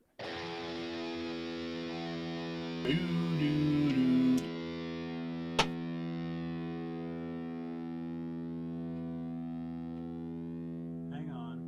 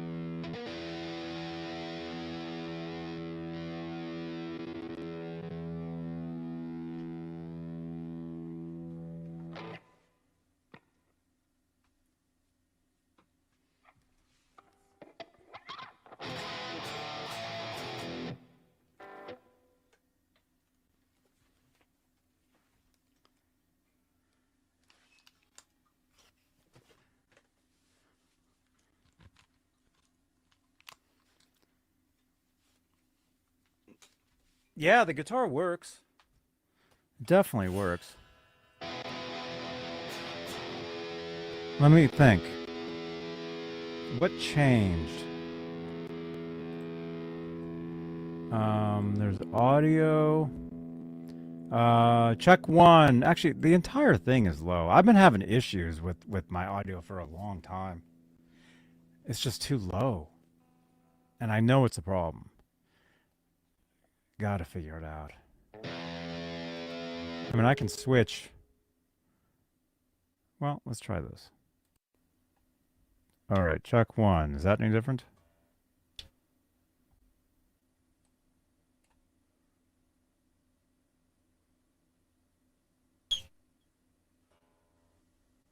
You can't even hear the guitar.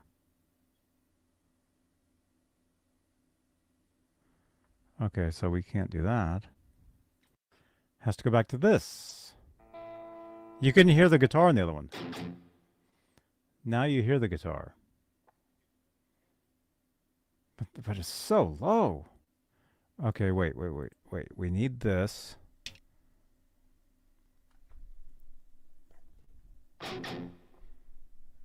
That any better? No.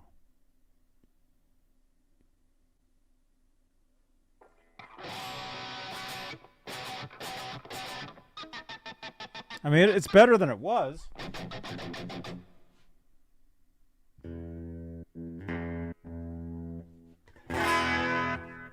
Wait, that's louder. Yeah, that Right? is a little. Yeah, that is a little bit.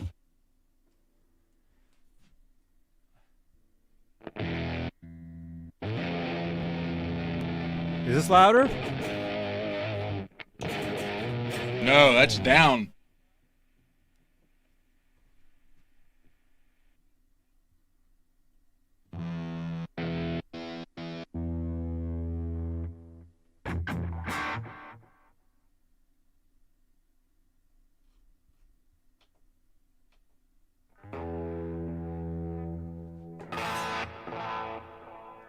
That sounds louder to me. That's a little loud. The cleans are louder.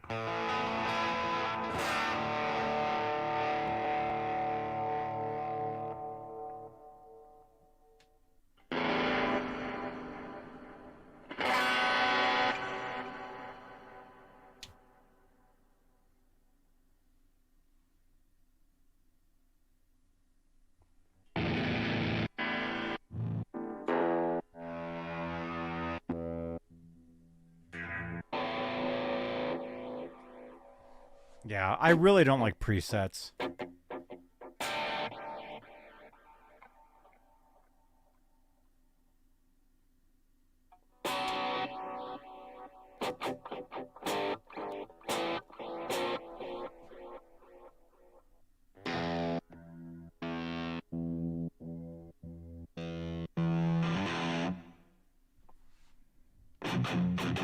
How's that?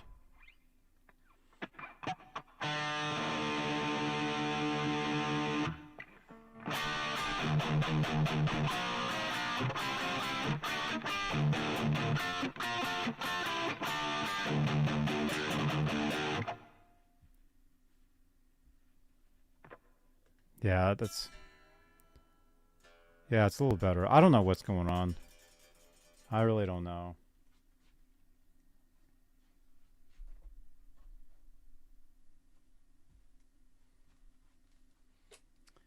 But I did get this guitar going somewhat. That's mainly what we meant to do anyway, so.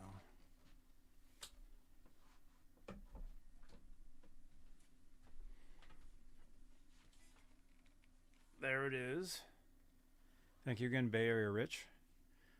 Got the guitar neck yesterday.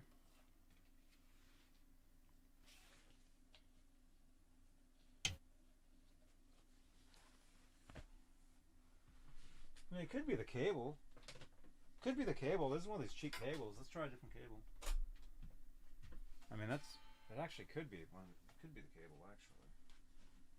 These cables are like slowly crapping out. Get one of the better ones. I could almost just plug into a real amp.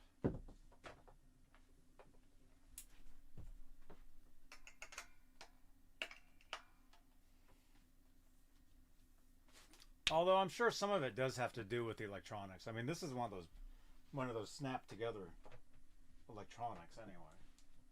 So, you know, it's not going to be as loud to begin with.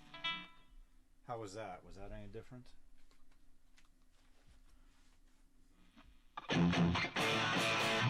Is that different? That's similar, huh? That's like the same thing.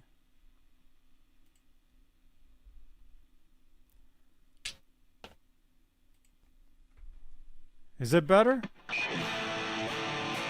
That sounds a lot louder to me. I'm not hearing the playback though.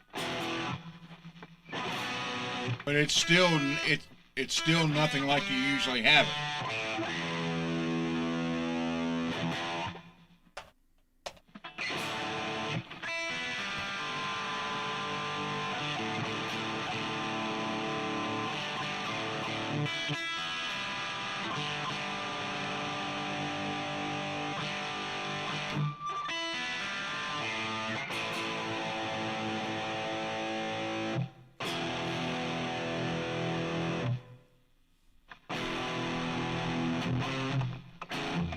How's it go?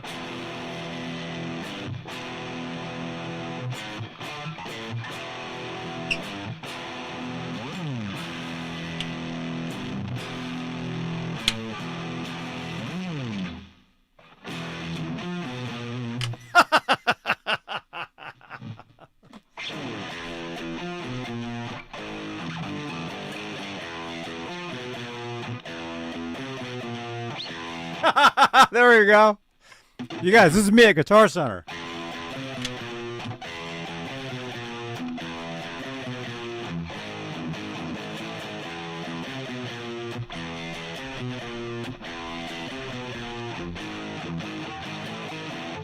It's a good thing you guys can't even hear the guitar.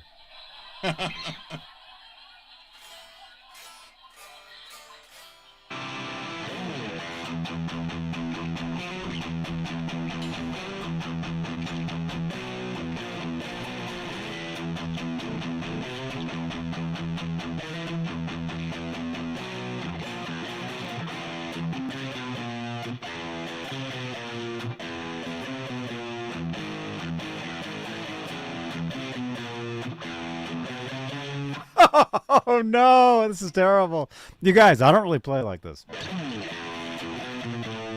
Wait.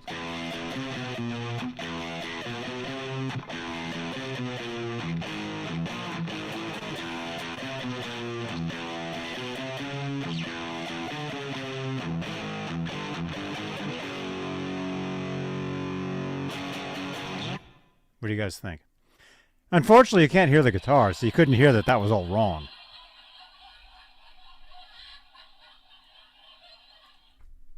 Oh, you could hear the guitar.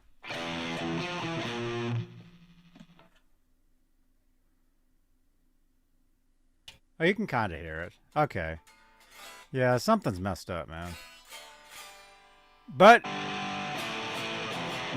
you can hear the guitar does work. So that's the good thing. Okay. Guitar does work. Told you guys it would work, and yeah, it's a little weird. It needs to be adjusted. I mean, the action is too high. But, you know. Maybe if I restart my computer, it'll be fine.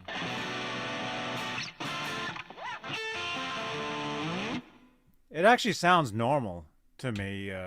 To me, it actually sounds normal through the headphones. So I don't know. Can you guys hear it?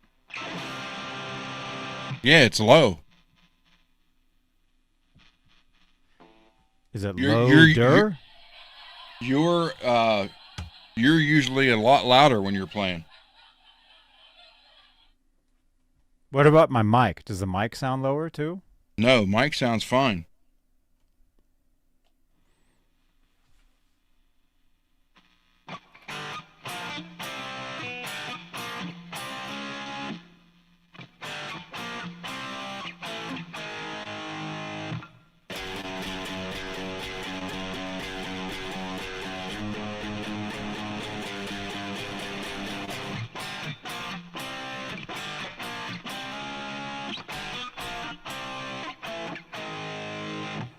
That's the Mully. Mully, we miss you. Oh, the guitar's not grounded. Whenever I touch my laptop. That can be part of the problem too. Wait, I'm not even touching the guitar. What's going on?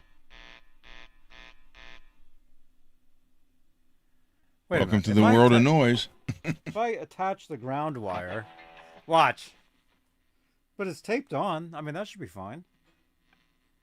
Right, Peggy? Peggy said just tape it on. There it is. Doo, doo, doo, doo.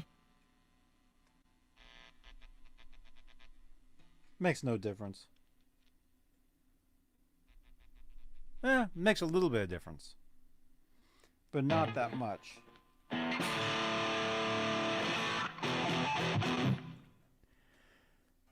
You've seen Mully shaving? No, he's not here.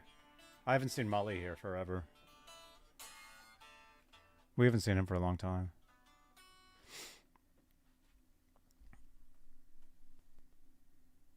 And it's not the electronics, because when I plug another guitar in, and by the way, we're at 4.5 hours. We are not doing 5 hours tonight. Unless you guys want to watch me eat chili.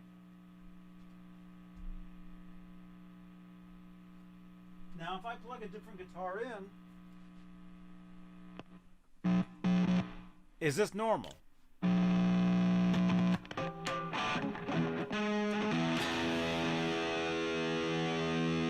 that normal? That's a tad bit louder, but that could be the pickup.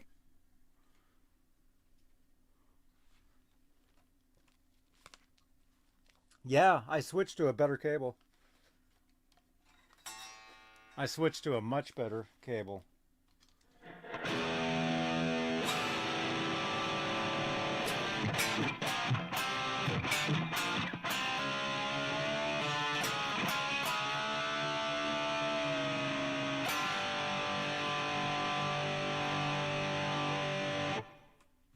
Here's one for Holly.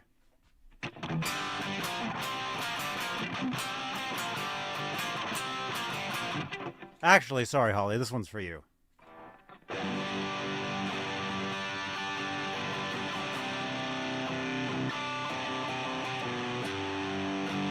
Too bad you can't hear it.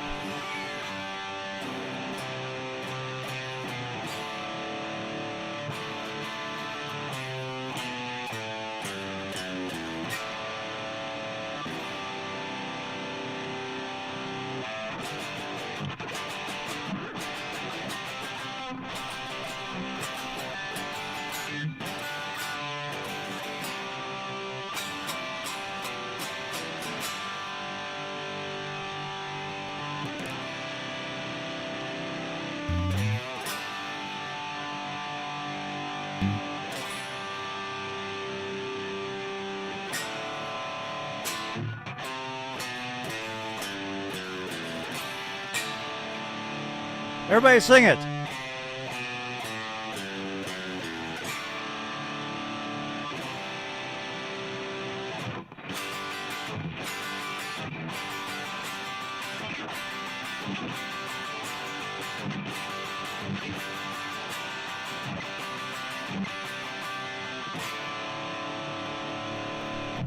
Here's the part that Edward played on the song. Holly, did you know this? Edward did play on the song. He played the tapped harmonics.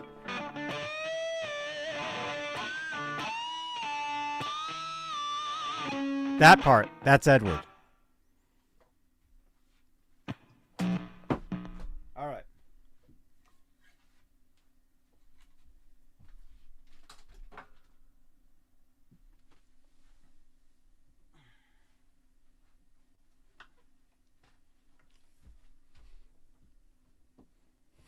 What? I rescued a fly from the refrigerator earlier. Did I tell you guys that story? All right. So either way, we got a guitar going, and it's not. The volume's weird because of the setup. It's not. Oh, it's not even working at all now. What the hell? Now it doesn't work at all. Oh.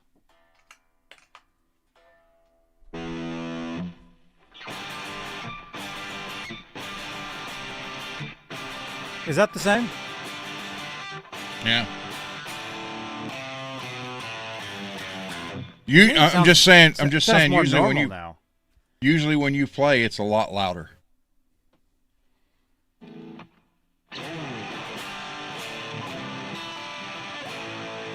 Are you going through the line 6? Yep.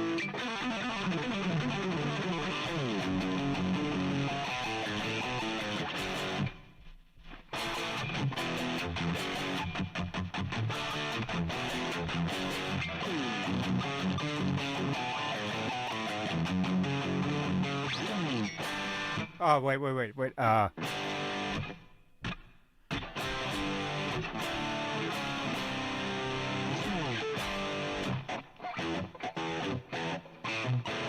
Oh, it's the wrong key.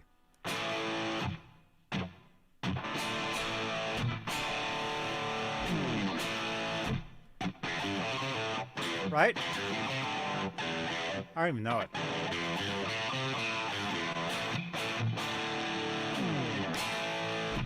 There you go, James. Play the Confessor.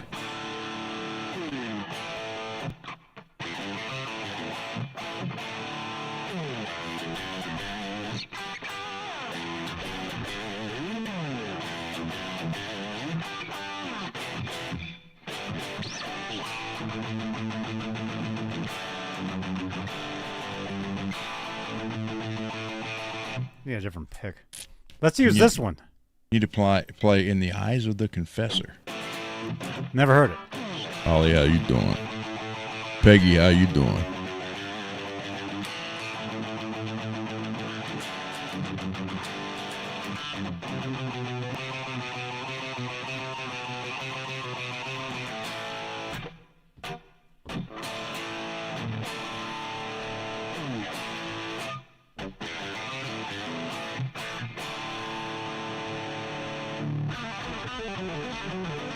See, even Sammy used that. Like, that's this riff.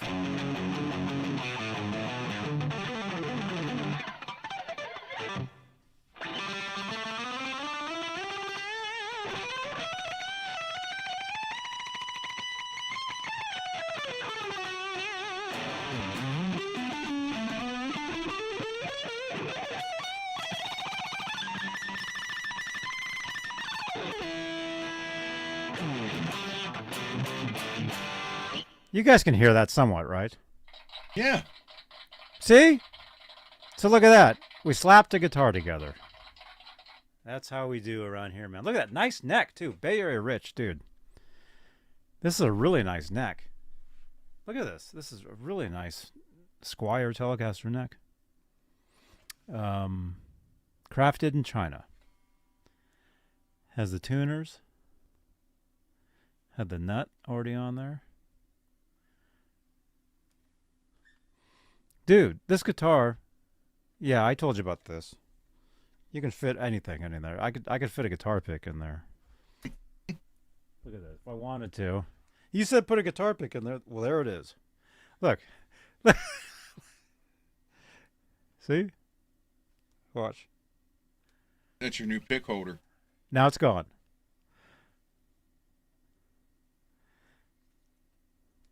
There it is. Look, goes right there.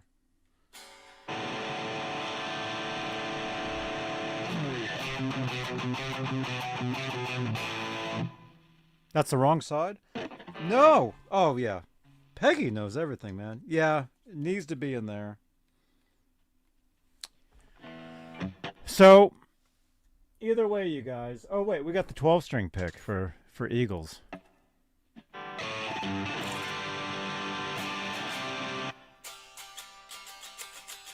But we need a clean sound or you can't even hear anything. That's the problem.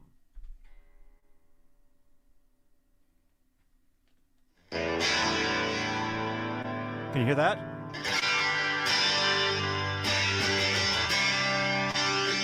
Oh, that's It's terrible. funny. It's funny because the clean is louder than the distortion. Do you know why that is?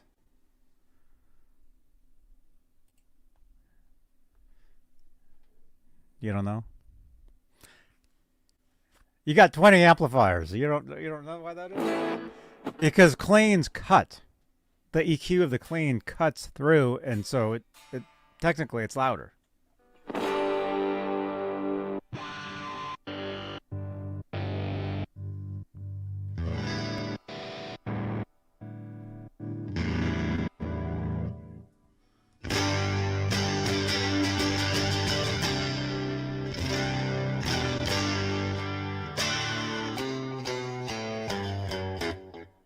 Johnny, I agreed to do a guitar yesterday for a guy, and get this, it's a new Fender Squier Jaguar in a real pretty blue color. He wants me to paint it. Oh, he wants it in street cone orange. I saw that. Yeah, part. and I got to put a route of Floyd Rose in it and a nut. Yep. It's like a mini guitar though. Yeah, it's the Fender Jaguar. It's a new. He just got it. See if I can find it. Putting a Floyd on that? Yeah, he wants a Floyd on it. Walking nut. I mean, I guess you could do that. Is this any better? Fender Jaguar.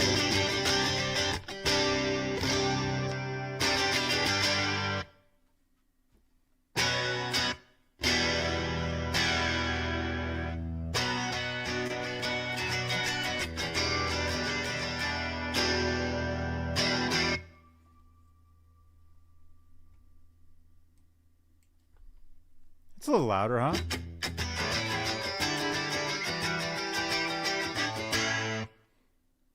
Where's Mr. Mike?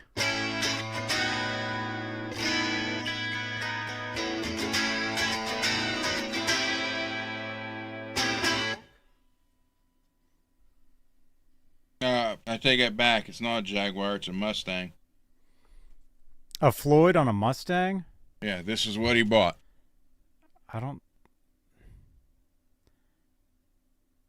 He wants me to put a Floyd on it and street or whatever, construction cone red. And you're good? Yeah, it can be done. Yeah. Oh my gosh, it's almost midnight. I don't know why he wants to do that, but oh well. Customer is always right.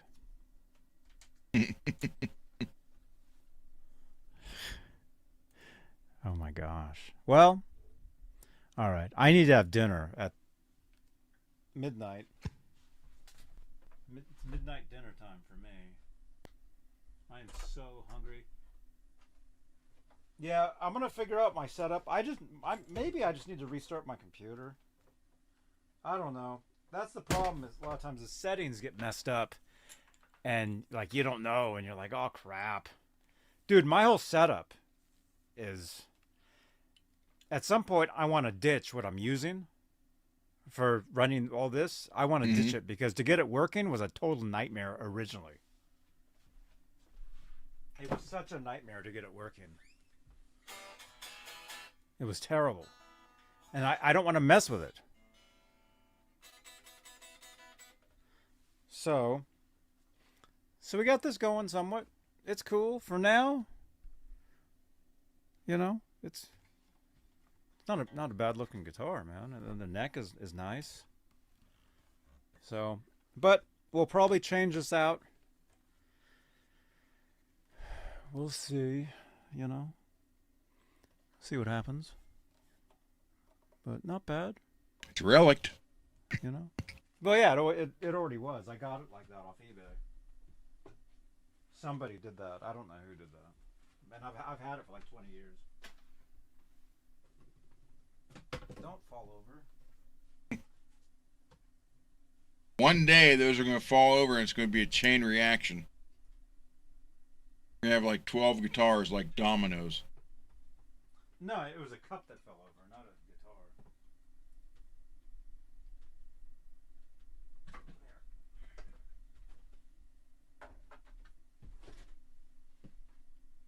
Yeah, one day it'll be the video that goes viral of all the stuff falling on the guy. At least you didn't fall out of the chair on camera. Stuff falls on guy, another guy laughs.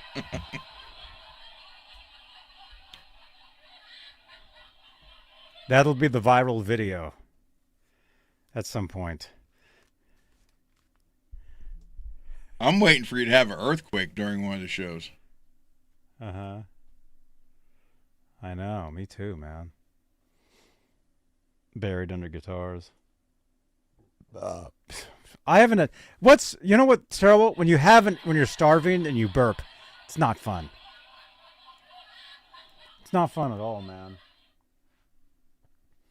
But we got a guitar built. It's just going to hang out as is for a little bit. It actually looks really nice. It actually. I like it. I do. If I get all this, you know, it is like a punk rock guitar, and I like the Strats with the Tele headstocks. I think they look cool. You know, this is a definite punk guitar, man. This is my Green Day guitar, man. Now, Laz will want that next.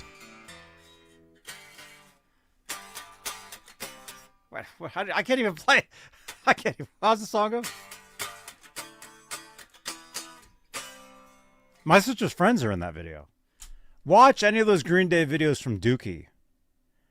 All those music videos were all my sister's friends starred in all those videos.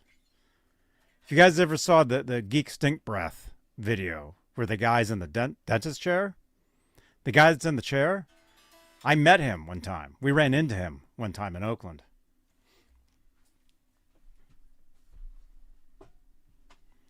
So, dudes, you're welcome. Tomorrow? What's going on tomorrow? Tomorrow's Sunday. Yeah. For me, that's Steelers Sunday. Enjoy that.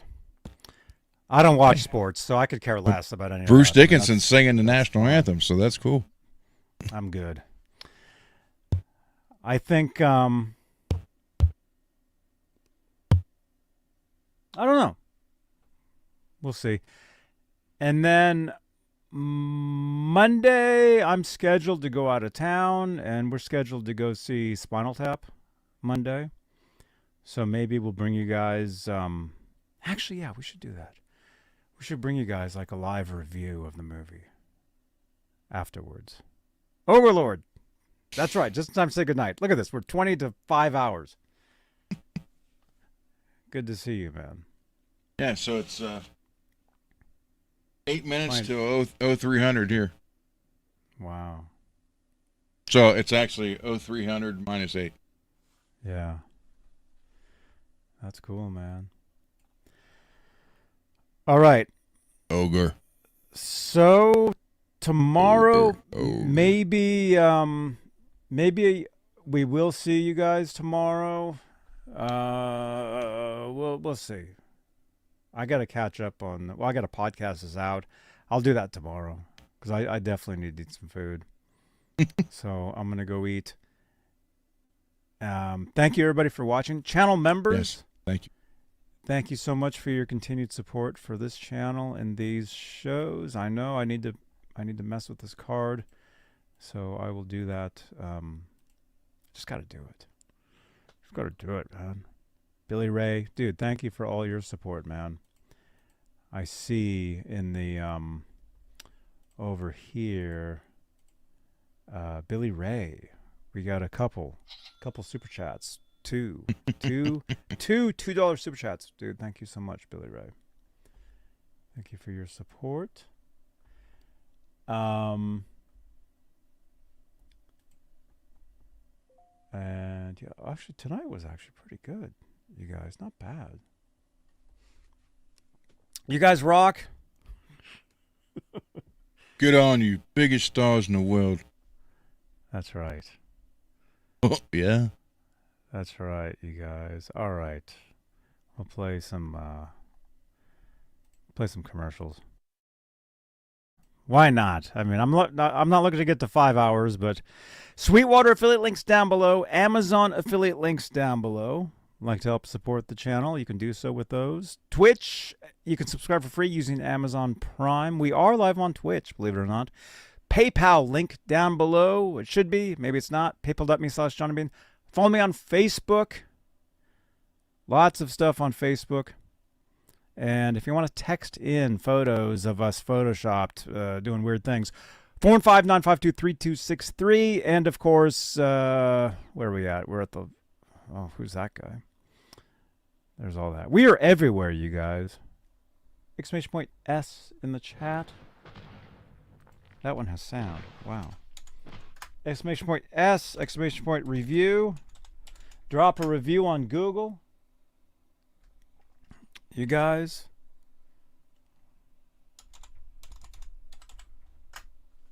Good night, Amazon. everybody. See you later, man. Bye-bye. Twitch, subscribe for free using Amazon, PayPal, all that stuff. You guys know. All right, cool. All right. I'll see you guys tomorrow. Right here on... What channel is this, everybody? Hi, this is Alex Skolnick, and you're watching Johnny Beane TV. Hey, this is Sean McNabb from Quiet Riot and Dawkins, and you're rocking with Johnny Beane TV. Hey, this is Tony Franklin, and you're watching Johnny Beane TV. Hey, this is Ricky Rocket, and you're watching my buddy Johnny Beane right here on his channel. Hey, what's up? I'm Michael Sarr from Steel Panther. Listen to Johnny Beane TV, right? Or am I wrong? Johnny Beane TV? Johnny Beane TV. Do you find beans often? Do you have magic beans? No. Like, No, that's my name. oh, okay. That's my name. Oh, cool. Watching Johnny Bean TV. You're watching Johnny. You're watching this motherfucker on wherever you're watching it. Just watch him. He's a legend. Awesome. Thank you so much. I'm Rick Beata. You're watching Johnny Bean TV. Hey, it's Corey Feldman. You're watching Johnny Bean TV, I guess. Oh my gosh, you guys are absolutely insane.